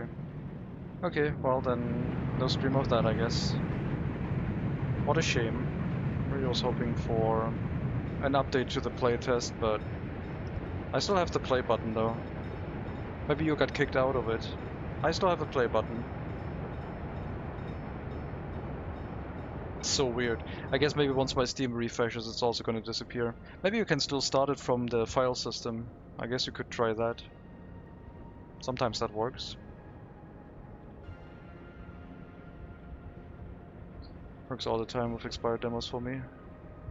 I start 1930s, so if I start with building a place for vehicles I can scrap them later and the horse just go as export pretty much. Okay. Yeah, exporting horses is kinda efficient because once you detach them from their vehicle, they seem to be... I don't know if they fixed it, but they used to not retain the age of the vehicle.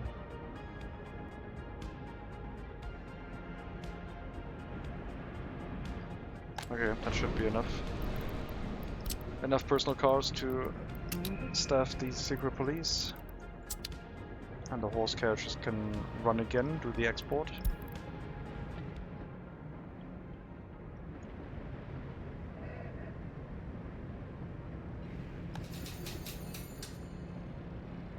That'll hopefully give us coverage of the loyalty situation up here.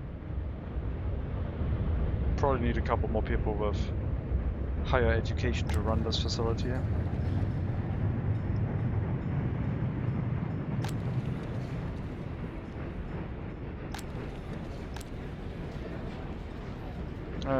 Doesn't have to be fully staffed all the time, I guess.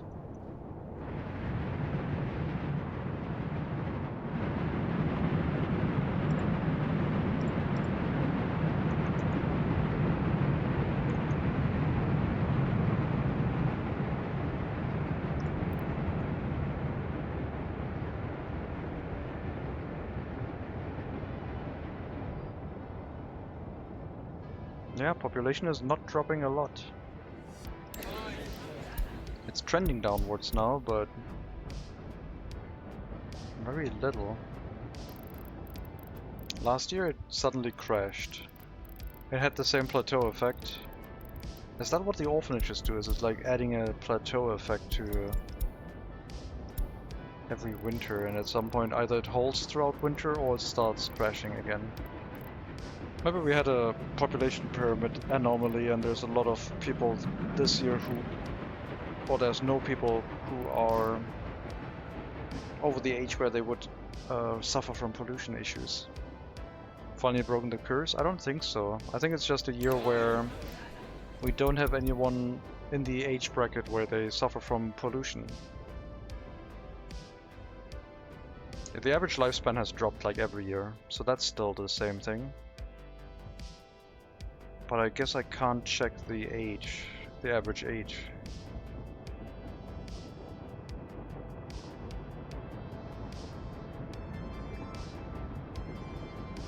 Fewer escapes this year. More deaths this year. Birth rate is slightly higher. Higher education is trending down, which is not ideal.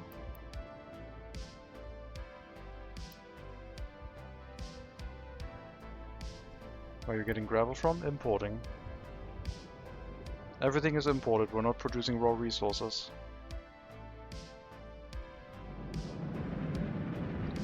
Because we don't have modern industry, so I don't have a way to make gravel quickly. I would have to bumble around with the transportation of gravel from the quarries to the processing facility without a conveyor. So it's either imported or mess around with that again.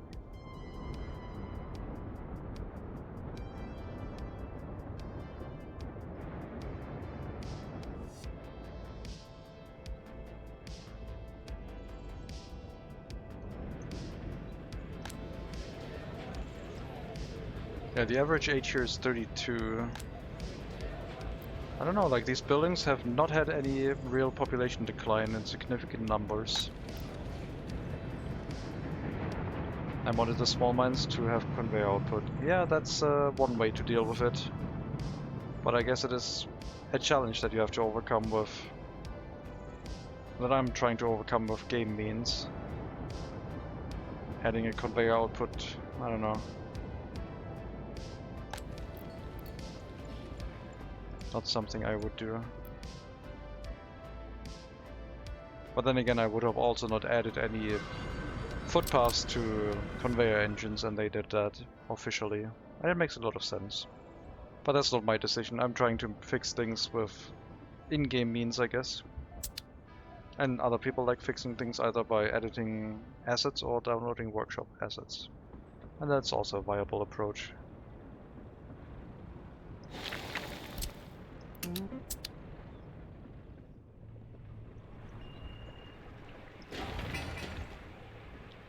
Then I also inverted the water and sewage switches because it was pissing me off. You can't make like a split leading towards the treatment plants. Yeah. Took me a whole day to figure out like 3 to 4 buildings. I see.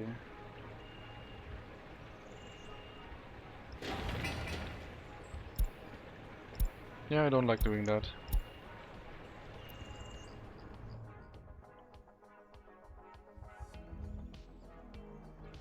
Someone has made a workshop mod for a sewage switch basically that has, I think, 4 or 6 inputs and 4 and or 6 outputs. So basically you get a multi-switch with multiple inputs and outputs.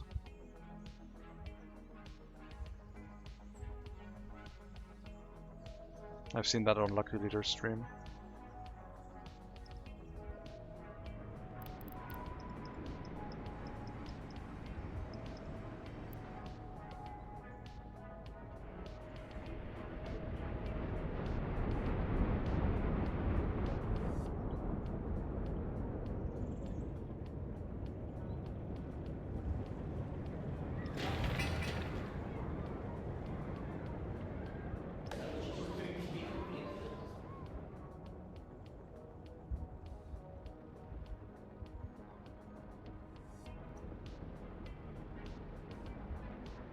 Yeah, population is not dropping. I think it's an anomaly of this year. I believe. I don't have any proof of that. I guess we would see next year. Next winter. Or as some would say, this winter. Upcoming winter. I don't think I would be using it if I would just like to just download it as mod somewhere. But this way, because I kinda made it myself, I think it's okay. It's more of a convenience thing, really don't think it changes the gameplay very drastically. Well, it makes it easier so you can set up redundancies in the sewage network, which you normally can't. So you can set it up where you have a switch in front of a sewage treatment plant, and if you need to change something with that sewage treatment plant, you can just reroute the pipe without having to set up a redundancy first, or a ton of vehicles to deal with a tiny amount of overlap when the sewage treatment plant isn't there, or when you shut off the water to reduce the production of sewage for some time. It doesn't change it in day-to-day gameplay, that's true. Also go for buildings and vehicle variety with mods. Yeah, I just found that I can't be asked to look into the workshop for checking if the stats are actually balanced or not, so I just don't pick anything and just try and make the challenges work with default assets. Plus I think it represents the game very well. We don't really need a water switch with 1 out and 3 in, really. Oh, you do. You do. That's why the water towers exist, though. So you can combine 2 water lines back into a water tower and then pump it out again. If you have, let's say, a city with a certain size and you have water production on northern side and water production on southern side, and you run them through the network, and then at some point they go back into a water tower, and from there they get combined and pushed back out, so they balance each other out depending on which side produces more.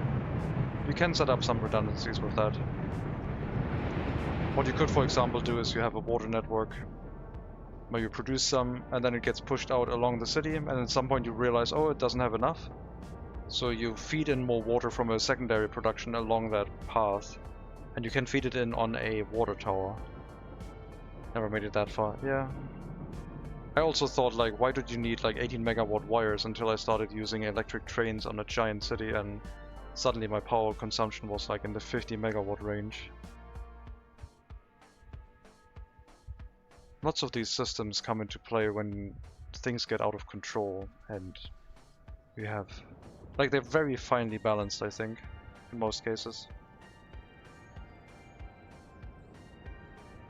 They provide for really interesting gameplay, even if your city gets excessively large.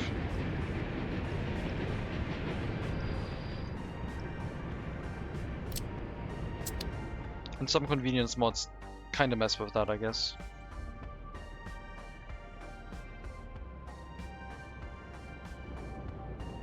Like, we have 1 sewage treatment plant in this whole city. If I had to make a change to the sewage treatment, I don't know what I would do. Every sewage is getting fed into this treatment plant on one of these 4 pipes. And currently output on 3 pipes, I need to feed in 1 extra pipe. But if I hook it up to the sewage treatment plant directly, all the construction vehicles are going to this building and causing a ruckus in the city traffic, so I'm letting them build most of the pipe for now away from the city. I was trying to increase the capacity of the heat pumps, but then I realized that would be like way too much editing to how the game is played. Yeah, increasing the capacity of the heat pumps is changing the balance for sure. Understandable. Mostly don't care for the stats too much, unless they're really over the top. Had a building pack that made the steel mill and refinery modular, so you could build a big complex. That sounds neat, yeah. Would be neat if you can then throw in a module to produce off heat, so you can use a steel mill to also heat some of your residential buildings. Save a little bit on that heating plant situation, because the steel mill could, in theory, heat houses around itself, reducing the need for an extra heating plant.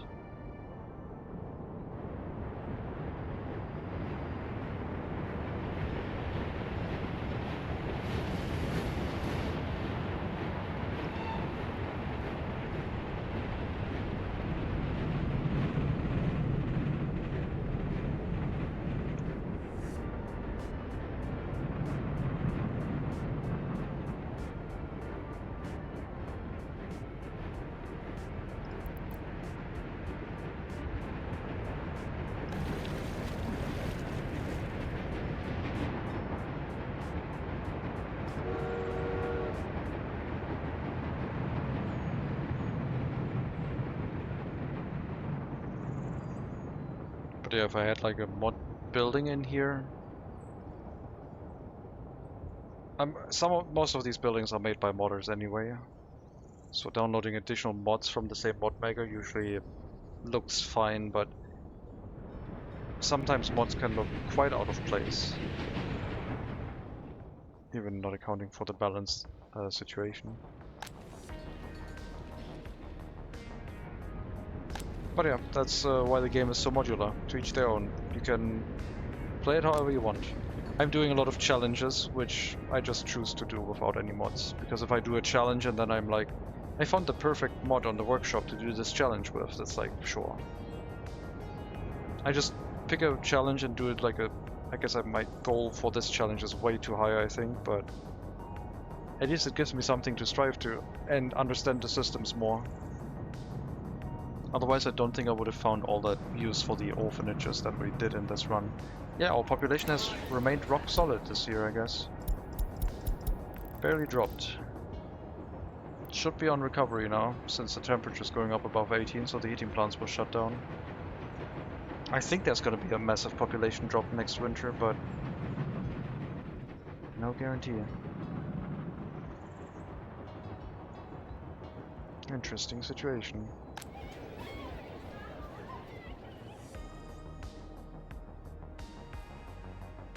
Maybe that's the crime waves we're getting. Whenever our orphanages don't have enough workers and suddenly the crime is going up.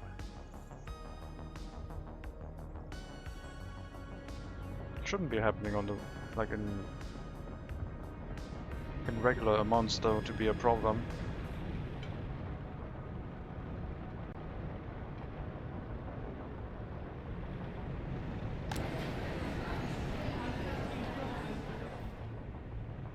So much traffic.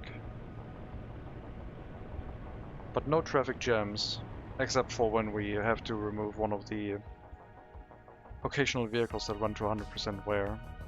I'm hoping that's not going to be a problem anymore now that I changed it to 70% wear. Maybe for horse carriages it spikes at 80% and it sometimes can go up really high very quickly if they are already at very high age. Maybe 70% will nip that in the bud and prevent it from happening again.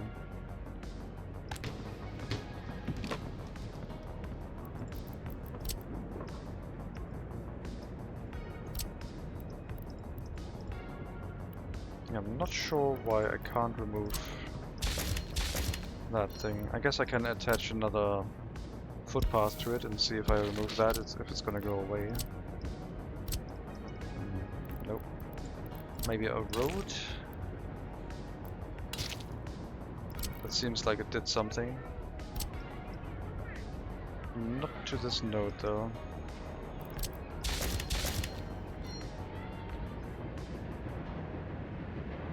The last but not least attempt would be to try and turn this into a regular road again. And there it goes. And then this one's probably unremovable for the time being.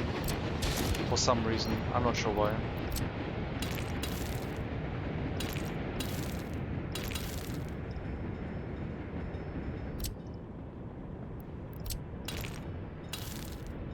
There we go, now it's gone.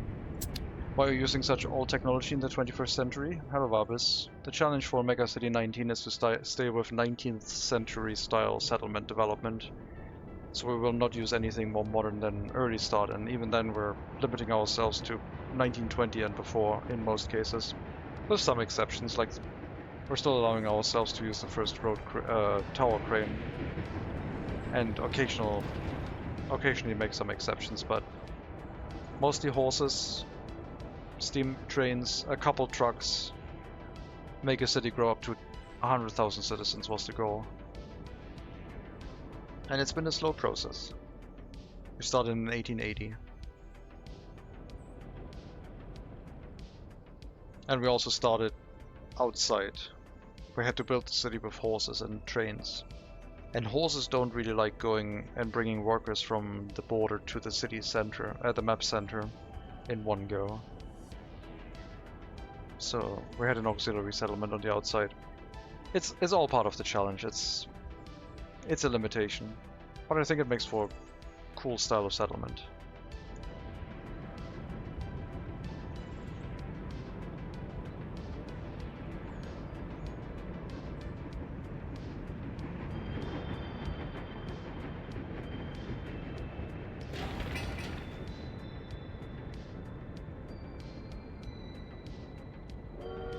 If I could turn off the gear display, I guess I would, because it's not relevant to the Republic at hand.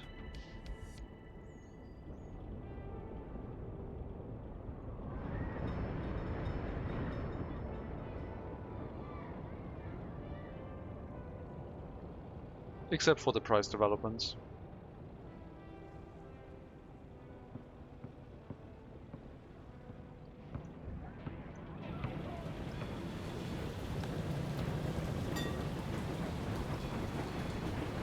Yep, way fewer passengers now.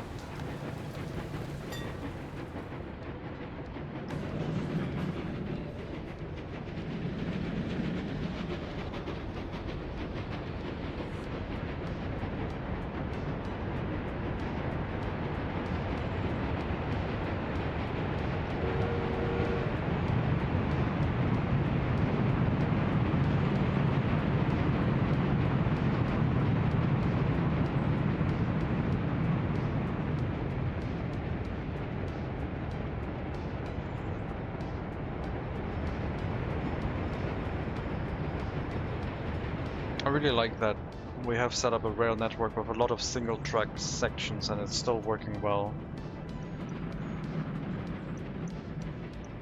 Like this one to the industrial area, all merging through a single track. It's doing okay.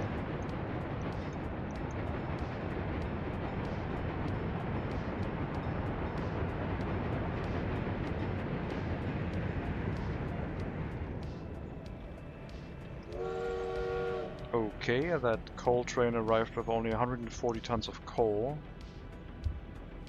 Now, it is the end of the heating season, I guess, very soon. And we do have redundancies in our coal storages, but...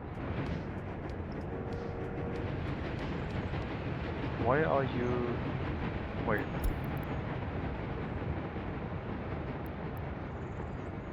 Did you go... oh, I guess you went... yeah, you went to repair and you're going to the customs house right now. Okay. Low-tech train jams have not been invented yet. That's true. Train jams are a modern thing, I guess. Steam locomotives wouldn't jam, would they? Surely not.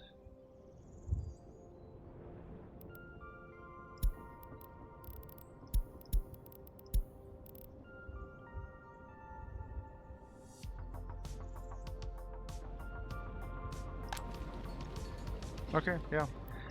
We went through winter without a significant population drop. It's weird. The last time that happened, that was 300 people. I guess that is also a relatively low drop. We dropped by... yeah, 300 people.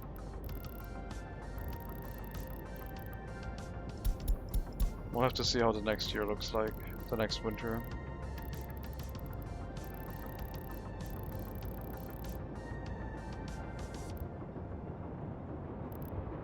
Our city's cardiogram looks quite odd.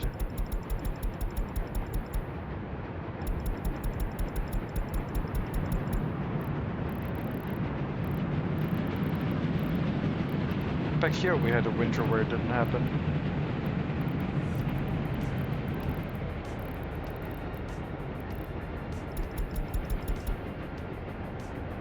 I guess sometimes they do happen.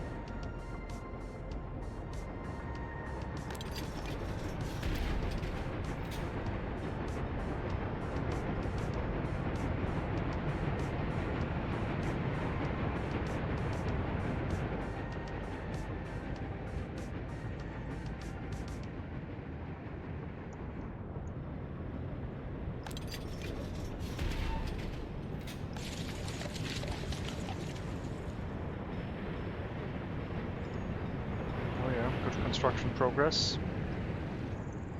Seems like things are finally getting done.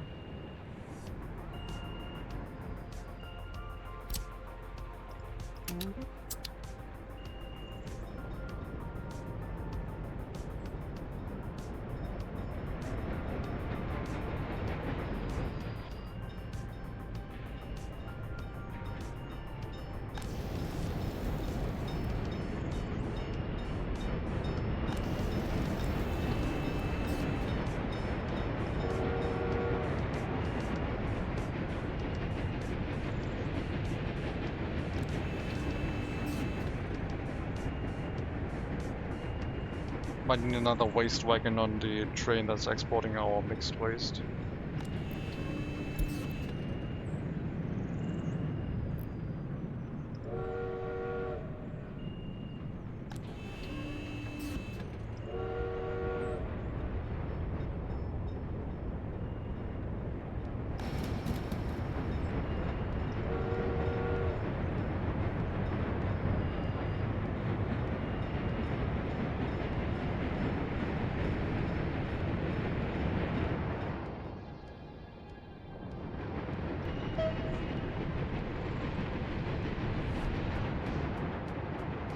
Yeah, let's give you another waste wagon, I guess.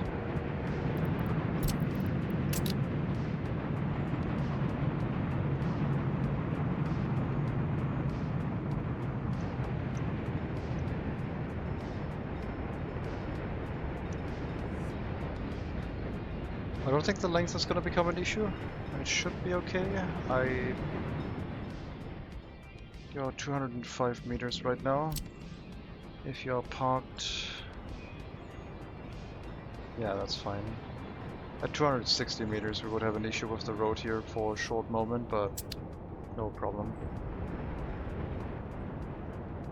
Oh, is that train long? Yes, we like long trains in this. 450 meters is the maximum length of trains you can get with the default game in a long train depot. We like using those.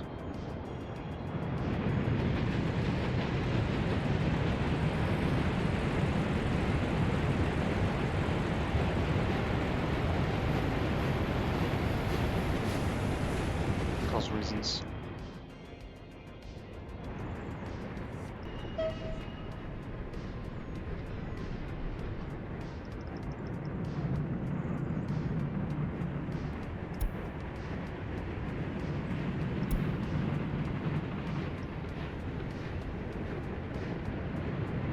Now you have double waste capacity. I don't think the garbage wagon had any setting, but I need to make sure that's the case.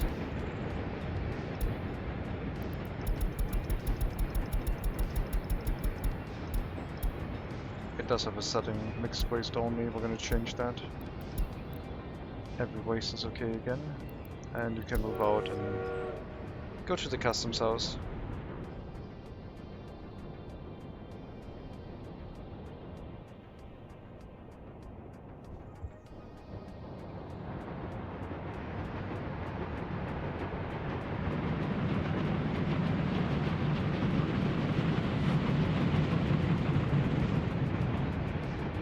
That's half as long as the train could be.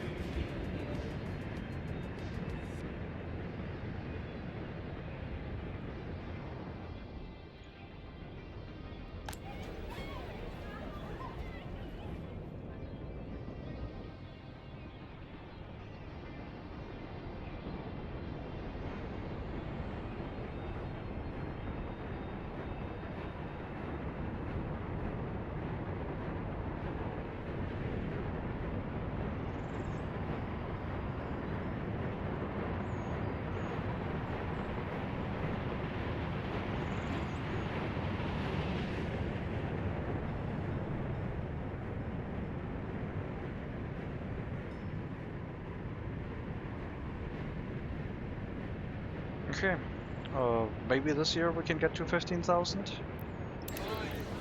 Seems like it should be possible. Population growth usually kicks in on end of April. And we're pretty much there.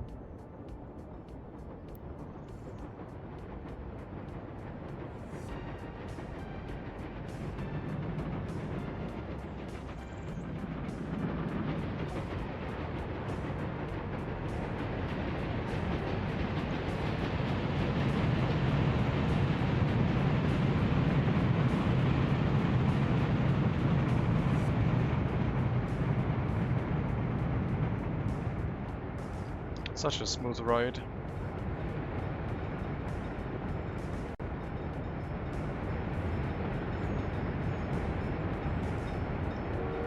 Yeah, coal is okay. For now. It's getting close to where 2 trains are not enough. But I need to set up that storage area. We could be running it off of the same entrance here, just off to the side. Providing a fire station access somehow.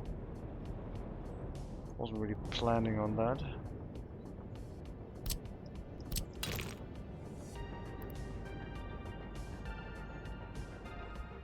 Train would come in, go off of the incoming route, split up into 2. We would have a waiting yard for unloading. There would probably be 2 unloading stations for a total of 4 lines. Always running coal import from the border. And then an aggregate loading station. Where the 2 trains from the city can go through and pick up coal. And don't have to go all the way to the border.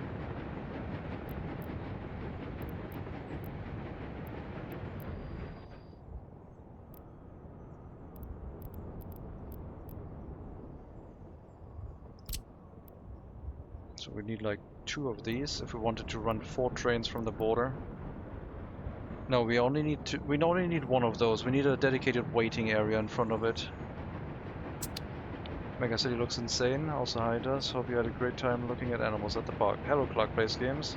It was an okay time, yeah. I was the only one because it was rainy outside. I want to show you something though, because this is the second real MegaCity. Let me show you the first one. If you can indulge my me showing you the other one. I like showing that one off. MegaCity 1 from 2024.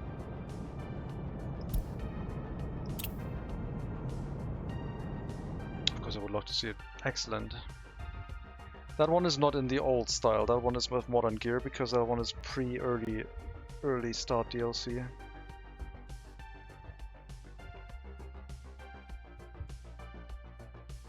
Slightly higher population capacity.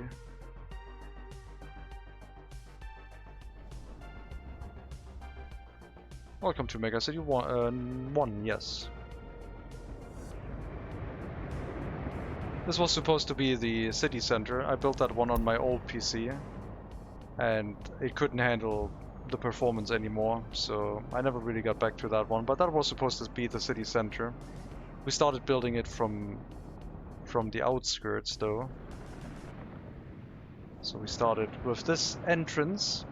All train tracks are running underneath the city. This is our outskirts residential, which started with a small train platform that is now just bringing people from the train station to the the central station basically. So we got a tiny train platform here.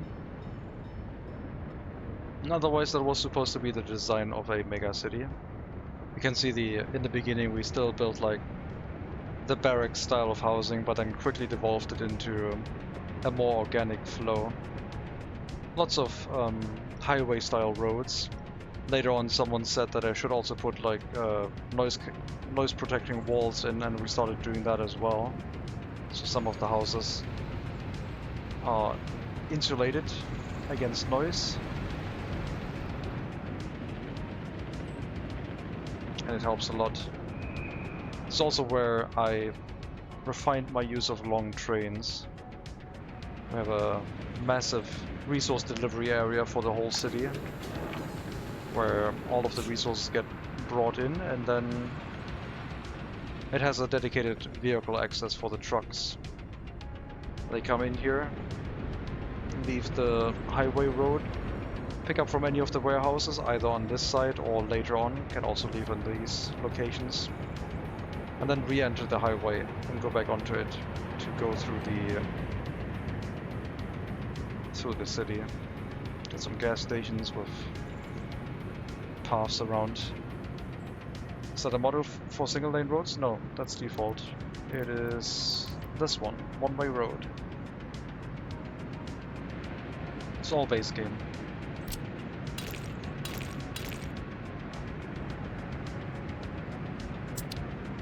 They do exist.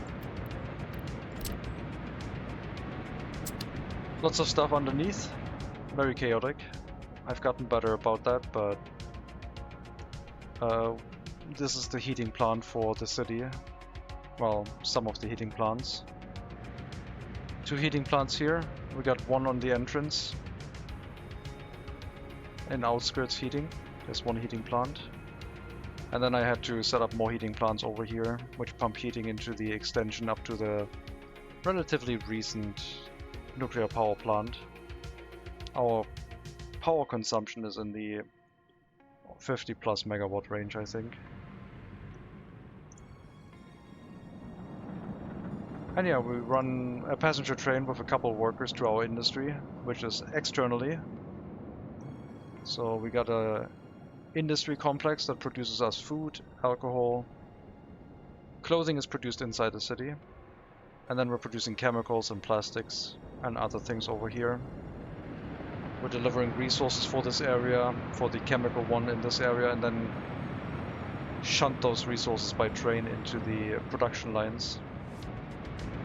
So for overkill, they have trains running that load from other trains and bring the resources to them, which is complete overkill, but it works really nicely. But yeah, that was our previous megacity. We have massive expansion. We had massive expansion planned, but my computer couldn't handle it. My old one. It's also amazing, very well thought out compared to the chaos of my city. It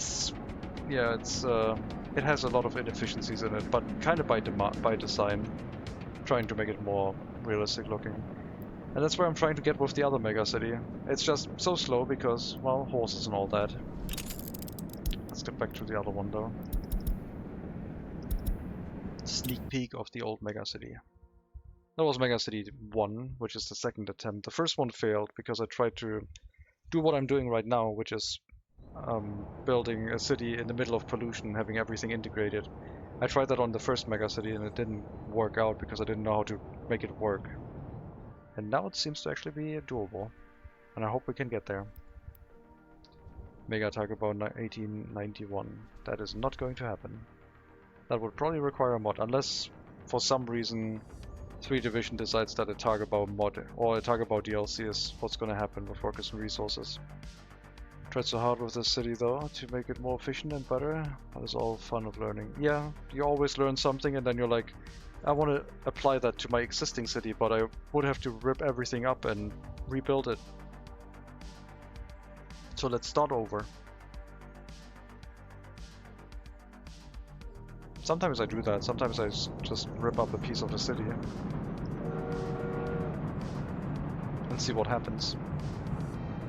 See if I can make it work better. Because the task of demolishing something and making sure it doesn't kill the whole city is also a challenge. We did rebuild part of the city. We tore up a section and then rebuilt it. I think the most difficult thing is to rebuild the sewage system. Electricity, you can just step down another substation and route a wire in from somewhere else, or with the new substations you can just bring in a wire from a different power connection, but with the sewage you would have to set up a whole new sewage system underneath. Unless that secret word. I don't know what that is. What I've learned is that it isn't a good idea to at scale to have food, clothing, alcohol and meat being made together. Small scale it works very well. but now it is hindering us. I think you can make it very well at scale in an area, but yeah, I only have one food factory right now. This one.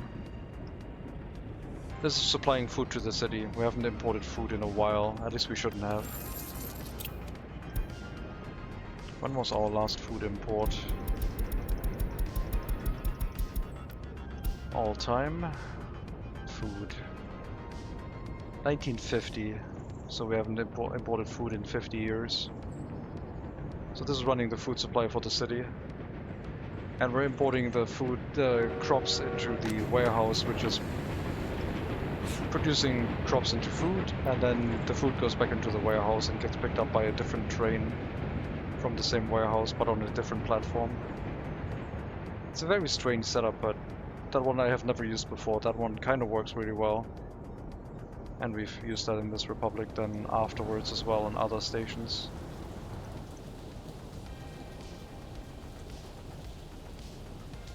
Clothing, a single clothing factory can supply so much clothing.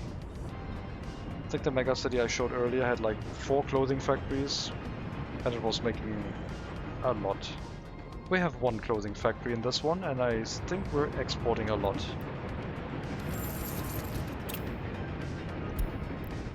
$138 tons of clothing exported last year. It can make 365 plus a little bit extra, plus 36, so let's say 400 tons of clothing.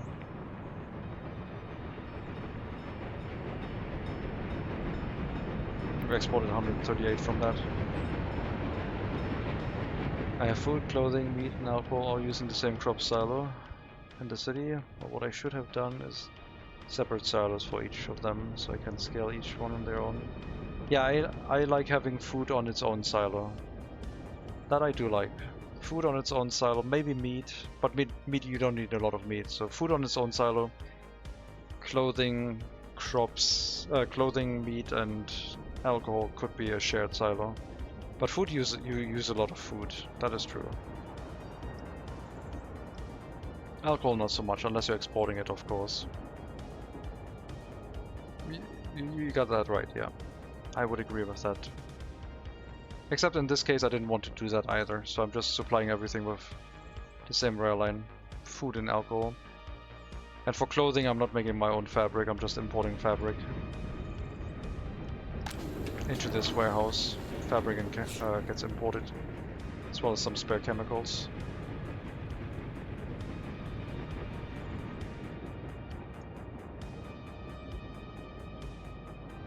Just learned that. This is the most successful Republic I have had, so I wish I had known this sooner. Well, you can just set up a new industrial area with your new knowledge and then take the resources from that to your city and phase out the old one. You can create a new industrial area with that design in mind and try and switch over logistics from the old one to the new one, and then either let the old one just fall apart or reclaim materials for it. Free up the space. Depends on the money situation, I guess. I think I'm going to have to we'll have to do it with 2 cities. Ah, okay. Ah, because of the worker count, yeah, I guess. Or you could build a large warehouse to buffer the resources in, so you have like a year worth of material to do the switch over. The construction of the new area you could do in advance, I guess. And then if you are worried about the switch over, you could have some backup storage capacity. I have a lot of warehouses here. This is our initial food production warehouse. Trains go and pick it up from here and bring it to the city. Food gets dropped off into this warehouse where trucks pick it up and drop it off in this warehouse where I have some backup storages in case we have a food shortage. And then the distribution office vehicles go here and pick it up from this warehouse and bring it to the shopping centers. I have no warehouses in the city for the shopping centers. They just bring it there directly. And this is a little bit of an oddball. It's a large shopping center, a market hall, and I didn't want to have any warehouses next to it, so a train just drives there directly and brings meat, clothing, and food into the building. We have a large warehouse, but we need to move food from one city to buffer the other until we can make more crops. Ah, okay. Yeah. I mean, as long as the money is there, you can do everything.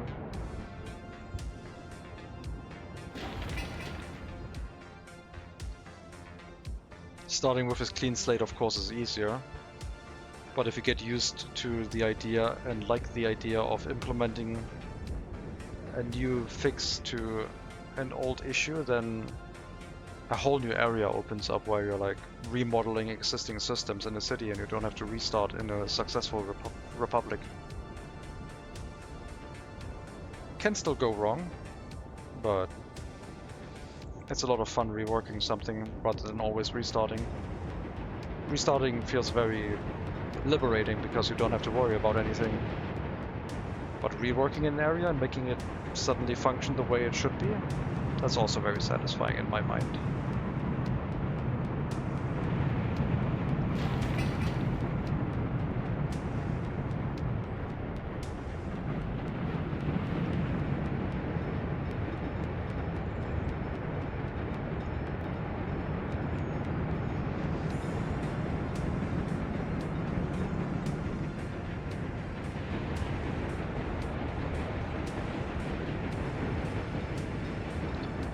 By the way, the city planning, this train platform was there from the beginning.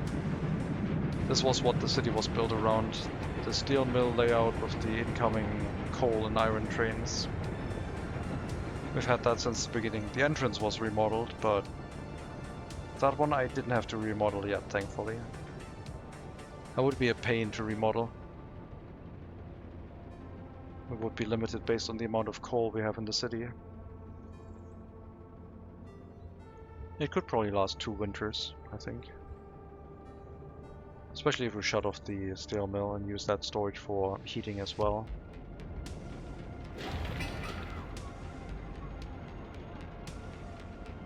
Could probably endure more than 2 winters. But yeah, I'm going to solve the issue of the throughput for the coal here with a dedicated storage area. Having an unloading station for coal plus a loading station for coal next to our city center, so the trains bringing the coal to the heating plants only have to go to... They basically stay within the city. They don't have to go all the way to the customs house anymore. And then I can make a waiting location for the unloading of the coal from the customs house, and I can scale that depending on how much coal I actually need to bring here. And that could be 4, 5, 6 trains. With potential to grow. But I don't have to set it all up in the beginning.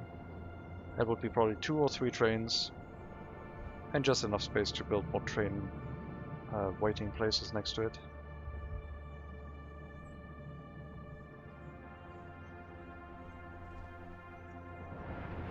But yeah, glad I could show you the MegaCity. My goal for this stream was to get over 15,000 citizens. And I think we're on track for doing that this year, because the population growth has kicked in again. We should have enough space to move in 300 more people. And that would be great.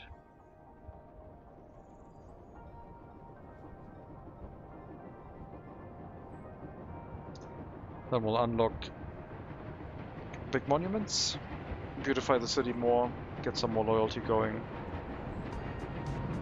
Exactly what we need. And maybe fix our situation with the higher education.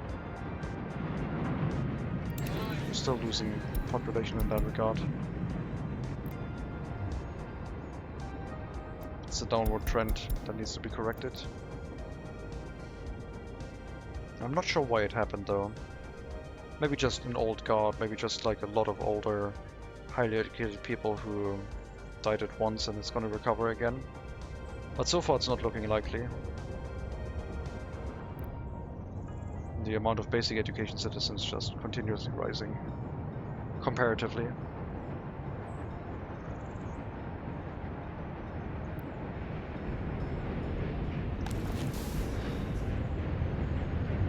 I want to lower the loyalty requirement in this university, because it's at almost only half capacity, and that is wasting a lot of productivity.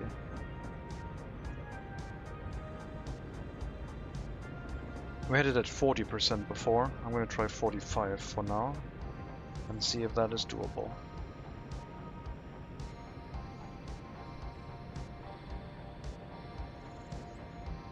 I don't want a lot of students waiting for professors in here, so it's kind of tricky to balance. But I would like to use the full efficiency of the building without the checkbox to prefer students based on their education. The checkbox makes things rock solid, but it also makes it a little bit inefficient. Here, it would not be possible to not use the checkbox, but we have a guaranteed throughput of some highly educated workers. This one, we're trying to get as many people through with higher loyalty as possible. But if I set the checkbox, then our capacity gets dropped by 50%, and I don't want that.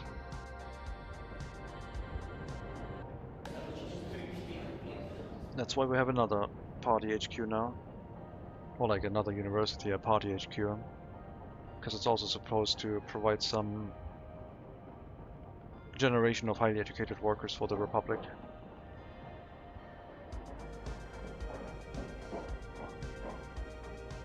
And with enough people living in the area, that would be doable.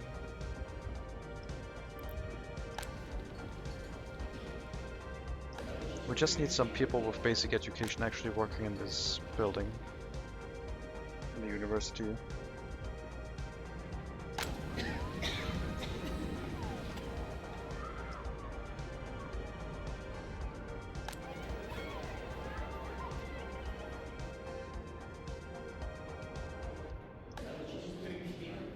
If the population growth kicks in and fills up all the housing, then that should be managed.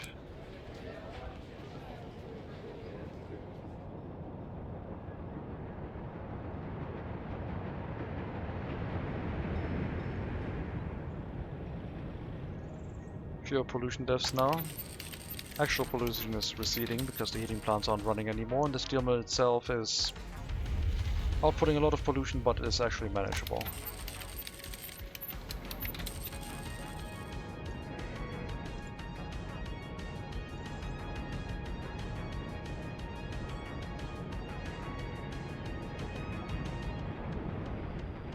Okay, sewage pipe seems to be done.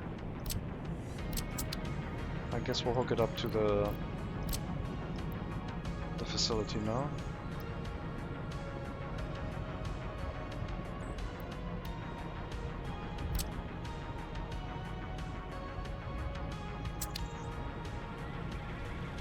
So even if they send construction workers to the sewage treatment plant, it will only be a short sewage pipe that they will build. It won't cause a massive traffic jam in our city.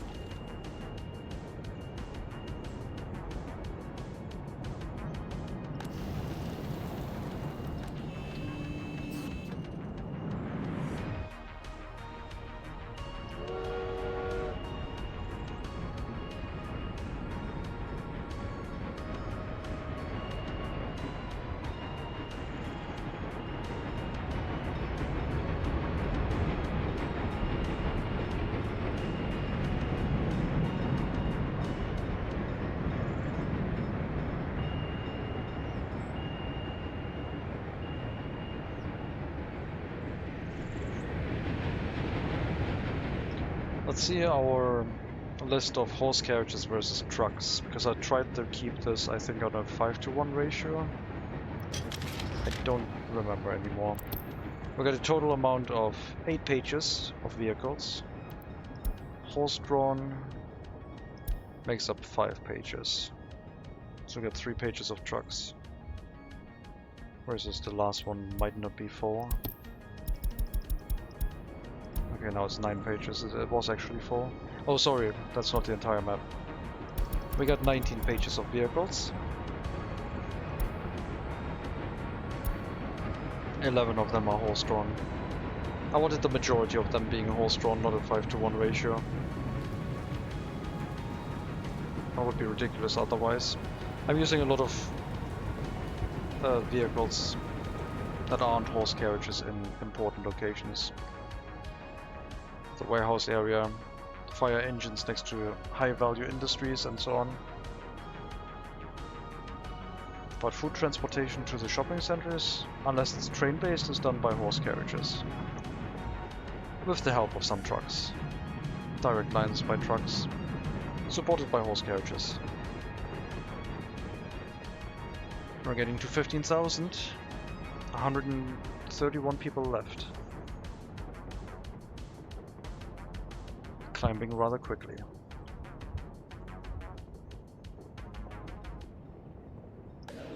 Then I guess next time we have to keep an eye on the higher education number. We're still hovering around 3,200 people though. That was the number we had last year as well. It needs to grow though. This university here needs to be fully staffed and outputting more highly educated workers for the Republic. I'm going to assign you to work in the university exclusively.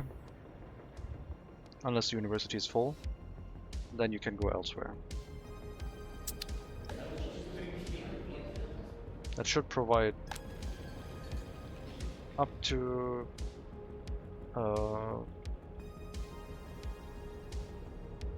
16 staff on average for a 3-shift system.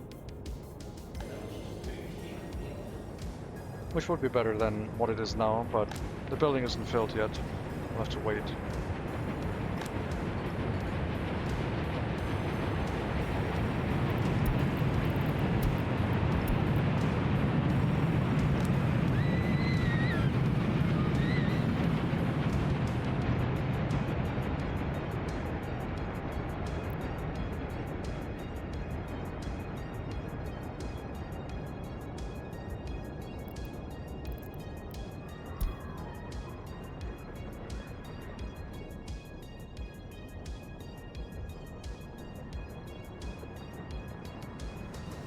Once the university has created an upwards trend for the higher educated citizen, at that point we can maybe research the big monuments and set them up in the city.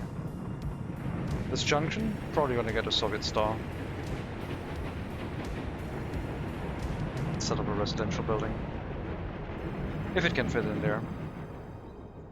But if it can take like a brick flat, it can probably also take the Soviet Star monument.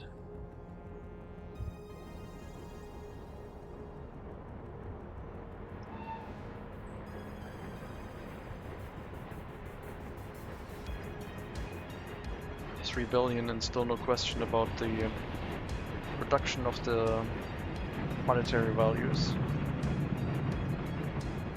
Maybe next time.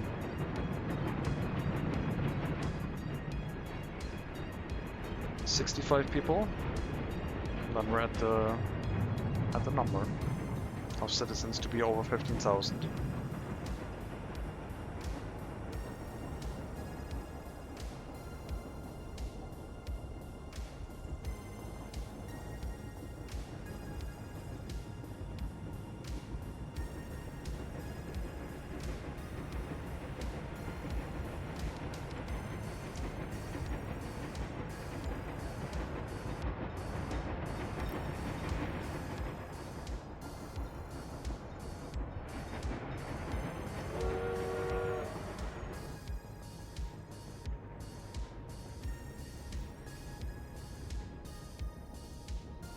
Had a bit of a population drop, I guess.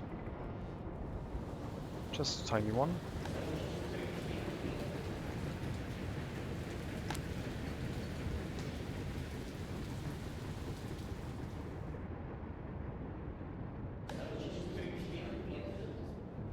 There's a lot of highly educated workers here. Not enough staff. I hope that gets corrected.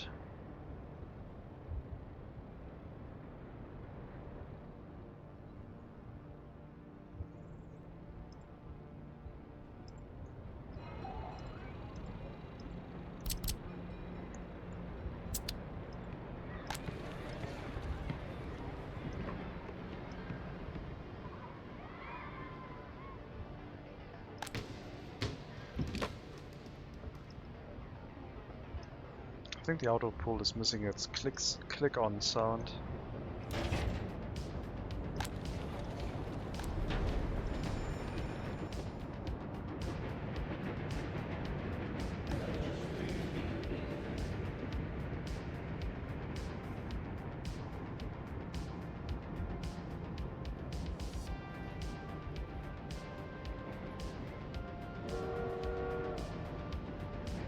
Well, 15,000 citizens.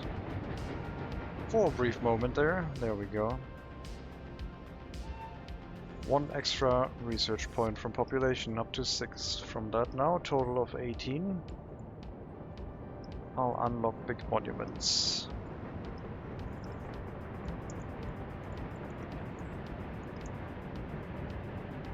Could do like increase birth rate, but not planning on that. I'll grant monuments, I guess. I'll throw it in the queue, but won't commit any workers to it right now. Only until once we've recovered our higher education count to be trending upwards, then we can do that. Maybe once the university is full, because then the research would also go quite quickly. It's not a long research, I don't think. 600 work days goes pretty quickly. But we do have something that we need to focus on right now.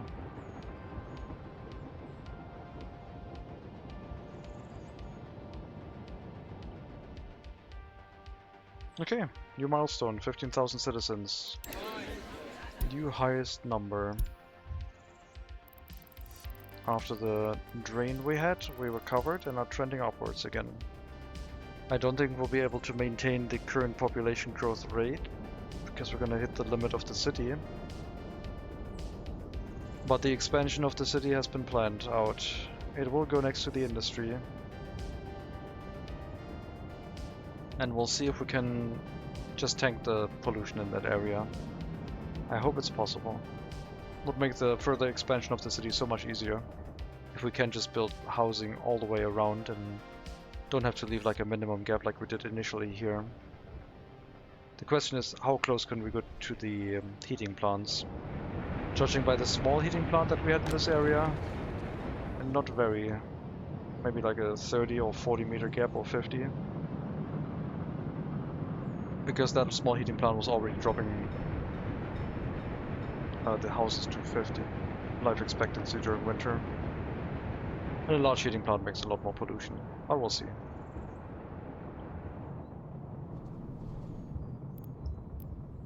Anyway, I think I'm going to be calling it here for today. That was great. I'm still not sure what's going to happen to the population graph next winter though, because that flatness without a population drop, I don't know what's going to happen. Like, I don't think this will happen again. I think it's going to be one of the sharper drops again, but I guess we'll see. So yeah, as always, thank you very much for watching. Hope you enjoyed the stream. I guess we'll be raiding over to someone else streaming workers and resources. Tumbling satellite again. Streaming it again. Family friendly stream over there. Let's do it.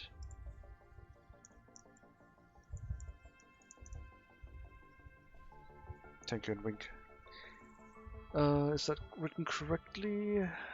I think it is. Nope, it's not. Tumbling sat. Where is it? Oh, 1T. I don't know what I misspelled. 1T double L. There we go. So, if you want to stick around for more workers and resources, Stumbling Satellite is currently starting, or has already played 4 years in his new republic. Starting with early start content.